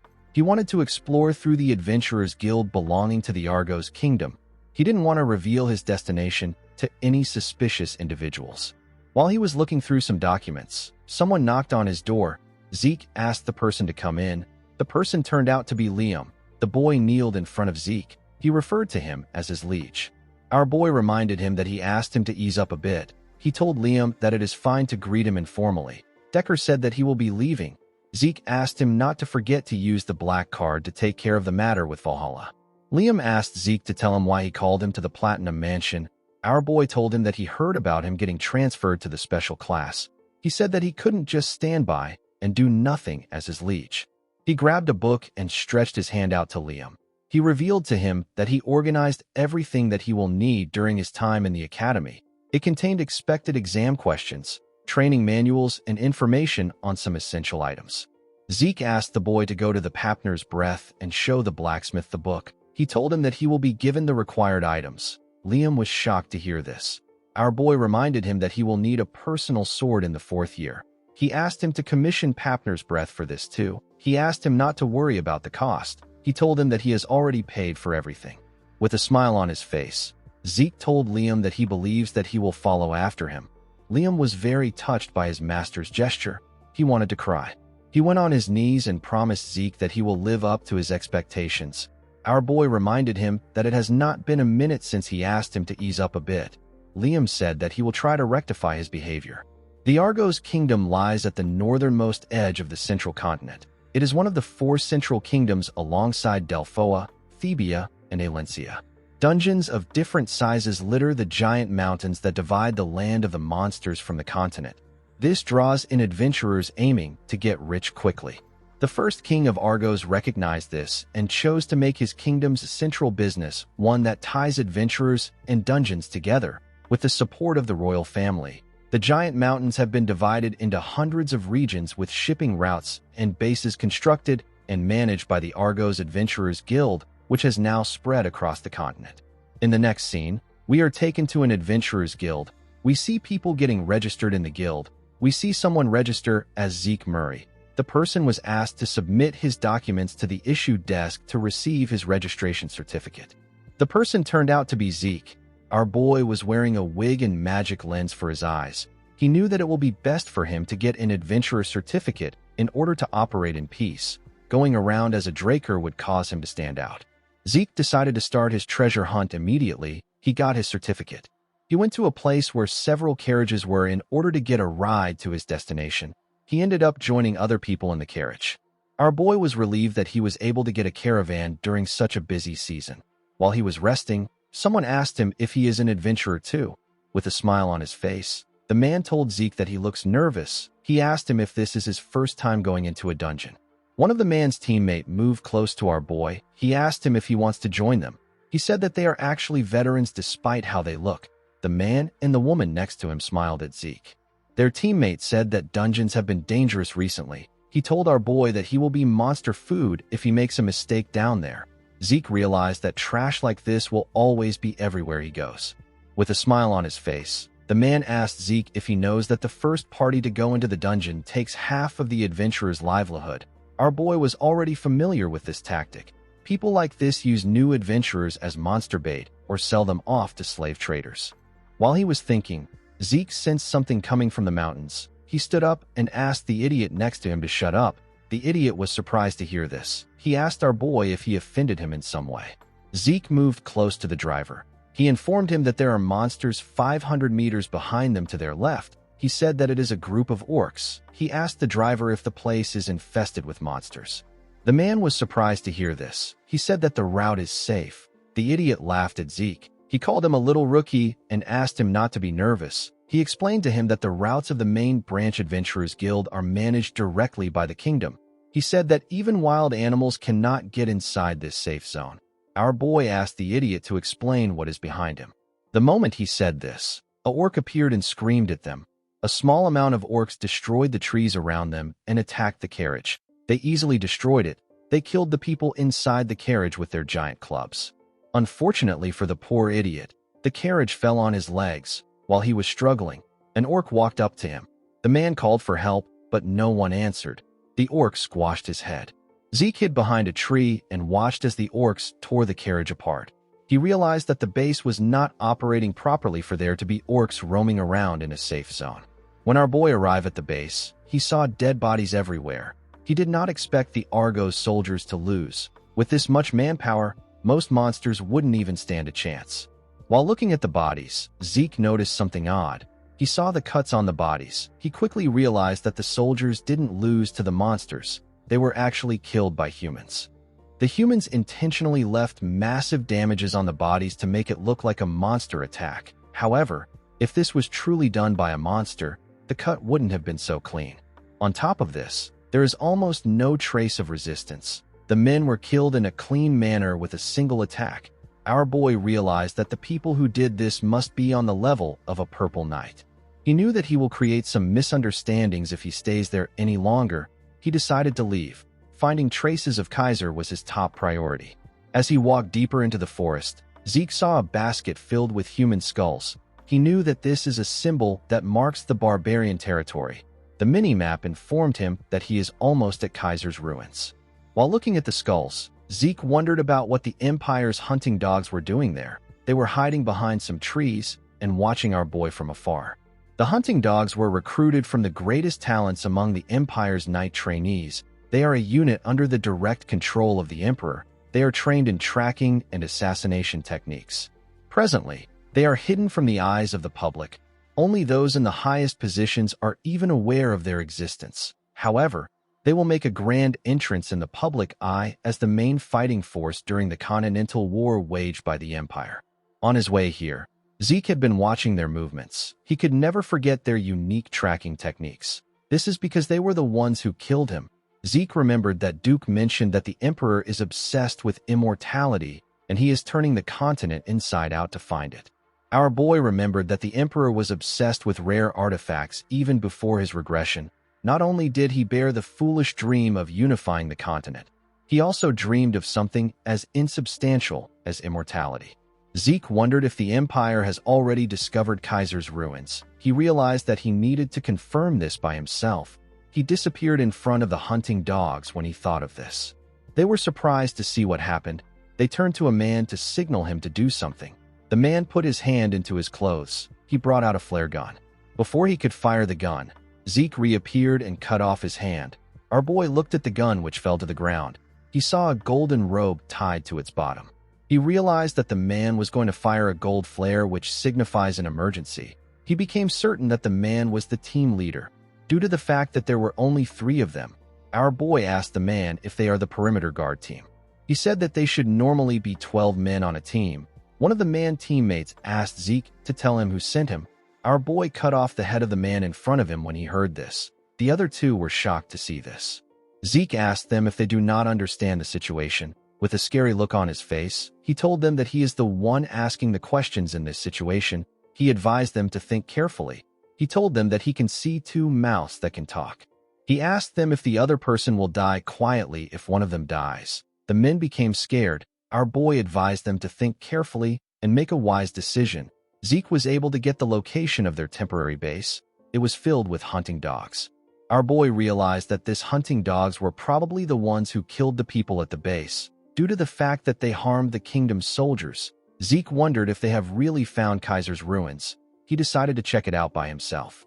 Zeke beheaded the other 2 men and placed their heads in their hands. He drew a symbol on the tree where he placed their bodies. This was the sign of the McCain. There is a rule that states that those who draw their swords against a McCain will be put to rest. The scene shifts, and we are taken to the base of the hunting dogs. We see 2 men guarding the entrance of the cave. One of them yawned and said that no crazy bastard would even bother entering the territory of the barbarians. He said that there is no point in watching. The man on the other side agreed with him. The moment he said this, a blade got fired at the man's head. The other man was shocked to see this. Before he could react, a blade got fired at his head too. Zeke ran into the cave at a crazy speed. One of the hunting dogs heard the sound of something. His colleague asked him about why he stopped moving. The man asked him if he didn't hear something coming from the entrance. His colleague said that he didn't hear anything. Before he could react, Zeke stabbed the man in his neck. He swung his dagger at the colleague, but he was able to dodge it by moving his head. The man screamed intruder. Before he could say more, Zeke put his hand into his mouth and slit his throat. The other hunting dogs surrounded him in no time. As he looked around, Zeke was reminded of the old times. He remembered the time when he was ordered by his boss, who was tired of a 5-year-long power struggle. His boss ordered him to raid the Pabella cartel. This was how our boy felt in that moment. The boss of the hunting dog said that this is the knifemanship of a southern hitman. He wondered if Zeke came from McCain or Pabella. He didn't actually care. He told our boy that they can't let him leave alive now that he has gotten here. He promised to grant him an easy death if he surrenders. Zeke was surprised to see that this was the man in charge. The man was probably staring at the ceiling of Blue Knighthood. These hunting dogs were far weaker than the hunting dogs he fought in his past life. Zeke asked the leader if he is allowed to say something like this to the person who killed their comrades. The other hunting dogs were annoyed to hear this. Our boy asked the men if they care so little for their comrades that they wouldn't tear him apart and slaughter 3 generations of his kin. The leader told Zeke that they will grant his wish. He told him that he will tear him apart while he is still breathing. The moment he said this, one of the hunting dogs charged at Zeke. Our boy was able to block his attack. The others also charged at him. Our boy was easily blocking their attacks. Something felt odd to him. He wondered if the hunting dogs were always at this level. He wondered if they were too weak or if he had gotten too strong. It didn't really matter right now. He activated his mana reflection skill. The moment he did this, the mana lights went out. The leader was shocked to see this. He could not believe that there was a power outage at a time like this. It was too convenient. He wondered if this was a dragon slayer's mana interference. The hunting dogs were struggling to adjust to the darkness. The leader remembered that Zeke was empty-handed from the start, and he didn't use aura either. He was also using a dagger. The leader was certain that our boy is a hitman. He decided to conclude that the power outage was a simple malfunction. He called out to his men and asked them not to panic. He said that the power will soon be restored. The moment he said this, Zeke killed one of his men. By the time the lights came back on, all the hunting dogs were already dead. The man was shocked to see this. Our boy appeared behind the man. He told him that the emperor is quite bold. He said that he did not expect him to go after the ruins of the hero King Kaiser. While his hands were shaking, the man grabbed his sword and swung it at Zeke. He said that he doesn't know what he is talking about. Our boy disappeared and asked the man not to worry about it. He told him that he will find out on his own if he doesn't want to tell him. Before the man could take a step, he saw a hand over his eyes. With a shaky tone in his voice, he told Zeke that they really don't know anything. Our boy slit his throat. As he walked out of the cave, he threw the dagger on the ground. He did this so that all the events that occurred there will be attributed to the McCain. The McCain cartel is a group that Zeke poured his blood, sweat, and tears into in his past life. It is a criminal organization based in the South that would do anything for money. After the Cusco Kingdom in the South fell due to a civil war, the McCain cartel divided the resulting lawless land in two. Zeke was certain that he could cover his tracks using his draconian skills, but he intentionally used the southern knifemanship and left the McCain's unique warning. Our boy knew that the Empire will definitely think of this as the Southern cartel's doing. Even if the Empire makes its move due to the events that transpired, it would only serve to eliminate the McCain, so Zeke stands to benefit either way. Thanks to the letter our boy found inside, he was able to know that the Emperor has gone much further than he expected. The only command the Emperor gave the hunting dogs was to find ancient ruins. What shocked Zeke was the enclosure operation map. Our boy believed that it was natural for the Emperor to have covered the central continent, but he did not expect him to reach the eastern regions and unexplored dark seas. He mobilized hunting dogs everywhere that he suspected an ancient ruin existed. Zeke realized that the hunting dogs were already on the scale they were at before he regressed, but they still haven't found Kaiser's ruins. Zeke knew that he had to start searching immediately. The moment he thought of this, a flare was shot in the sky. It was a red flare. Zeke was surprised to see it. He knew that this was a signal for disaster. In the next scene, we see Zeke running in the forest. Our boy was running from the hunting dogs. When he turned around, he saw that the hunting dogs have already caught up to him. The 5-part red flare that was fired earlier refers to an absolute snare. It informed the members of the hunting dogs that they are to kill the hazard no matter what. With the flare as the center, they will search and secure their target and then ensnare them. Until the target is found, all the hunting dogs in the relevant area will continue their search. This is the archetypal assassination method of the hunting dogs. It is synonymous with a death sentence. Even Zeke died to the absolute snare when he stole the artifact that the Emperor wanted. The only thing different is that our boy now has the system. While he was running, one of the hunting dogs appeared out of nowhere and swung his blade at him. Zeke was able to dodge the attack. The other hunting dogs caught up to our boy. The red-head man with a scar and his teammates rushed to attack our boy. Zeke took out his daggers. He was certain that he could take care of the men. He used his daggers to block their attacks. Immediately he did this, he jumped out of their midst. He moved behind a tree. The hunting dogs were not fazed. Zeke became certain that these men were on a different level compared to the ones he met in the cave. More hunting dogs appeared behind our boy. They surrounded him from every corner. Zeke gently scratched his head and said that this has become a hassle. He took a look at his mini-map to see his position. Based on the abilities they displayed, our boy was certain that he will be able to escape from them. However, if he uses his plan, he will be tearing down the attempts he made to pin this all on the McCain. Unfortunately, Zeke didn't have a lot of choices. He didn't want to use one of his trump cards here. He took out a small horn that he wore as a necklace. He blew the horn. The sound echoed throughout the forest. The hunting dogs were surprised to see this. They looked around. Their leader quickly turned to Zeke. He saw our boy holding some smoke bombs. He quickly called out to his men. He said that the sound was a distraction. He ordered them to attack Zeke. Before the men could reach him, Zeke dropped the smoke bombs on the ground. He smiled at them and disappeared. Their leader asked them not to panic. He said that our boy can't get too far as long as the absolute snare is in effect. He asked them to guard their stations. He ordered them to search for Zeke if they spot any suspicious movements. The leader carefully looked around. He couldn't sense any traces of Zeke. He wondered if our boy thought that he will be able to retreat if he blocked their sight. He also wondered if the sound that came from the horn had any meaning. It just didn't make sense to him. The moment he thought of this, he saw the body of one of his men in the air. He was shocked to see this. When he turned around, he saw something shocking. He saw barbarians. He saw the barbarians beating up his men. He did not understand what was happening. He was certain that they didn't do anything to provoke the barbarians.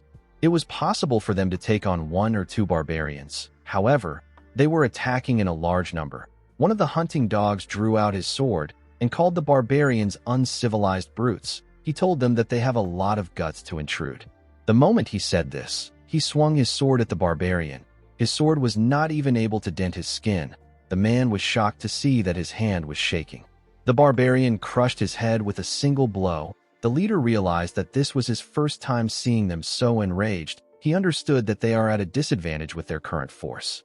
He took out a flare gun and fired a flare to the sky. He informed his subordinates that they are withdrawing the absolute snare. The barbarians chased after the hunting dogs. After they all left the area, Zeke came out of the ground.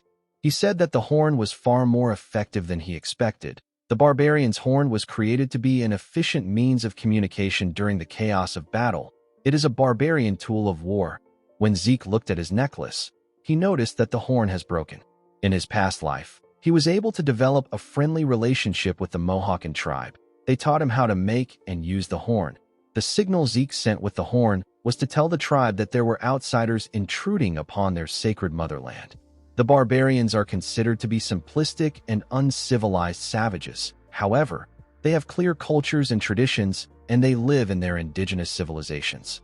Zeke took off the necklace. He realized that he could only use this shoddy replica once. Our boy ran into the forest. He decided to find the real ruins.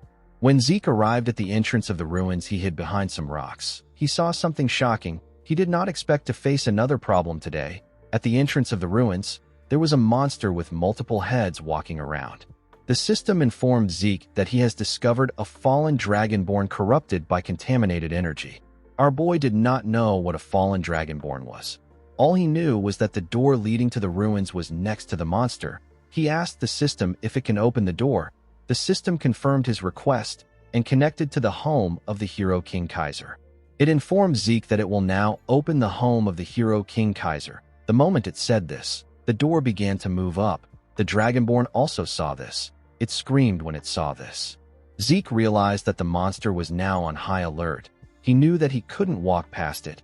He decided to use the dragon-slaying arts. He charged at the monster. He used the shadowless steps of the Gale arts to create numerous afterimages. The Dragonborn charged at the afterimages. Zeke decided to pass through the entrance after interfering with the monster's view with the shadowless steps. Before our boy could reach the door, one of the monster's heads appeared next to him with its mouth open. It pushed our boy back. Zeke grabbed his sword and used the first verse of Chapter 7 of the dragon-slaying arts known as Dragon Head Severance to cut off one of its head.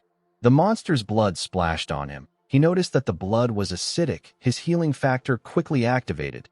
Zeke realized that he knew this monster that has acidic blood and 9 heads. It is a monster that even his master barely subjugated in his past life. This monster is Hydra, the 9-headed dragon. Zeke decided to face the Hydra. In the next scene, we see the Hydra trying to bite our boy. Zeke stood his ground with his sword. The monster pushed him away with its huge body. Our boy got slammed to the ground.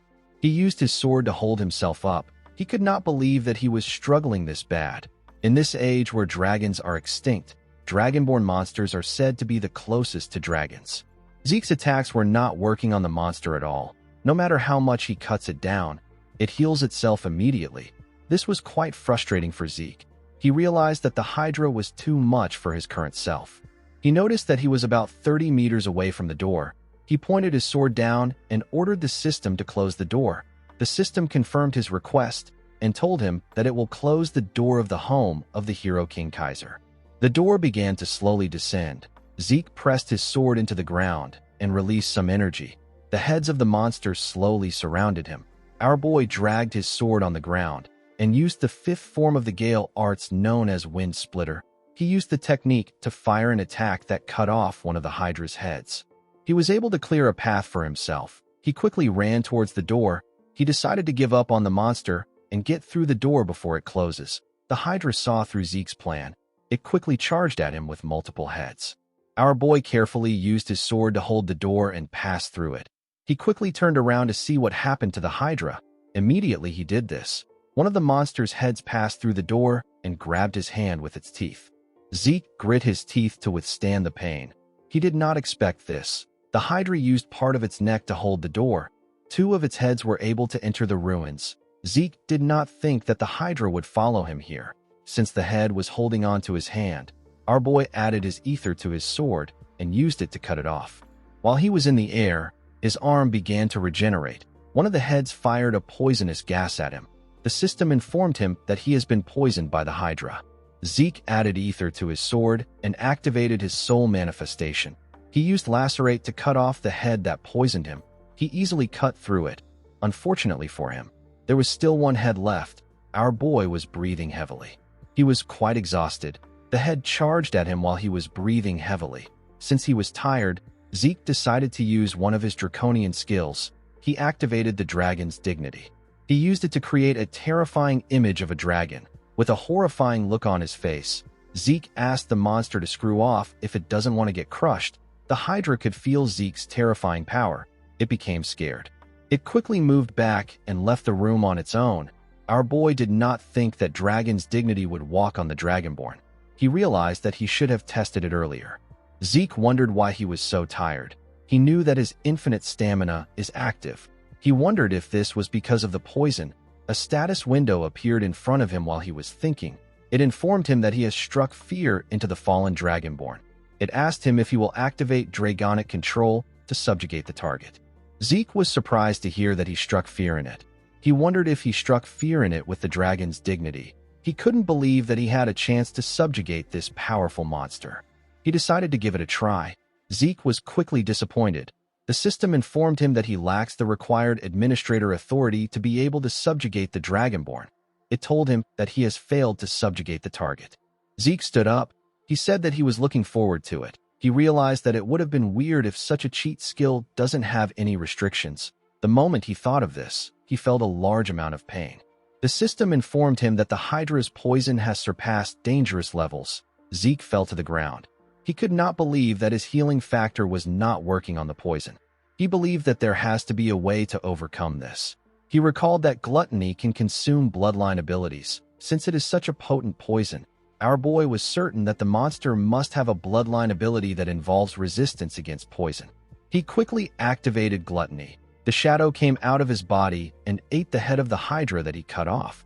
After the shadow was done consuming the head of the Hydra, the system informed our boy that the rank of gluttony has increased after absorbing the life of an elimination target life form. Gluttony increased from beginner to expert level. Zeke recovered the energy that he lacked. The system informed Zeke that he has absorbed the bloodline ability of the Hydra. It told him that he only consumed a portion, so he acquired an incomplete constitution. He now had poison resistance. Due to the effect of the poison resistance constitution, the Hydra poison was neutralized. Zeke smiled and raised his head up. According to the system, poison resistance constitution grants him immunity to most poison, and it will neutralize most poison. Our boy realized that he doesn't have to worry about poison anymore. On top of this, gluttony, which hasn't risen for a while, has finally gone up. He wondered if this is because he absorbed an elimination target life form. According to the system, an elimination target life form is a monster that is designated by the system to be subdued.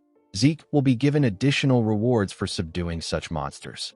Our boy decided to continue his mission. He went into the ruins. The hero King Kaiser was a legendary figure who was half human, half fairy. He was born to the wise sage and the fairy monarch. Like any other hero, Kaiser's life was difficult from birth. He was separated from his parents due to the plans of an evil mage. He was abandoned in a forest. A sacred wolf took in the young lone, and crying Kaiser abandoned deep in the woods and raised him. Thanks to the wolf, Kaiser was able to grow up safely. Kaiser saved the oppressed humans and created a kingdom in the central continent solely for humans. This kingdom is known as Kronos. Every single person in the continent knows about how Kaiser's legend began.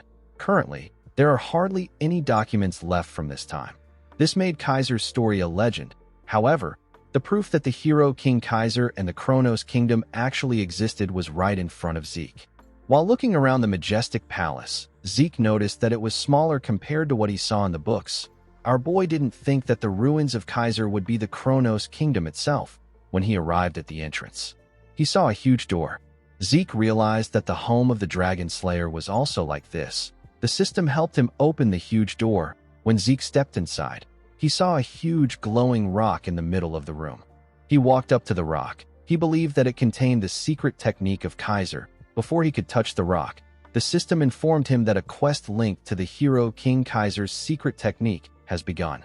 Zeke was surprised to see this. The system told him that he can't leave the area until he completes the linked quest. The moment it said this, the door got locked.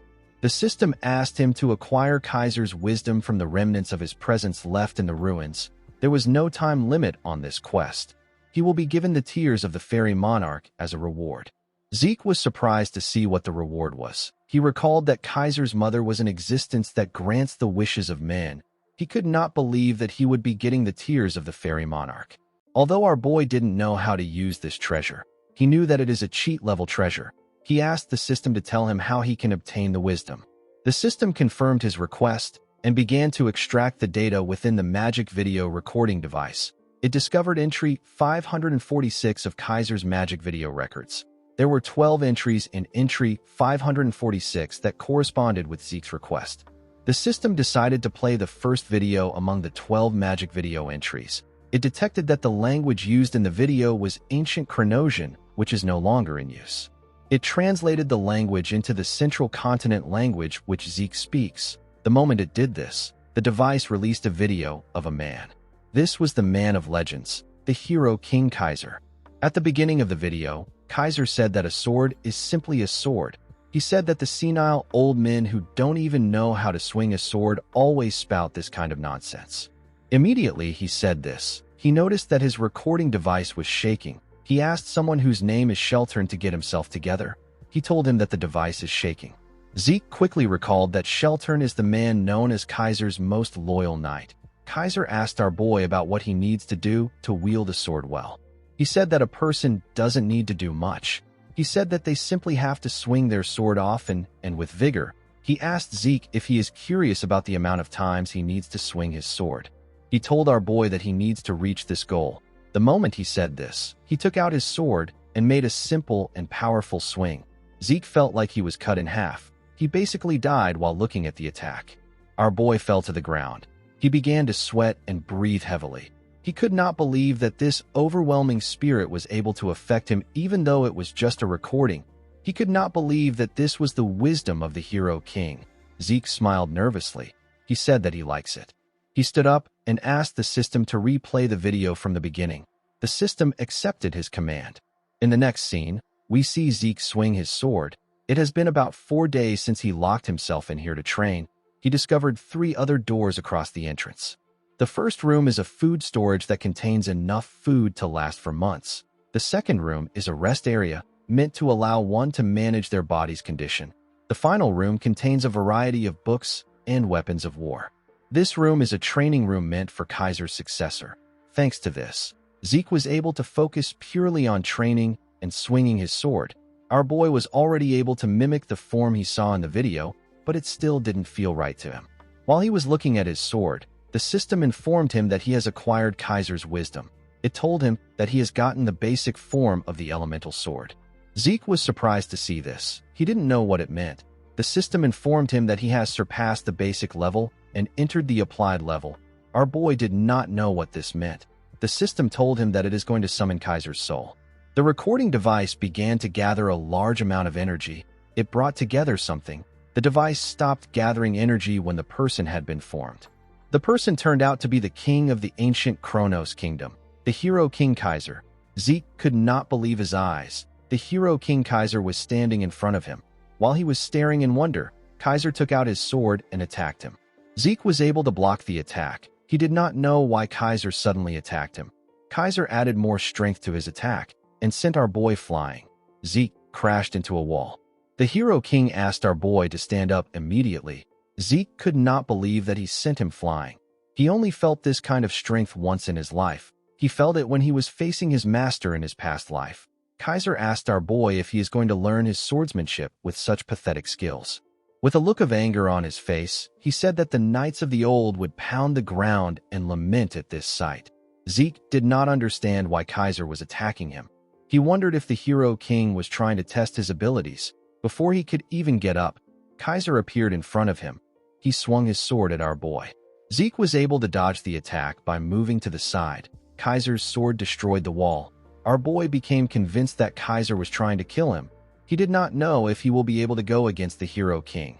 Zeke knew that a ridiculously powerful monster was in front of him. He took a deep breath and told himself that there is no need to think about it too much.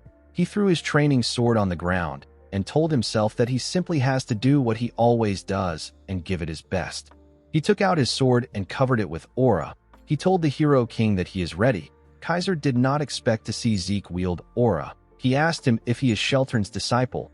He had forgotten about the name of the power our boy was using. He wondered if it was called Aurora. While he was thinking, Zeke charged at him. Kaiser blocked his attack and pushed him back with a simple swing. The Hero King was still thinking about the name of Sheltern's power.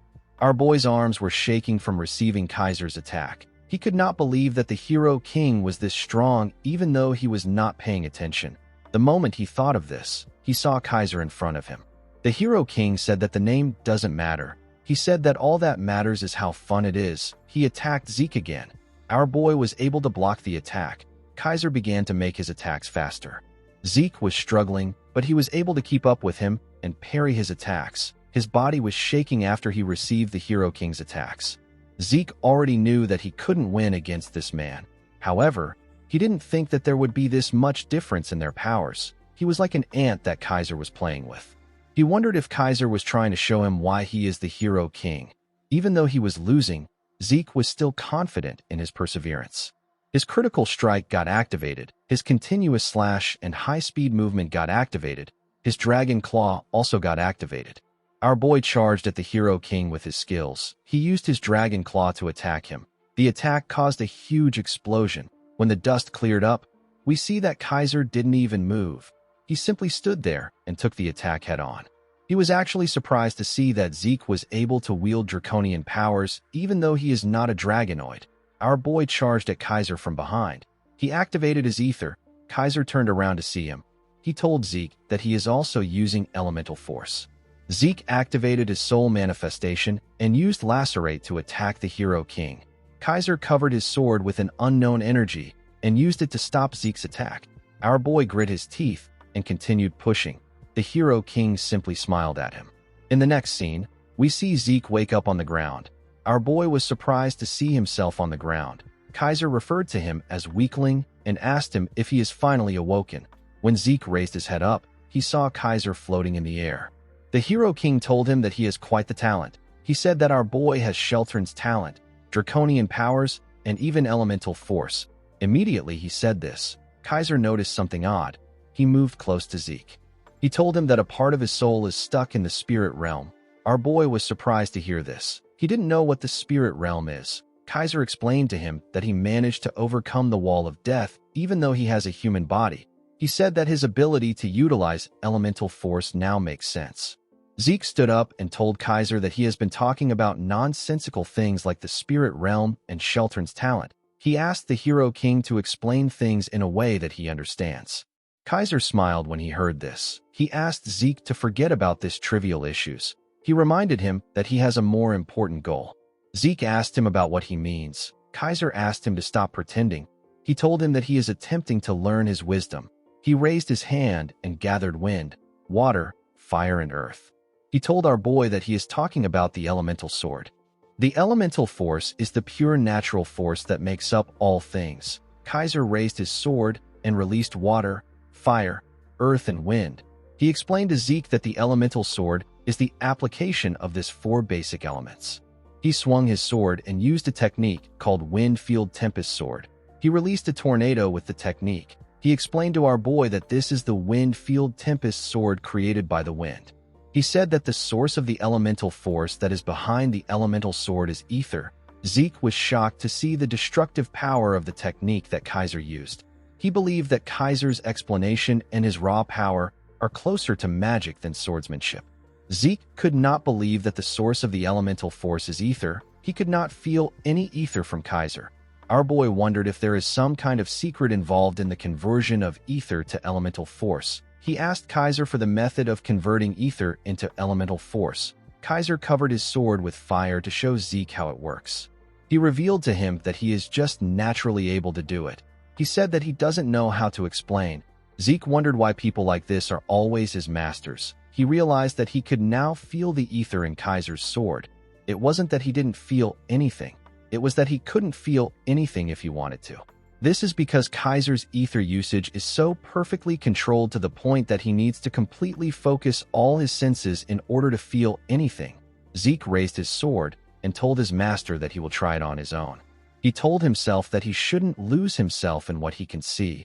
He recalled that Kaiser called his soul manifestation elemental force. He believed that soul manifestation must be a power that utilizes elemental force. Zeke activated his ether and focused it on his sword. He used a technique known as soul manifestation gale. His sword got covered with wind. The moment he did this, Kaiser used his sword to hit him on his head. He reminded Zeke that he asked him to use elemental force.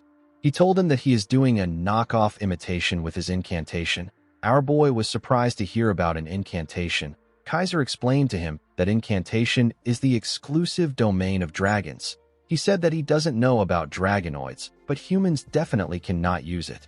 He asked Zeke if he ends up pushing himself past his limit whenever he uses his soul manifestation.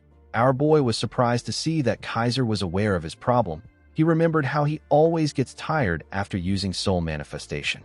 Kaiser explained to him that there is a marked difference in the size of human souls and dragon souls. He told Zeke that he might be able to imitate it, but he will never be able to use it to the same effects. With a look of anger on his face, Kaiser said that the ability is pathetic. He said that it is a low-grade knockoff of incantation. He asked Zeke to start again now that he understands. Zeke remembered that he has seen something that spoke about incantation before. This happened when he absorbed Bahamut's heart in the home of the Dragon Slayer. He saw a status window that told him that incantation has been acquired, but he cannot use it. Zeke wondered if he will be able to use soul manifestation freely when he becomes strong enough to unlock incantation. He believed that this should work since soul manifestation is a technique based on incantation. Our boy realized that he has gotten another reason to grow stronger as fast as he can. Kaiser asked him if he needs another blow to get himself together. He asked him to stand up. Zeke quickly stood up. The application training took more time than the basic training. Through the effects of Divine Body, Kaiser's demonstrations, and countless duels, Zeke was able to understand the elemental sword's fundamental principles.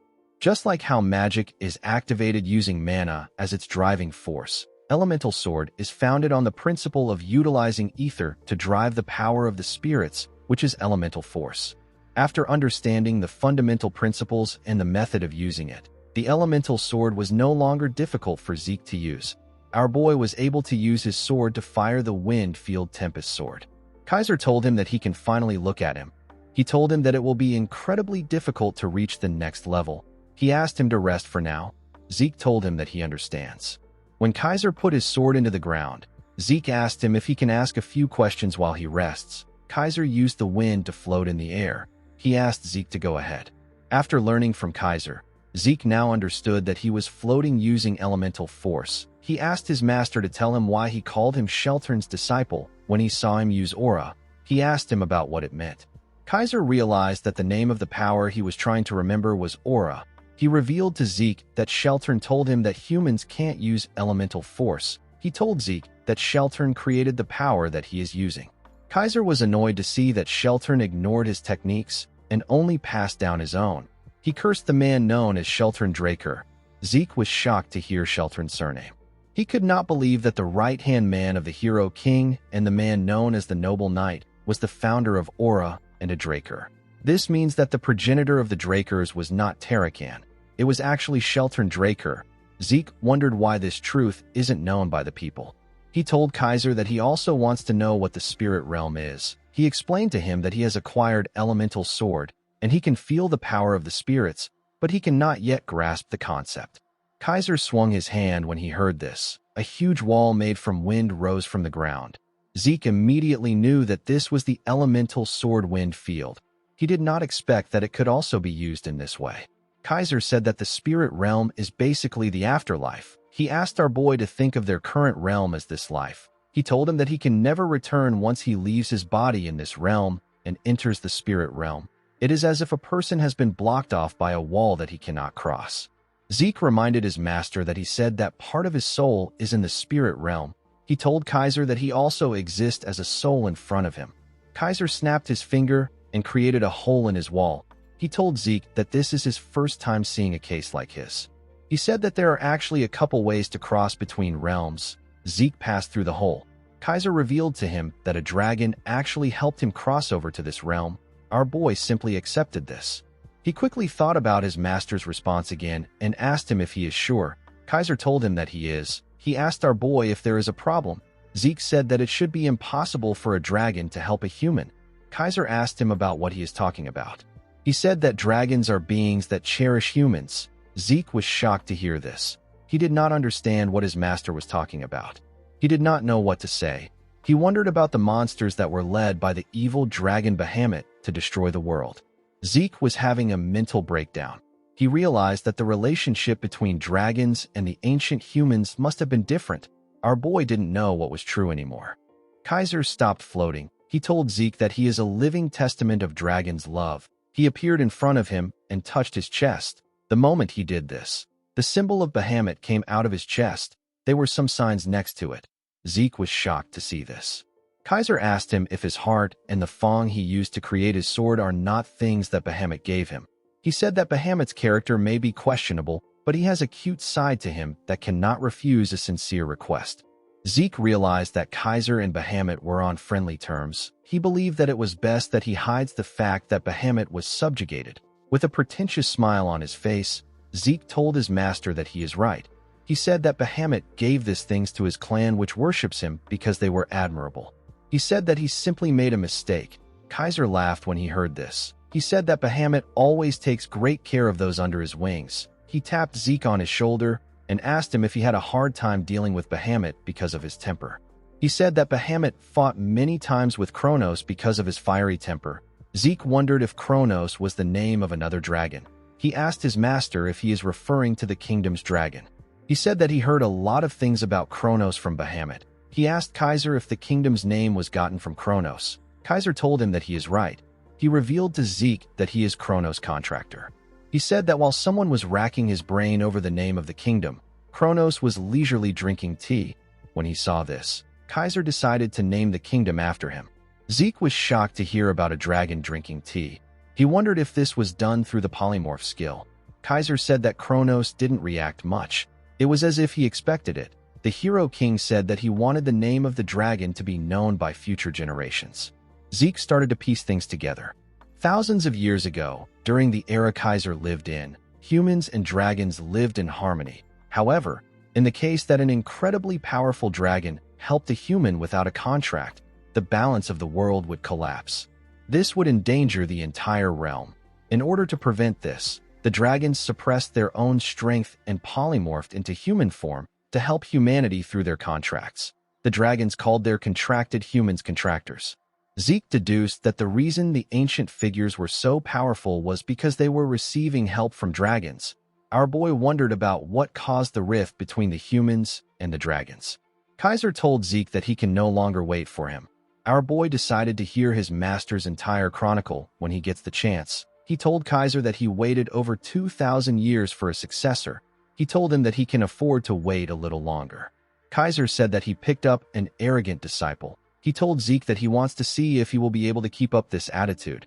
He picked up his sword and took a stance. He revealed to Zeke that his final lesson is a duel against him.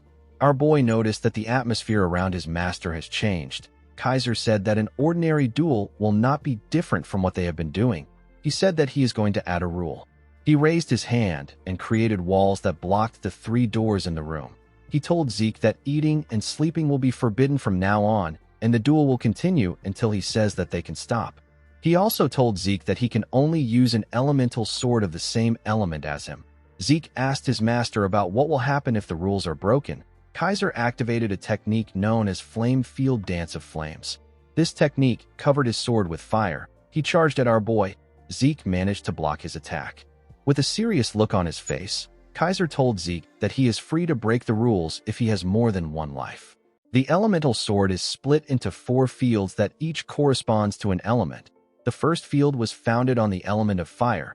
This field is known as the flame field. It spreads a great amount of heat and flames and boasts an overwhelming destructive power. Kaiser used the flame field to set our boy on fire. Zeke was able to push the fire away and heal his body.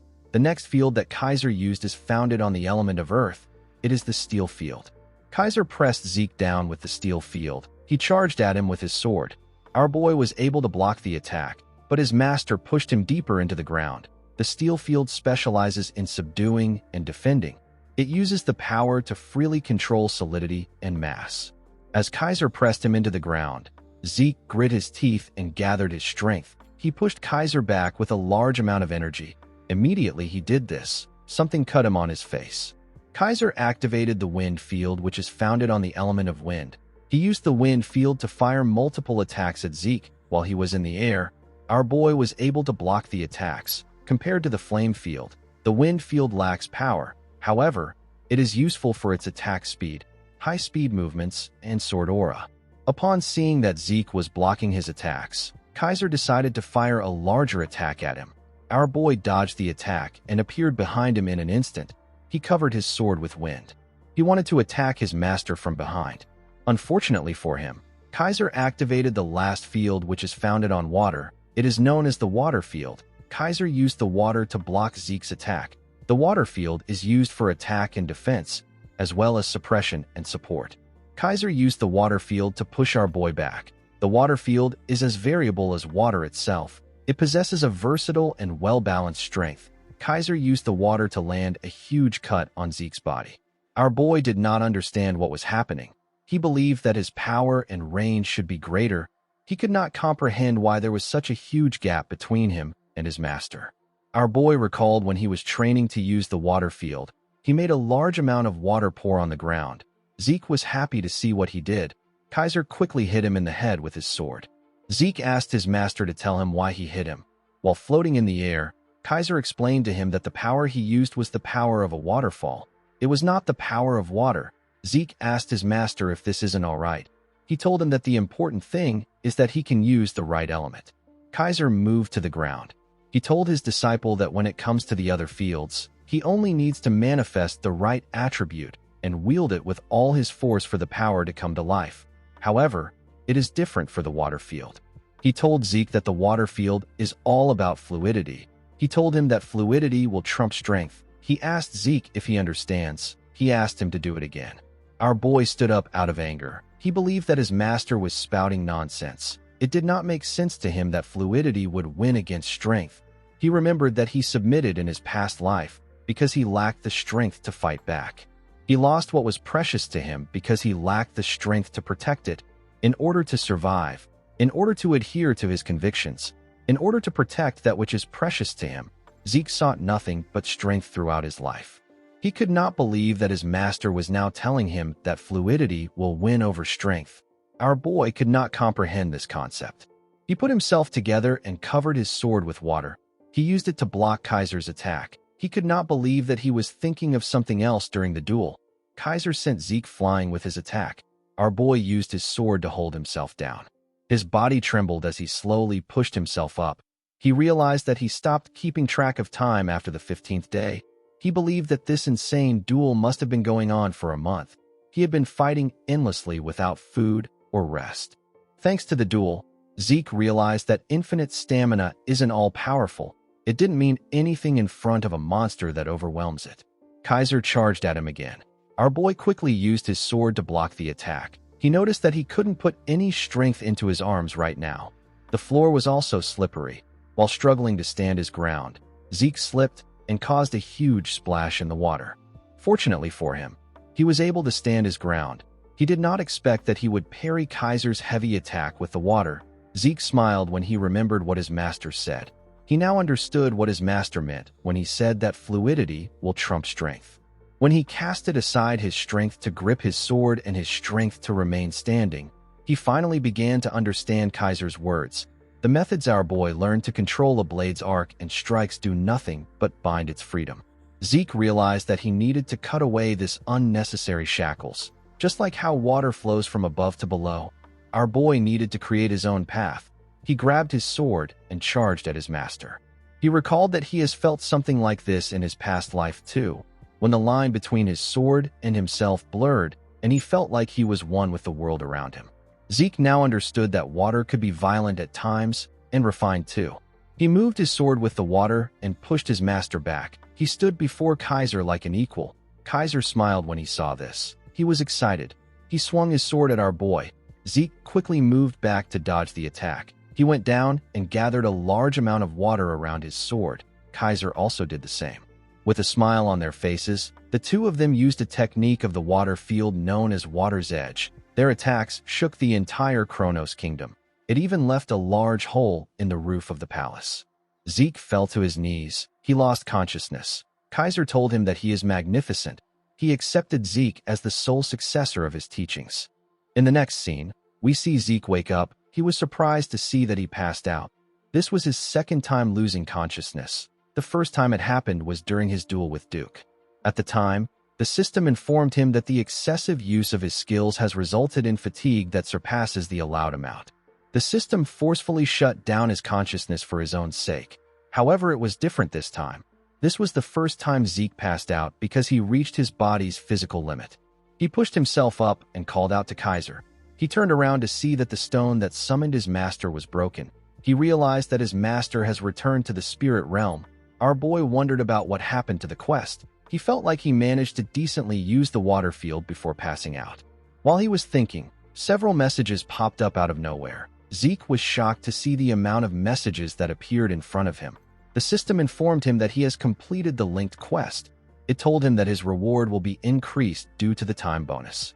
Zeke was happy to see this. He believed that he deserved the reward since he worked himself to the bone to complete the quest. He received the Fairy Monarch's Tears, 500 karma points, and 3 random skill cards.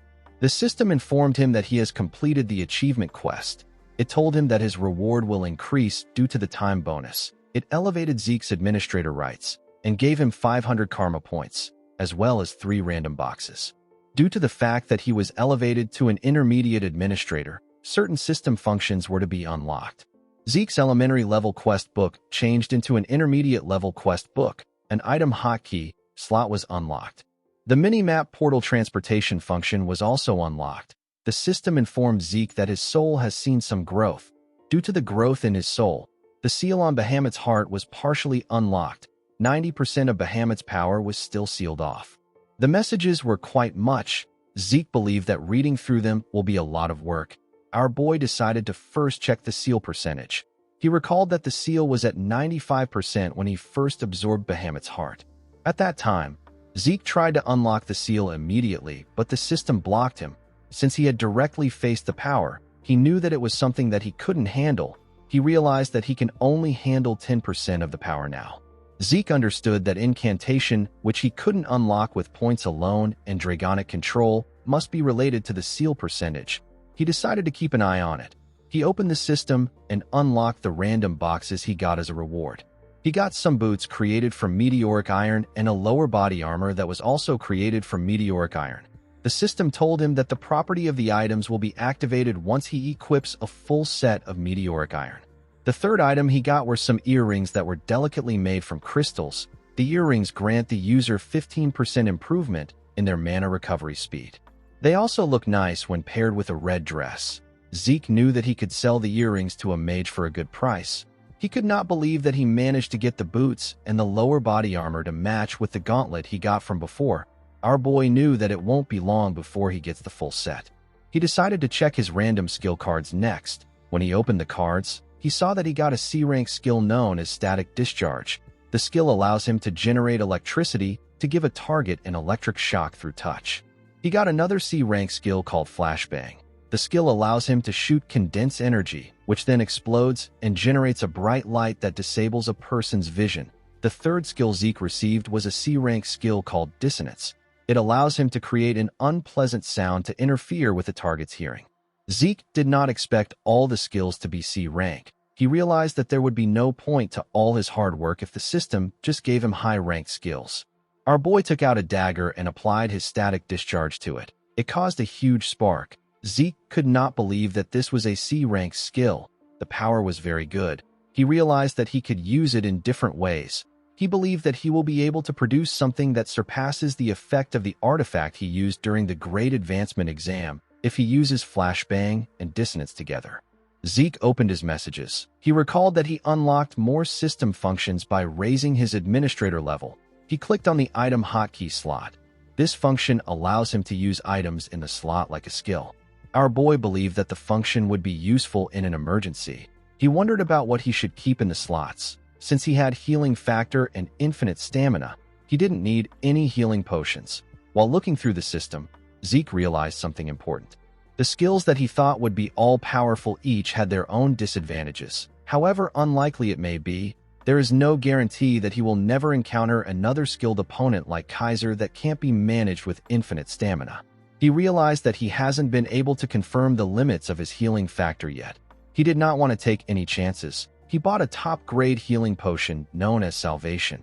He bought it for 350 karma points. He registered the potion in the item hotkey slot. Salvation is the masterpiece of Javor Hassan. It is a top-grade healing potion that will instantly recover any mortal wound and stamina. Because of its incredible performance, anyone who has taken it before will not be affected by it again. It also possesses an unknown effect. Although it was an unexpected expense, Zeke was not mad about it. He knew that he had to get a potion that would work as a replacement for infinite stamina or healing factor. Zeke decided to check the most important reward. He took out the Fairy Monarch's tears. It was in a glass bottle. The tears were said to be spilled after falling to the grief of losing the hero King Kaiser to an evil mage's conspiracy. It can be used as a medium to summon the Fairy Monarch from the spirit world. It can only be used once. Zeke was shocked to see the description of the item. He recalled that the Fairy Monarch appears in legends as an existence that grants human wishes. Zeke wondered if summoning the Fairy Monarch would lead to a wish being granted. He realized that it can only be used once. He decided not to test it now. He kept the bottle in his inventory. He stood up and told himself that a time will come when he will be able to use the item. After saying this, he walked out of the building. In the next scene, we are taken to an outpost. We see Zeke appear in the outpost out of nowhere. When he looked around, he realized that he was at an adventurer's outpost. He could not believe that he was actually transported there. He was able to do this with the new system portal function. He jumped out of the outpost. The system asked him if he would like to use the portal transportation function. It asked him to pick a destination to be transported to. He was currently at the Argos Kingdom's 8th adventurer outpost. As long as Zeke picks a destination from the minimap, he will be able to move there immediately. Other than the fact that the required points increase with distance, there are no restrictions. As long as Zeke has the points, he can travel freely within the continent. This makes traveling easy, and it also helps him to conceal his whereabouts. This ability was very useful to our boy's plans. While he was looking at his map, Zeke noticed that there was a lot of flowers around him. He wondered why flowers would be there in winter. Zeke quickly realized that he messed up. The scene shifts, and we are taken to the Central Continent's top night nurturing facility. The place is known as Valhalla. We see different students wearing white clothes. At the facility, we are taken to the dean's office. We see him trimming his plant. Zeke was in the office with him. He told our boy that he has never seen a case like his in his 10 years as a dean. He had never heard of a freshman that comes to school a month after the entrance ceremony. Zeke did not expect that he would be locked in Kaiser's home for a whole month. In the entrance guide he was given, alongside a letter of recommendation, there was a clause stating that the dean has authority over the entrance into the school if a student fails to participate in the entrance ceremony. Entering next year was too late for Zeke. He needed to get into Terrakin's secret library. He decided to use any excuse to convince the dean. Zeke explained to the dean that he completely lost himself in a state of unity while training in order to make up for what he lacks. He told him that he lost consciousness for a long period of time. The dean, whose name is Flaubert Borges, stopped trimming his plant when he heard this. With a serious look on his face, he asked Zeke if this is all he could come up with in order to make up for missing the entrance ceremony. Flaubert Borges is a knight renowned across the entire continent, hailing from the kingdom of Thebia as a member of the royal guard. The story of how Arthur Draker went to meet Flaubert 3 times to ask him to become the dean is so famous that it is still spoken of 10 years after it happened. Zeke knew that this man is someone who highly values honor and order. He knew that things won't go well for him if he tries to make an emotional argument. He bowed his head and told Flaubert that he has no excuses for his absence. Flaubert did not expect this. He knew that unity isn't something that is easily achieved. If it was any other cadet, he would have dismissed it as a lie. He revealed to Zeke that he received a letter of recommendation from the academy's dean. He told our boy that he will arrange a place for him. Zeke was shocked to hear this. Flaubert explained to him that he will permit his enrollment if his month-long training is determined to have been worth more than a month in Valhalla. Zeke did not like the fact that Howard helped him in this situation, but he didn't have a lot of choices. He thanked Flaubert for giving him a chance. Flaubert pressed a bell. An assistant quickly entered his office. The dean asked the man to reserve an empty training room immediately. He asked him to tell the professors of each department that there will be an extra entrance exam, so they need to gather there. The scene shifts, and we are taken to the cadet individual training room. We see Zeke standing on the stage. Our boy looked around the room. He realized that all the professors here are renowned knights that he has seen in the continent's news at least once. Since everyone had gathered there, Flaubert ordered Zeke to show them the fruits of the training he claims to have undertaken.